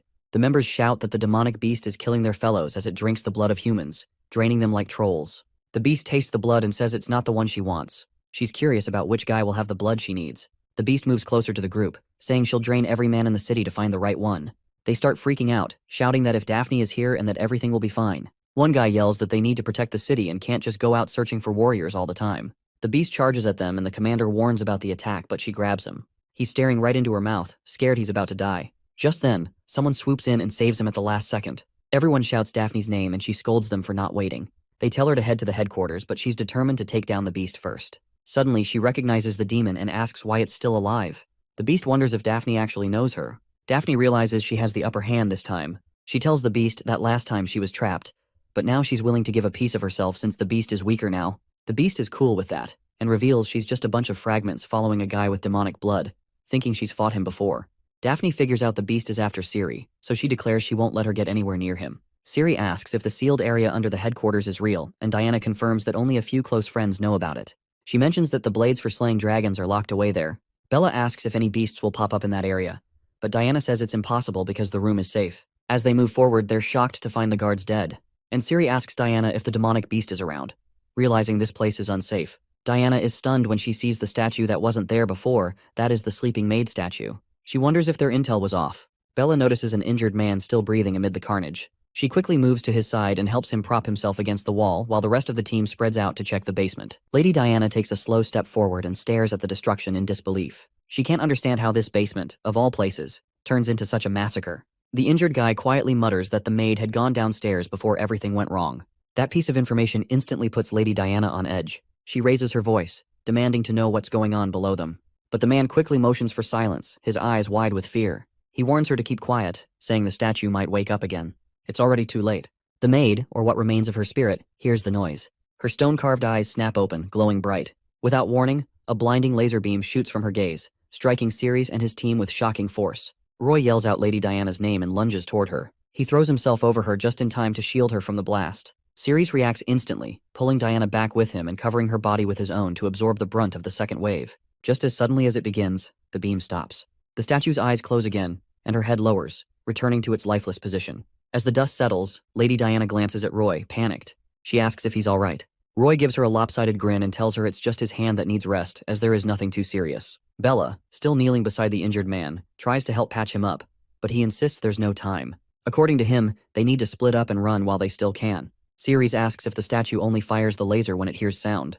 The guy nods quickly and warns them about the steps leading into what he calls the danger zone near the statue.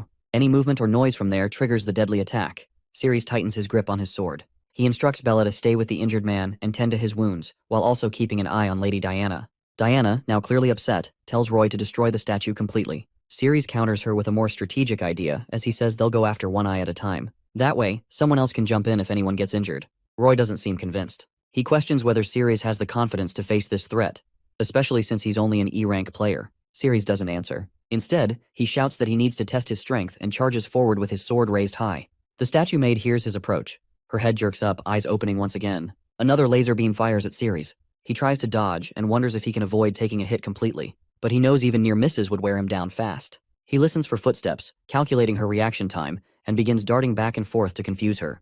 The statue keeps firing, its beam slicing through stone and air with no mercy. The others try to move in as well, but the blasts start catching them too.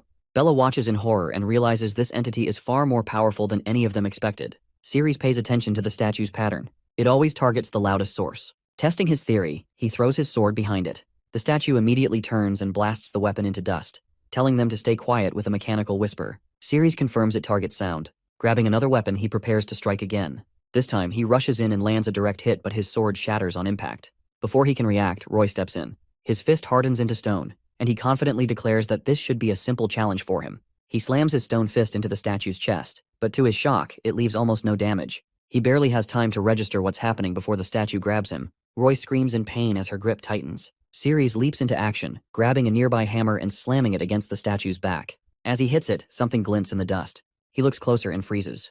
There's another eye that is embedded on the statue's back. Before he can shout a warning, the hidden eye opens and fires another beam. Ceres barely rolls away in time. Meanwhile, Roy struggles to protect himself. He forms a large stone cross between him and the statue's hands, trying to buy time. Lady Diana sees that Roy is in trouble. Their voices, though low, stir something within the statue. The statue turns its head sharply. Its stone-carved eyes swivel directly toward Lady Diana, locking in on the sound.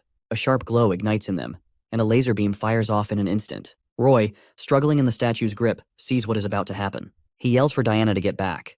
Bella doesn't hesitate. She yanks Lady Diana to the side and pulls her into cover just in time. Roy grits his teeth and tries something desperate. He lifts both his arms and attempts to cover the statue's eyes with his hands, hoping to block the beam and buy them more time. But the effort burns him. The laser doesn't stop. It keeps firing, and the heat forces him to scream out in pain. His voice echoes off the basement walls. Through the pain, he manages to shout at Ceres, urging him to destroy the statue now before she targets Diana again. In the middle of the chaos, Roy grabs at the statue's head, trying to twist it or pull it away from the others. But then, out of nowhere, Ceres feels something strange. As he gets closer, his hand brushes the statue's chest and he senses warmth. It catches him completely off guard. To everyone's shock, the statue reacts. A pink blush appears faintly across her stony cheeks. Without warning, she flings both Roy and Ceres away from her with surprising strength. Ceres crashes back, stumbling to his feet while watching her movements closely. The statue curls up slightly, as though embarrassed, closing her eyes again and shielding her chest with both arms. Ceres is confused. He doesn't understand why she's reacting like this. Roy, meanwhile, growls in frustration. He admits he's been hitting the statue with everything he has, but it barely shows a crack. He glances at his hand. It's trembling, discolored, and clearly broken. The pain shoots up his arm and he knows he won't be able to throw another punch like that again. His cry of pain is loud enough to rattle the chamber. The statue's eyes flash open once more. Roy realizes he's drawn her attention again and braces himself, though he knows he won't be able to dodge in time. Ceres sees what's happening. He doesn't wait. He moves forward and plants himself in front of Roy, holding out his arms to shield him from the incoming blast. Roy can't believe what he's seeing. He shouts at Ceres, questioning how he thinks he can block a laser with his bare hands. But the statue pauses. She blinks, surprised, as Ceres touches her chest again and then pinches it softly. That single gesture throws her off. Her laser fires, but this time it hits the walls behind them instead. Ceres notices the shift in her body. He starts wondering if she can actually feel anything, if she's reacting emotionally to the contact. Bella and Lady Diana are speechless. Neither of them can believe what they're watching. Somehow, Ceres is redirecting the statue's deadly aim using the strangest method imaginable. Roy, still stunned and in pain, asks Ceres what exactly is going on. Ceres doesn't explain. He just tells Roy to move aside since he's hurt. He'll take it from here. Roy starts to step back, but the statue senses his movement. She shifts her focus and prepares another attack. Ceres immediately reacts, using a reversal move to throw off her concentration. It works. Her blast misses Roy and slams into another section of the wall. Lady Diana, still ducking behind cover, asks Bella if Ceres always fights like this. Bella shakes her head and says that it's definitely not his usual style. But somehow it's working. Diana checks on Roy again. He insists he's okay, but admits they didn't expect the statue to be this tough. He warns Ceres that she's still dangerous. The statue now keeps her gaze fixed solely on Ceres. He dodges her attack swiftly, and the movement causes her chest area to shift again. She seems thrown off and takes a moment to collect herself. But after a short pause, she lunges again, clearly flustered but relentless. Ceres watches her more carefully this time.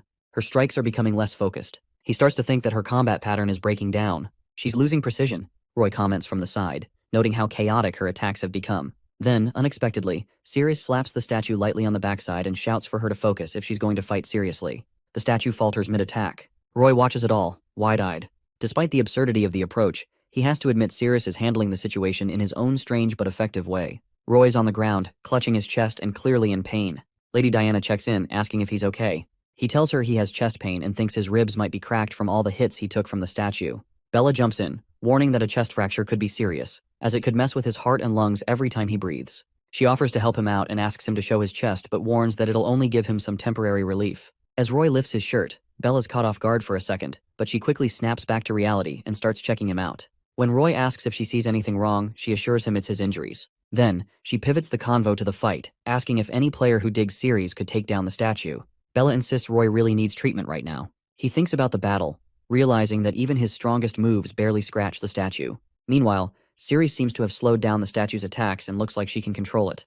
Bella means Ceres' skills are better than those of an S-frame player. Ceres notices the statue's blazer is slipping and jokes that maybe it's because her eyes are almost closed and she can't control herself. The statue stays quiet, trying to cover up. Ceres is surprised and wonders if she's actually avoiding his gaze. He points out that she has feelings too and calls her cute. Noticing she shuts her eyes when she's shy, he decides to fly close and touch her since she's shown him a weakness. As he lifts his hand, he teasingly asks if anyone's touched her belly button before. Out of nowhere, she lifts her foot and kicks Ceres hard to fend off his touch. Bella yells that she has to jump in and help Ceres since it's up to her now with their captain hurting. But Ceres grabs her foot, making the statue squirm in shyness. Roy grabs Bella and warns her not to mess things up for Ceres. She's surprised and asks what he's talking about. Roy tells her to keep her head in the game and points out that it's Ceres holding her foot, not the statue attacking him. He urges her to feel his heartbeat through her foot and he gives her leg another rustle. It makes things even more awkward for the statue, who then opens her eyes and starts firing laser beams. Everyone's shocked as they see the lasers seem weaker than before. Ceres tells the statue her attacks are getting weaker, even if they won't kill him. Suddenly, she grabs Ceres by the neck and pulls him closer. Roy screams that she's trying to go for a big attack and tells Ceres to break away. Ceres raises a hand and points at her chin, while Roy warns him to dodge her attack instead of moving in since it could be deadly. The system locks on and Ceres kisses her. She's totally caught off guard by it, and Roy remarks that the statue's still stunned by the kiss. They exchange some water while Ceres catches his breath after pulling away. The statue pushes him back and Ceres playfully asks if she stuck her tongue out on purpose. The statue is blushing and covers her face and hides her head with her arms. Lady Diana shouts that she's hiding her head. Ceres takes a step closer, while Roy notes that she hasn't even reacted to Ceres moving in. Curious, he pokes her and says she has a stiff tongue. Ceres wants to ensure she'll look his way again, but the statue stays silent. He calls over his friend because the shy girl isn't lifting her head up soon. Taylor and his crew find themselves at another fork in the road, looking around all confused. One team member asks if there is supposed to be just one way to go based on the intel they got. Taylor wonders why it feels like a maze in here. Irene chimes in, saying that the intel from HQ is usually pretty accurate and that there's probably a good reason for the layout. Another member questions if the info about the single path is even right. Taylor is still baffled by the maze vibe. Irene mentions that it's likely the previous team triggered something that messed with the terrain. Suddenly, another team shouts that a monster's shown up and they need to watch out. One player gets slammed to the ground and yells in pain. A red-haired teammate asks if everyone has taken out their Slay Dragon Blade. They respond that a lot of players are lost and that whispers are going around that most haven't even found the entrance yet. The team lead calls out that they need to depend on their own strength and skills to hold back the giant dragon that's coming at them. One player says he's grabbed the dragon's feet with his magic, creating a strong green mana, and tells everyone, including the captain, that they've locked their feet down. But then he realizes that the chains are slipping and he can't hold on for long, so he tells everyone to attack the dragon. Unfortunately, the dragon breaks free with a massive strike, knocking the players down and injuring them. Then, an S-rank Ironarm giant named Cassius yells that he'll try to protect them and tells everyone to keep attacking the beast. He channels a ton of mana and transforms into a giant monster, charging at the dragon and warning it not to come any closer. He smashes into the dragon with all his might and claims he'll cut it in half. The attack actually stops the dragon, and Cassius wonders if this plan is going to work against it. Everyone thinks Cassius is awesome for his epic moves and they're cheering him on to keep attacking without holding back. The dragon catches sight of his assault and gives him this annoyed look. She thinks for a second and then sees Cassius flexing his powers and stripes, muttering that every time she eats, someone's always trying to cause trouble. She raises her hand and calls Cassius really annoying. With a swift motion, she swats him away like he's nothing. One hit from the dragon shatters Cassius's armor and his mana doesn't even faze her. He's on the ground in no time, hitting his head and leaving everyone shocked. They can't believe a powerhouse like Cassius just got smacked down by a dragon. Even at that moment, Cassius tells his friends they have Salem City backing them up and they have to stop the dragon, no matter what. He's fired up and insists they've got to take down the dragon while it's slowly creeping toward them. Taylor's team is outside a door, and he's moving closer, hand on the handle, warning his teammates to be cautious since they don't know what's on the other side. As Ceres pushes the door open, it creaks loudly and starts shaking the basement. The team is taken aback. One member asks if an earthquake hit the maze, while Taylor tells them to brace for anything. Another player chimes in, saying it doesn't feel like an earthquake to her because the air is buzzing with magic, which feels like someone triggered a special mechanism. As Ceres forces the basement door open, everyone realizes the ground is shifting again. It leads to a massive explosion in the city, leaving everyone wide-eyed. One player points out the blast, realizing it's a huge surge of magical energy. Another wonders what caused such a big explosion from their headquarters. Shocked, everyone starts realizing that the headquarters has vanished from the city. Roy figures things have changed because of the door that Ceres opened. Lady Diana, looking dizzy, almost collapses and lands on Roy's lap. One member notices Carrot has fainted, and another says Hank has gone down too. Tiger Banlier is an S-rank player who worries about the C-rank players, saying they can't handle the magical backlash from the building. He thinks it's dumb to pull out a sword since the whole landscape has transformed. He feels the heavy magic lingering on the ground and finds it seriously scary. Over with Ceres's team, players are chatting about how only a dungeon with such magical power is worthy of a legendary weapon. Ceres spots the sword lying on the ground and Irene points it out to Taylor. Taylor sees it and shouts, realizing it's the Slay Dragon blade. Ceres can't help but think about how amazing it would be to draw that sword. Irene mentions that Ceres is an F-rank player, which ticks Taylor off. He frowns, feeling jealous about Ceres's luck. Taylor wonders how the maze can just disappear and suddenly, Ceres is right by the sword. Thinking the first person to try drawing it has the best chance to succeed, Taylor decides he can't let Ceres get ahead. He yells to his team to follow him so he can grab the sword and they all jump to obey. The sword starts whispering that it feels awkward with so many people crowding around it. Ceres is stunned, staring at the sword. It tells him he has no business looking at it like that, feeling uncomfortable because it doesn't have a scabbard.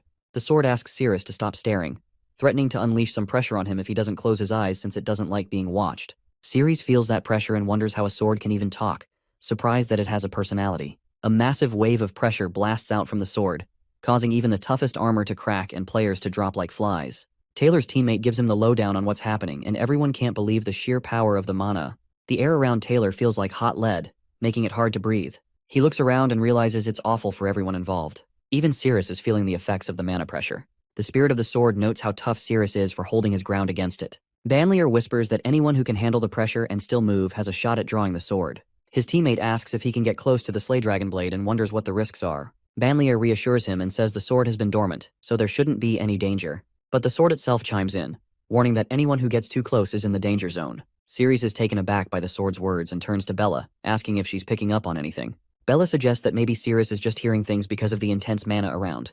Taylor leaps over to Ceres and says the pressure must have messed with his head, claiming his stamina is way better than Ceres's. Roy tells Ceres that the first person to draw the sword has the best chance of succeeding, so he can't let Ceres get ahead of him.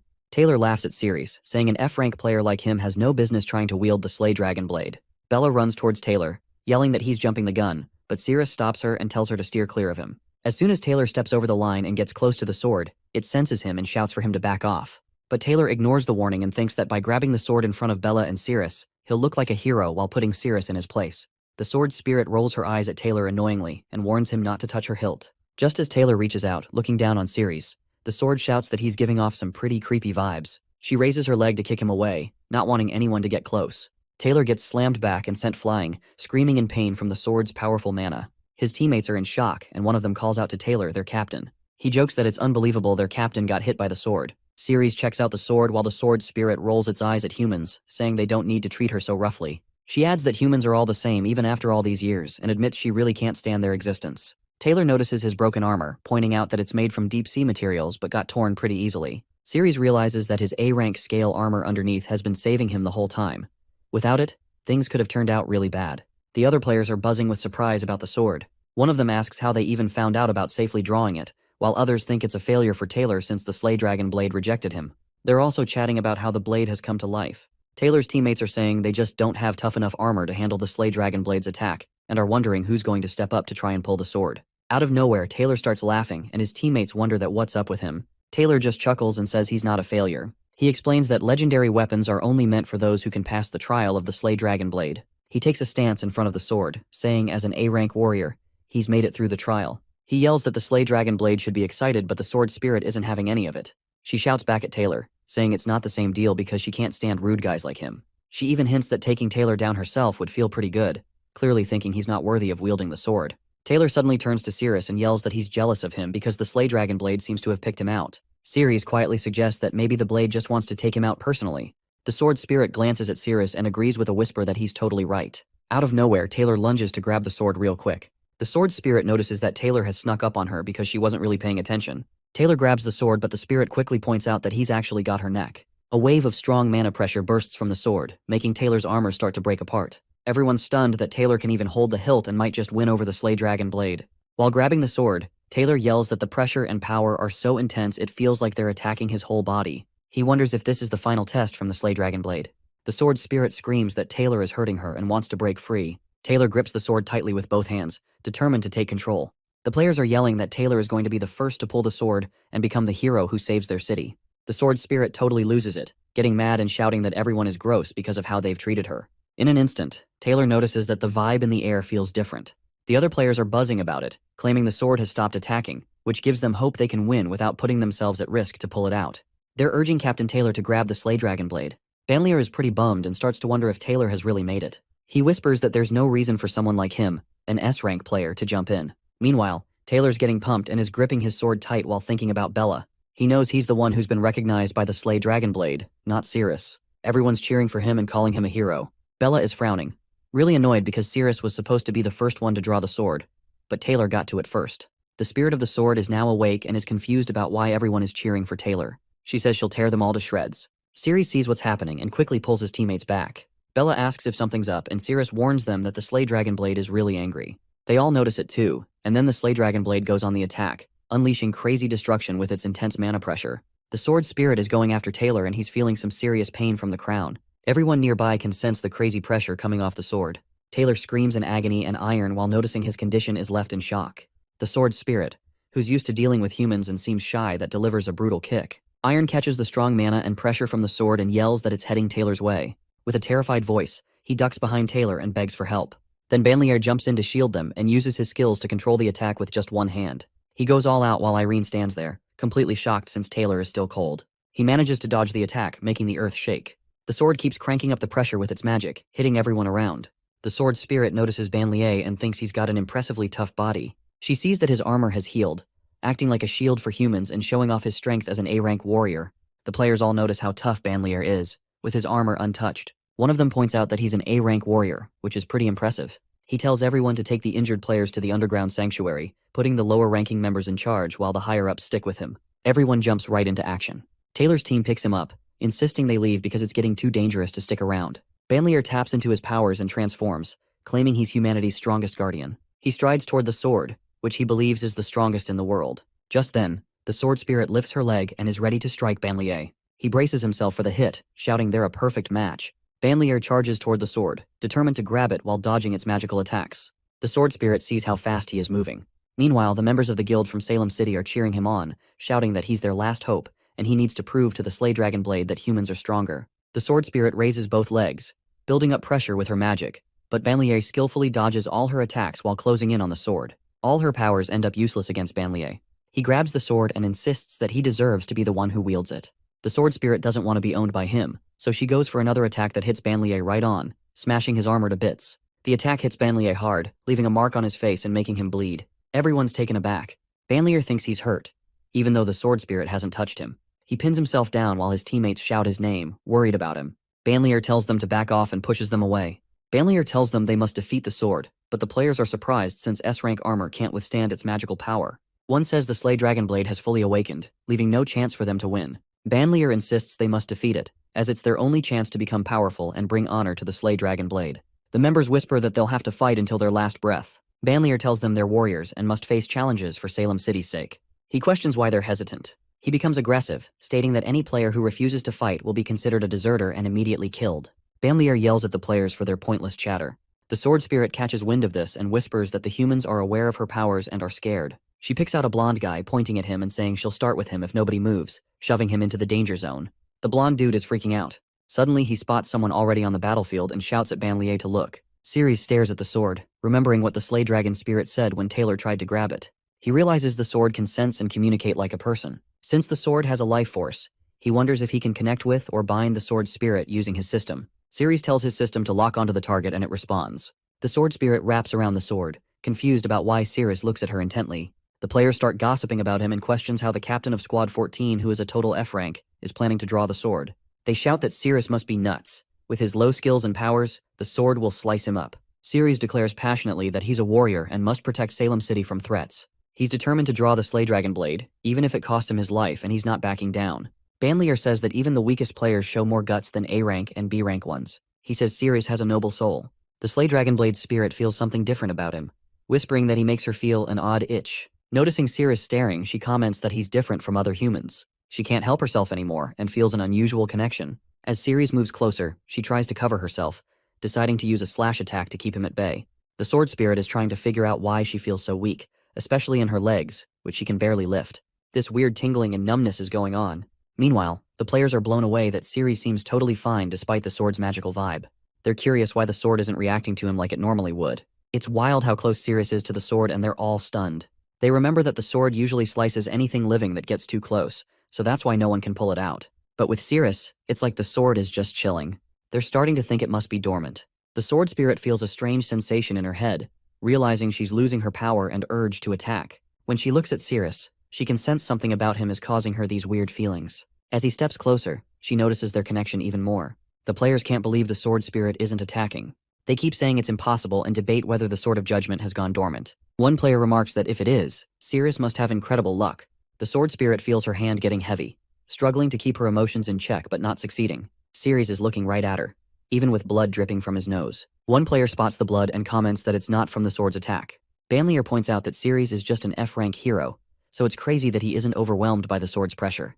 They can't understand how he's still standing, considering his low rank and the sword's sheer power, and they note he's barely managing to complete his hero mission. Ceres is holding his nose and mentions it's the first time he's bled this much from it. He can feel the Sword of Judgment's immense power. Bella is worried about Ceres and suggests he could step back if things get too dicey, but he stops her with a hand gesture. Ceres declares that his mission is to protect Salem City, and he'll see it through no matter what. On the flip side, the sword spirit feels strange looking at Ceres. She mentions feeling warm and shaky, even a bit ticklish, and holds her chest because her heart is racing. She's finding it odd and even wants to tear her clothes a little, feeling like she wants to show more of herself to Ceres. While wrestling with her thoughts, she realizes she can't let her embarrassment get the better of her. She tells Ceres to stop looking at her because if it keeps up, she'll be exposed. To protect herself, she tries to confront Ceres. The players notice the growing tension and shout that the Slay Dragon Blade has awakened. Banlier is taken aback by the strength of the attack, comparing it to the time his armor was broken. The players shout that Ceres is vulnerable since he's so close to the sword. Ceres wonders if the sword spirit still has the power to strike him. He playfully touches the sword, thinking he needs to counterattack to survive. Immediately, the sword spirit feels something unusual and questions what's happening to her. As Ceres connects with the sword, she can sense a tingle running through her legs that is causing her to lose focus and misfire at the ground. Then everyone gasps as they realize the attack from the Slay Dragon Blade is suddenly halted.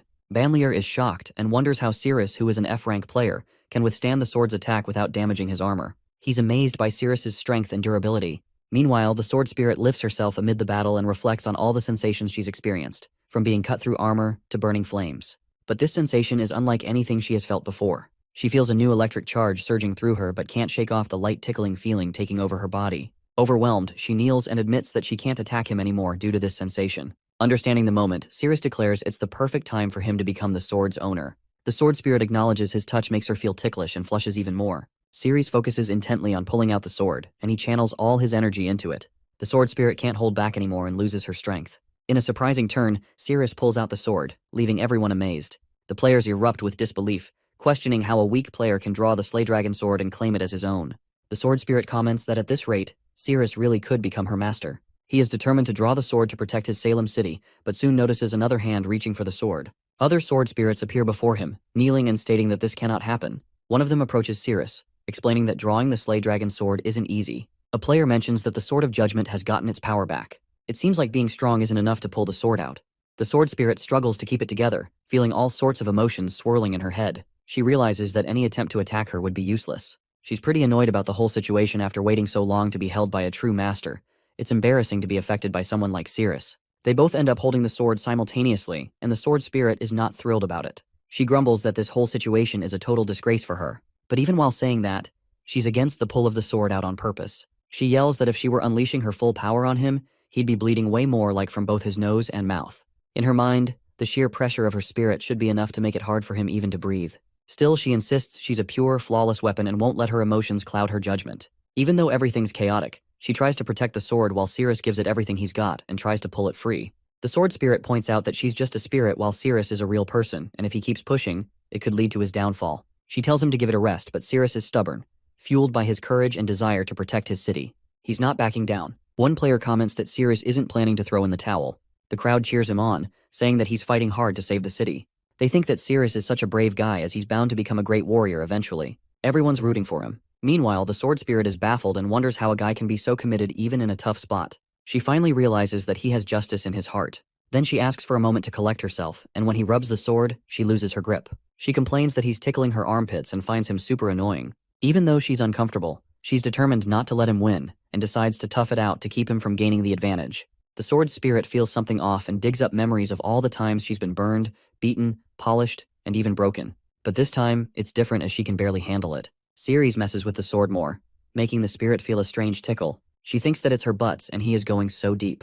The spirit's once powerful energy is gone, giving Ceres a huge chance. He strains to pull out the sword. Everyone's eyes are on him, and one of the players yells that he's getting the sword of judgment out a bit more. The sword spirit releases a surge of mana, her eyes glowing blue as she boldly claims she can handle any sensation thrown her way. But right after saying that, she cranks things up and hits Ceres with a wave of overwhelming magical pressure that is going all out with her full power. As Ceres holds onto the sword, a surge of raw mana erupts around him.